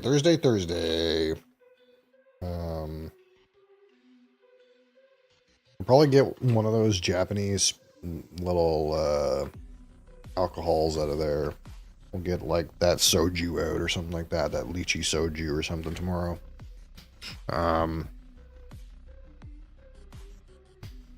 And probably eventually what we'll do is, I kind of like didn't get around to doing a poll this month. I'll probably end up going up and doing a bottle shop anyway, and I'll pick up something that I'm sure you guys will like. Because most of the time people don't really like go out and buy the bottle and taste it with me, which would be cool, but that hasn't worked yet. So I'll just go out and pick something. I'll make sure I get a better pull out next time. And I'll post a bit of a video, an inside scoop about it. Yeah, I think that'll be the case. I'm just waiting for your Lefroy to come in. Yeah, it's not. I don't think it's even shipped yet. Oh, it says it shipped ass crack in the morning today. Let's see what it says. They usually don't give me a time estimate because it's ground truck and all that.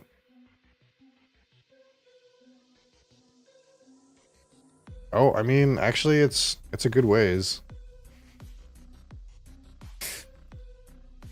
This is what I can do. I can show you. I can show you this. There it is, right there. That's where it is.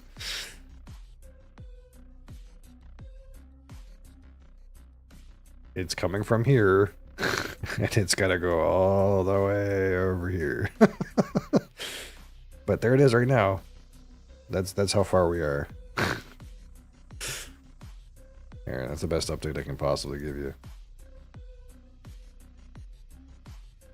Did we drink Lefroy together? Yeah, you already had that one though. It's not like you went out and got it because you knew we were doing it. But that was nice to do. I suppose I could like ask more what people already have. That's an option, I suppose. And try to see if I can get those. My logic was to just try to post ones that were easy for everybody to get. But I know like not everyone wants to go spend like $100 on whiskey like once a month. So makes some amount of sense. And the bottles that like I can guarantee I can get and you can get are also ones that tend to not be that exciting, like pretty like big brandy generic sort of things. They're nothing like, you know, small and interesting like this. I can't like procure or expect everyone to get a bottle of Milton Duff 13 Canasta, you know. But yeah, I'll probably just go and pick something. What I've been wanting to do, and I don't know if they have any up there right now, but I've been trying to get a Johnny Green for a little while. Or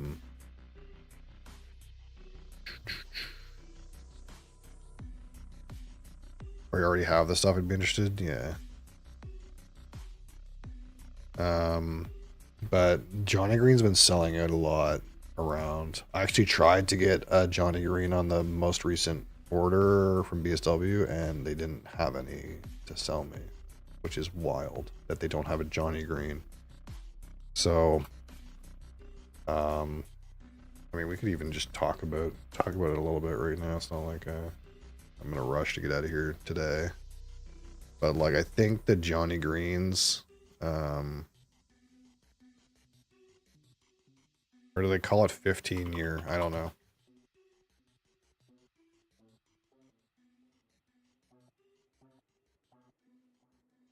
Yes, he just never comes up when I type.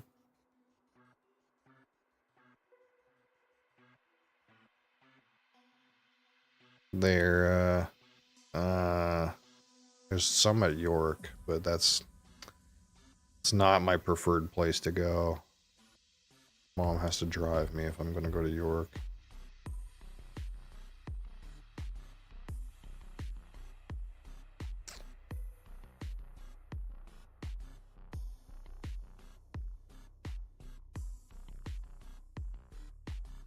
There was a 25-year Lafroig that was like $700 that was sitting around here from like 2 years ago that I really thought I was going to buy eventually, but it's gone now. I don't know if I want to spend $850. That seems like a lot.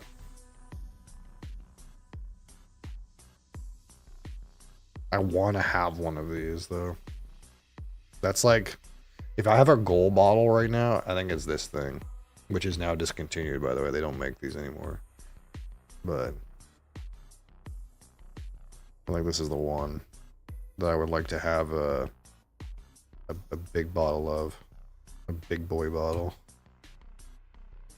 For 600. Yeah, but I mean a sale for you for 600. Like,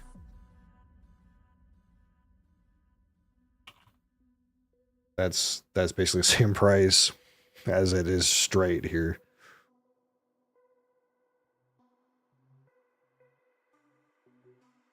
So this is not actually a bad price. It's just still a lot of money. You know what I mean? There's like some amount of like, even if it's a good price, it's still like prohibitively expensive. It's like if a yacht was 50% off, I still can't afford like $3 million. You know what I mean? You know what I mean? If I buy that, I would never open it. Oh man, you know you got to open it. But you would only drink it at you know, times where it was memorable, right? Like, you know, if your kid graduated high school, you would drink some, you know, some shit like that.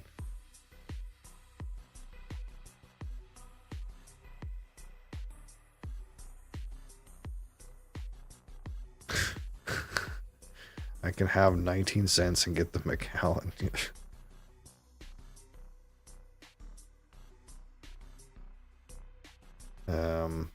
But like for the most part, these things, these big ones, if it's a Tuesday night, yeah, of course.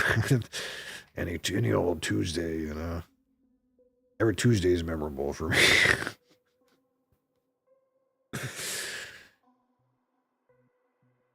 Some of these expensive ones you don't really want to buy on here because they're not... It's kind of weird. It's like if something new comes into stock locally for me and it's a high price bottle, it's usually way more expensive here than it is to buy it in Alberta.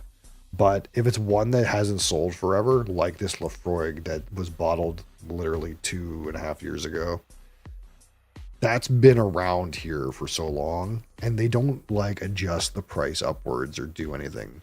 So like this is becoming a good price because that's like sold out everywhere else, because these cost like $1,000 now or something like that.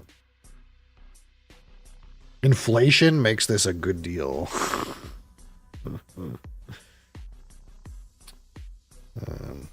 Like they have these Ardbegs around here, these 19-year-old Ardbegs, but they're just like still like that's not a bad price for a 19-year-old Ardbeg, but that's still a lot of money.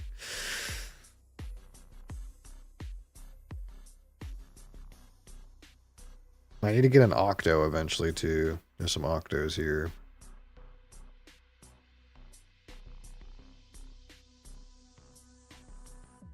And this is what we pay for a regular ass lore. Can you believe that?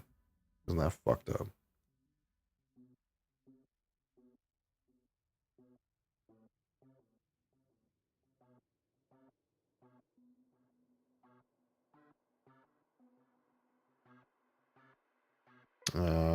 There was oh, I want to get this Blair Athel.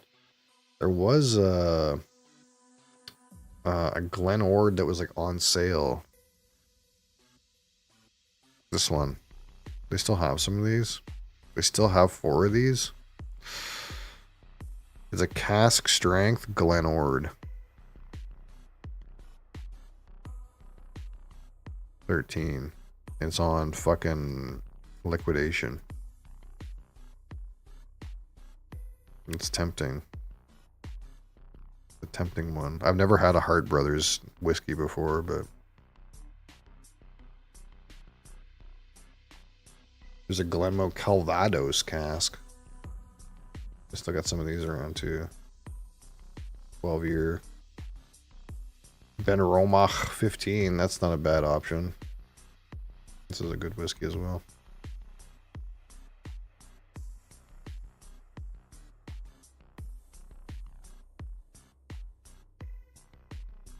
I heard great things about some of these Cube Okens, but I think they're the expensive ones.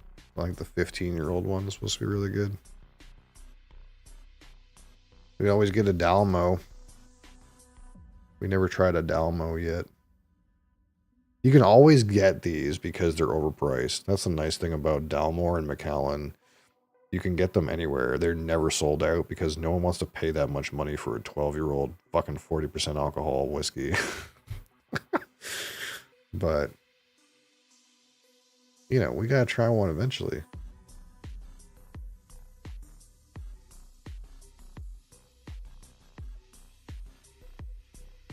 We saw this Klein leash around. I wanna get one of these, to be honest too. This is a good option too. Actually, I might get this one.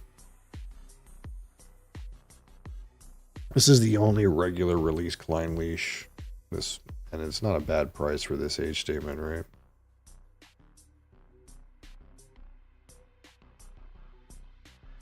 We got the Quinta Rubin to try still. There's the Glenfiddich Bourbon Barrel to try still. We can try some of this Jura stuff. I think this Colulus. I've been trying to get one of these Colulus for a while, but it's on the north side. Deanston 12. That's not a bad. This wouldn't be a bad pickup too. Our 18 is still in there with literally like a 1 dram left in it. We got Hart Brothers Isla, Secret Isla. I wonder what I don't know. No, it's gone. Just kidding. It's not here. I looked at this thing. They still have some of these around. This Glenlivet 12-year-old 200th anniversary limited edition. It's basically just Glenlivet 12 at 43% alcohol, and you pay $20 extra. And it's got a different bottle. Like, I almost guarantee, even if I was like doing like for content comparison between this and the regular 12, you could probably barely tell. Glenfiddich Bourbon sounds cool. Yeah, so it's a little bit older than the 12, which is bourbon sherry, and a little bit younger than the 15, which is bourbon sherry and Solatra and in the Solera. This one's exclusively bourbon barrel, so you wouldn't have the like dried fruit bits in Glenfiddich that you tend to get at the back of the palate, it would probably be more, probably more vanilla and more sweet. But I never tried it before. It could be something. This is usually this is usually everywhere. You know, they're easy to get. So that could be an option. Glenfiddich Bourbon Barrel. I like Glenfiddich too. Even though it's beginner whiskey or whatever the fuck they say, I kind of like Glenfiddich. Is this Glenrothes 12 around here? No. I never had a Glenrothes. Always there's always trying to do some of this lowland stuff too, like casks of Lindors. This is all lowland stuff. There's probably some of the some version of this distillery around, but it's always like again Auchentoshan 3 wood. This is one of the only triple distilled scotches that I know of, but it's triple distilled like Irish whiskey. This one in particular is it goes in bourbon, then it goes in Oloroso, then it goes in PX. I think that's how it works. That's the 3 wood. I think that's how it works.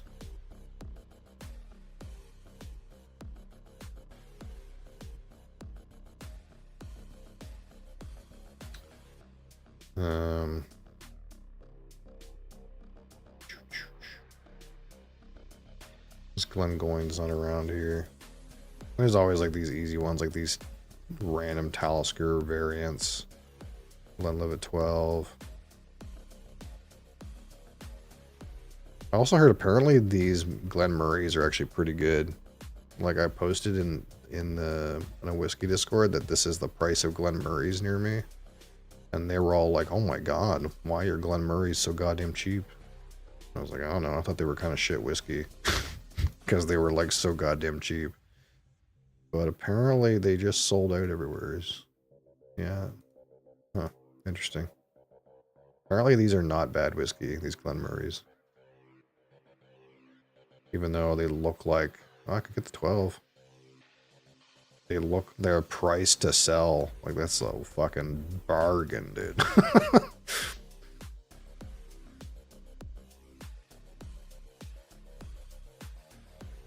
There's never really anything in here for Canadians. It's just the same old shit. I'm waiting for Lickbo to start shipping to me. I really hope that happens. Or if I can order direct from Corby, that might happen at some point too. Because there's some free trade deals going on with my province, and I'm kind of hoping that like some of these Ontario like spots will start shipping to me. Because part of the thing with like Canadian whiskey is some of it like just gets stuck in Ontario and doesn't go anywhere.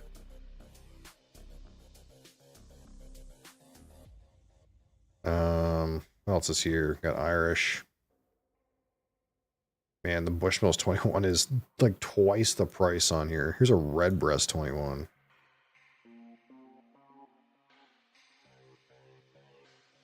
Redbreast 21. I don't think I've ever even seen this before.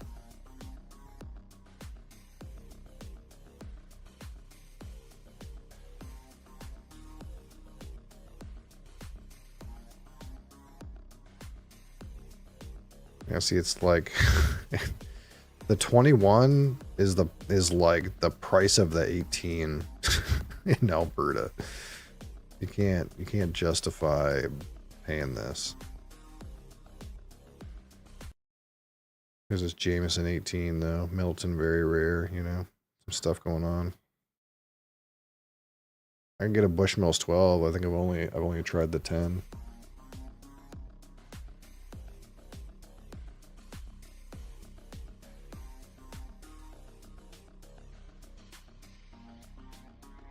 We could get a proper 12, you know. That'll be a proper whiskey.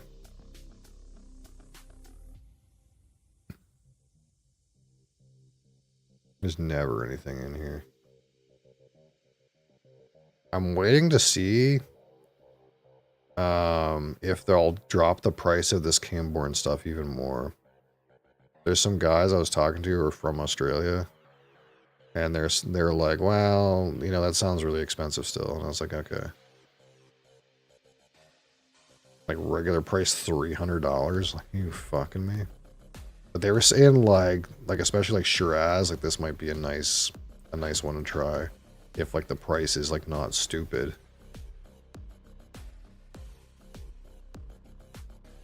But you're never gonna get an age statement on an Australian whiskey because like it's so dry there that it fucking sucks the whiskey out of the barrel. They're like, yeah, if you age it for like 5 years in Australia, the barrel's like empty.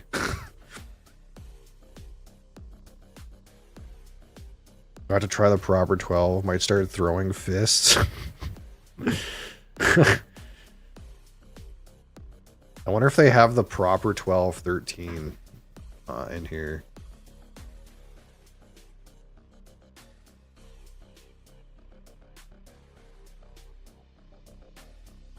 No, they have the proper 12 apple.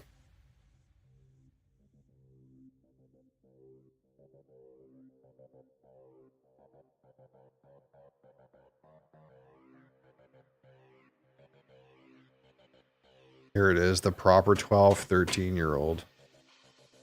They have it at Total Wine in Sacramento. No, they don't have it. It's out of stock. Just kidding. This would be one that I'd be down to try this. A 13-year-old proper 12. But I don't know about seriously trying a regular proper 12.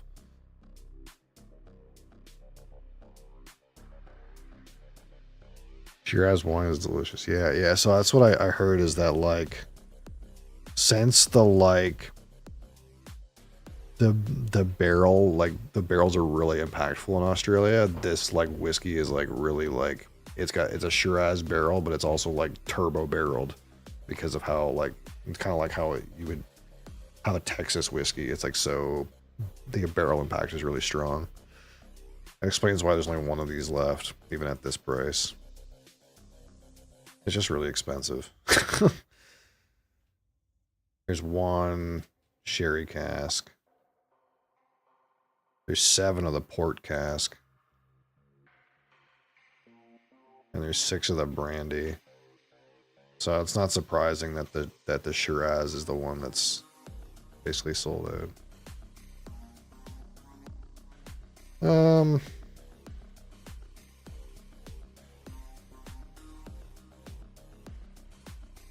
Probably nothing too crazy in here. I did want to get one of these Chivas Regal 18s, didn't I? It's weird. They have a bunch of these in stock around here, but like you can't even buy this on BSW. It's like out of stock. Glenmoe, A Tale of Tokyo. No, it's gone.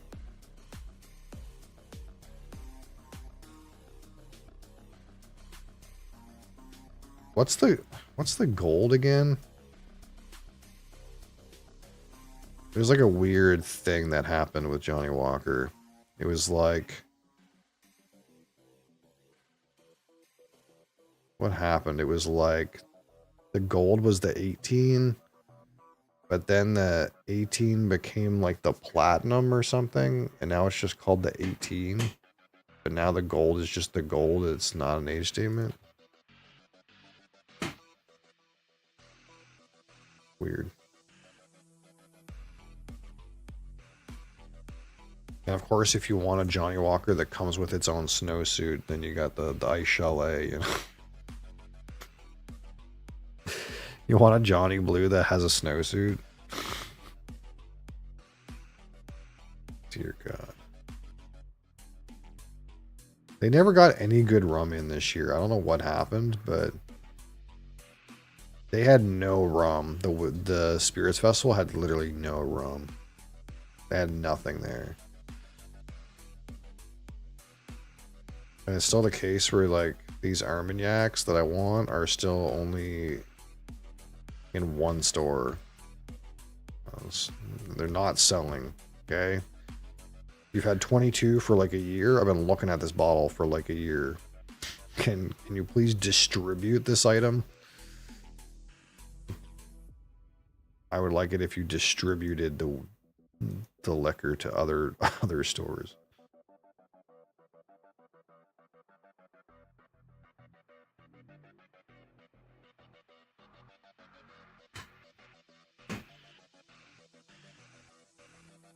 Anyway.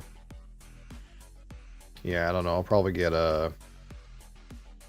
I don't know. Get a bourbon barrel, Glenfiddich bourbon barrel, or Johnny Green if I can get it, or something in here. We might get like a Ben Romack 15, Cent 12, Glenkinchie 12 might not be bad too. One of these sorts of things. Oh, I actually wouldn't hate to get a Fettercairn. Just kidding.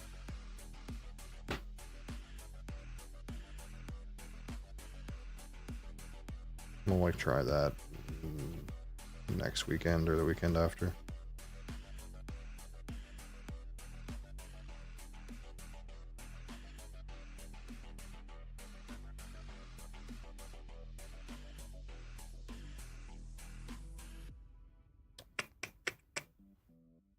Cadboll Estate. They still have some of these?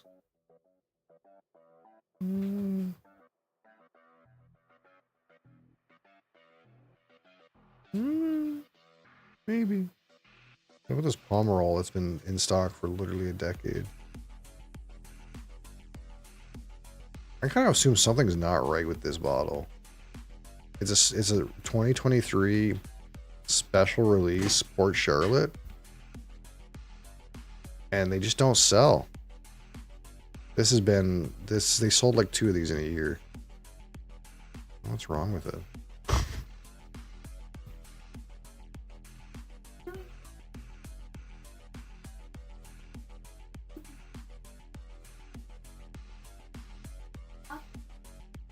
Strathern.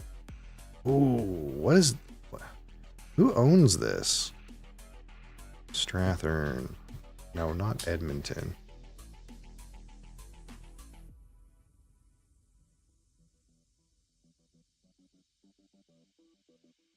Maybe this isn't the distillery I thought it was.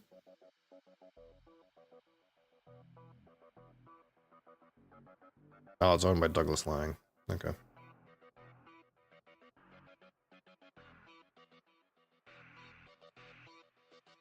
Ooh, you can get some Strathern White Lightning here. You get some New Meg.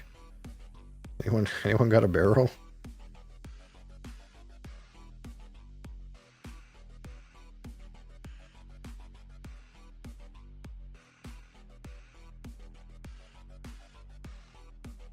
I could be down to try this. When did this distillery open? I thought this is not the distillery I thought it was.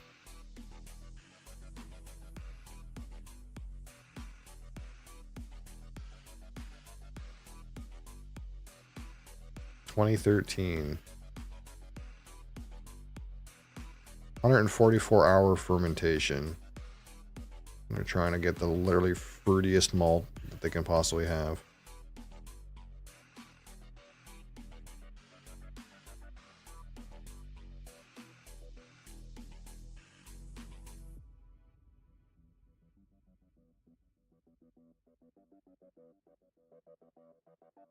I thought this was a blend house, but it's actually not. I guess that's an option. I don't know I don't know if this is any good. Does Whiskey Base think this is any good? Is that a long fermentation? Yeah.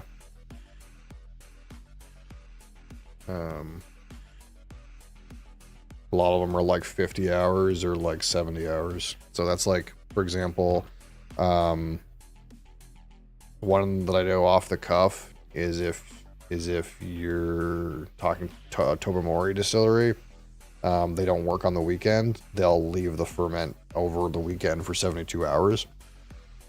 That's like their one long ferment. And they're saying they all of their batches are twice that. So you don't really hear too much about people's ferments like over 100 hours, because that's 4 days. So you're talking like what, 6 days like that? That's, I guess, fermenting for a week. That's really long. Home time? Fucking sweet. Yeah, I'm about to be out of here in a second anyway.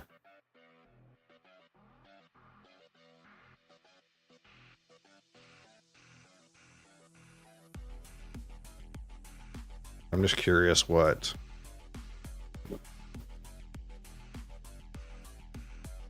people think of this Strathern.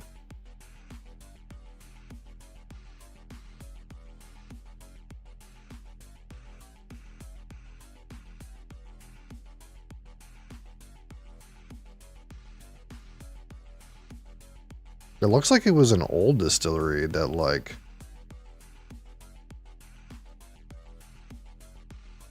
maybe like rebooted or something.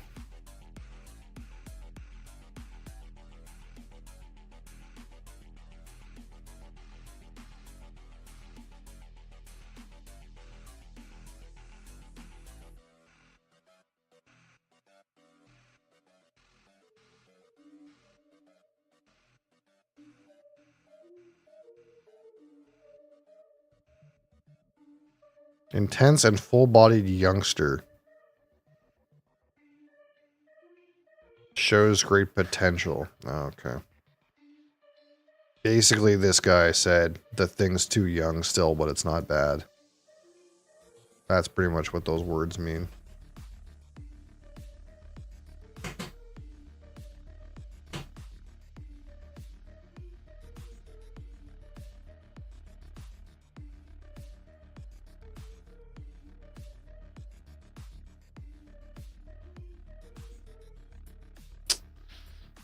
Okay. Maybe. Maybe. Thank you guys for watching. Thank you guys for being here. Mosley's here being a butthead. We'll be back tomorrow. Appreciate you. Stay tuned for more. Till next time. Peace.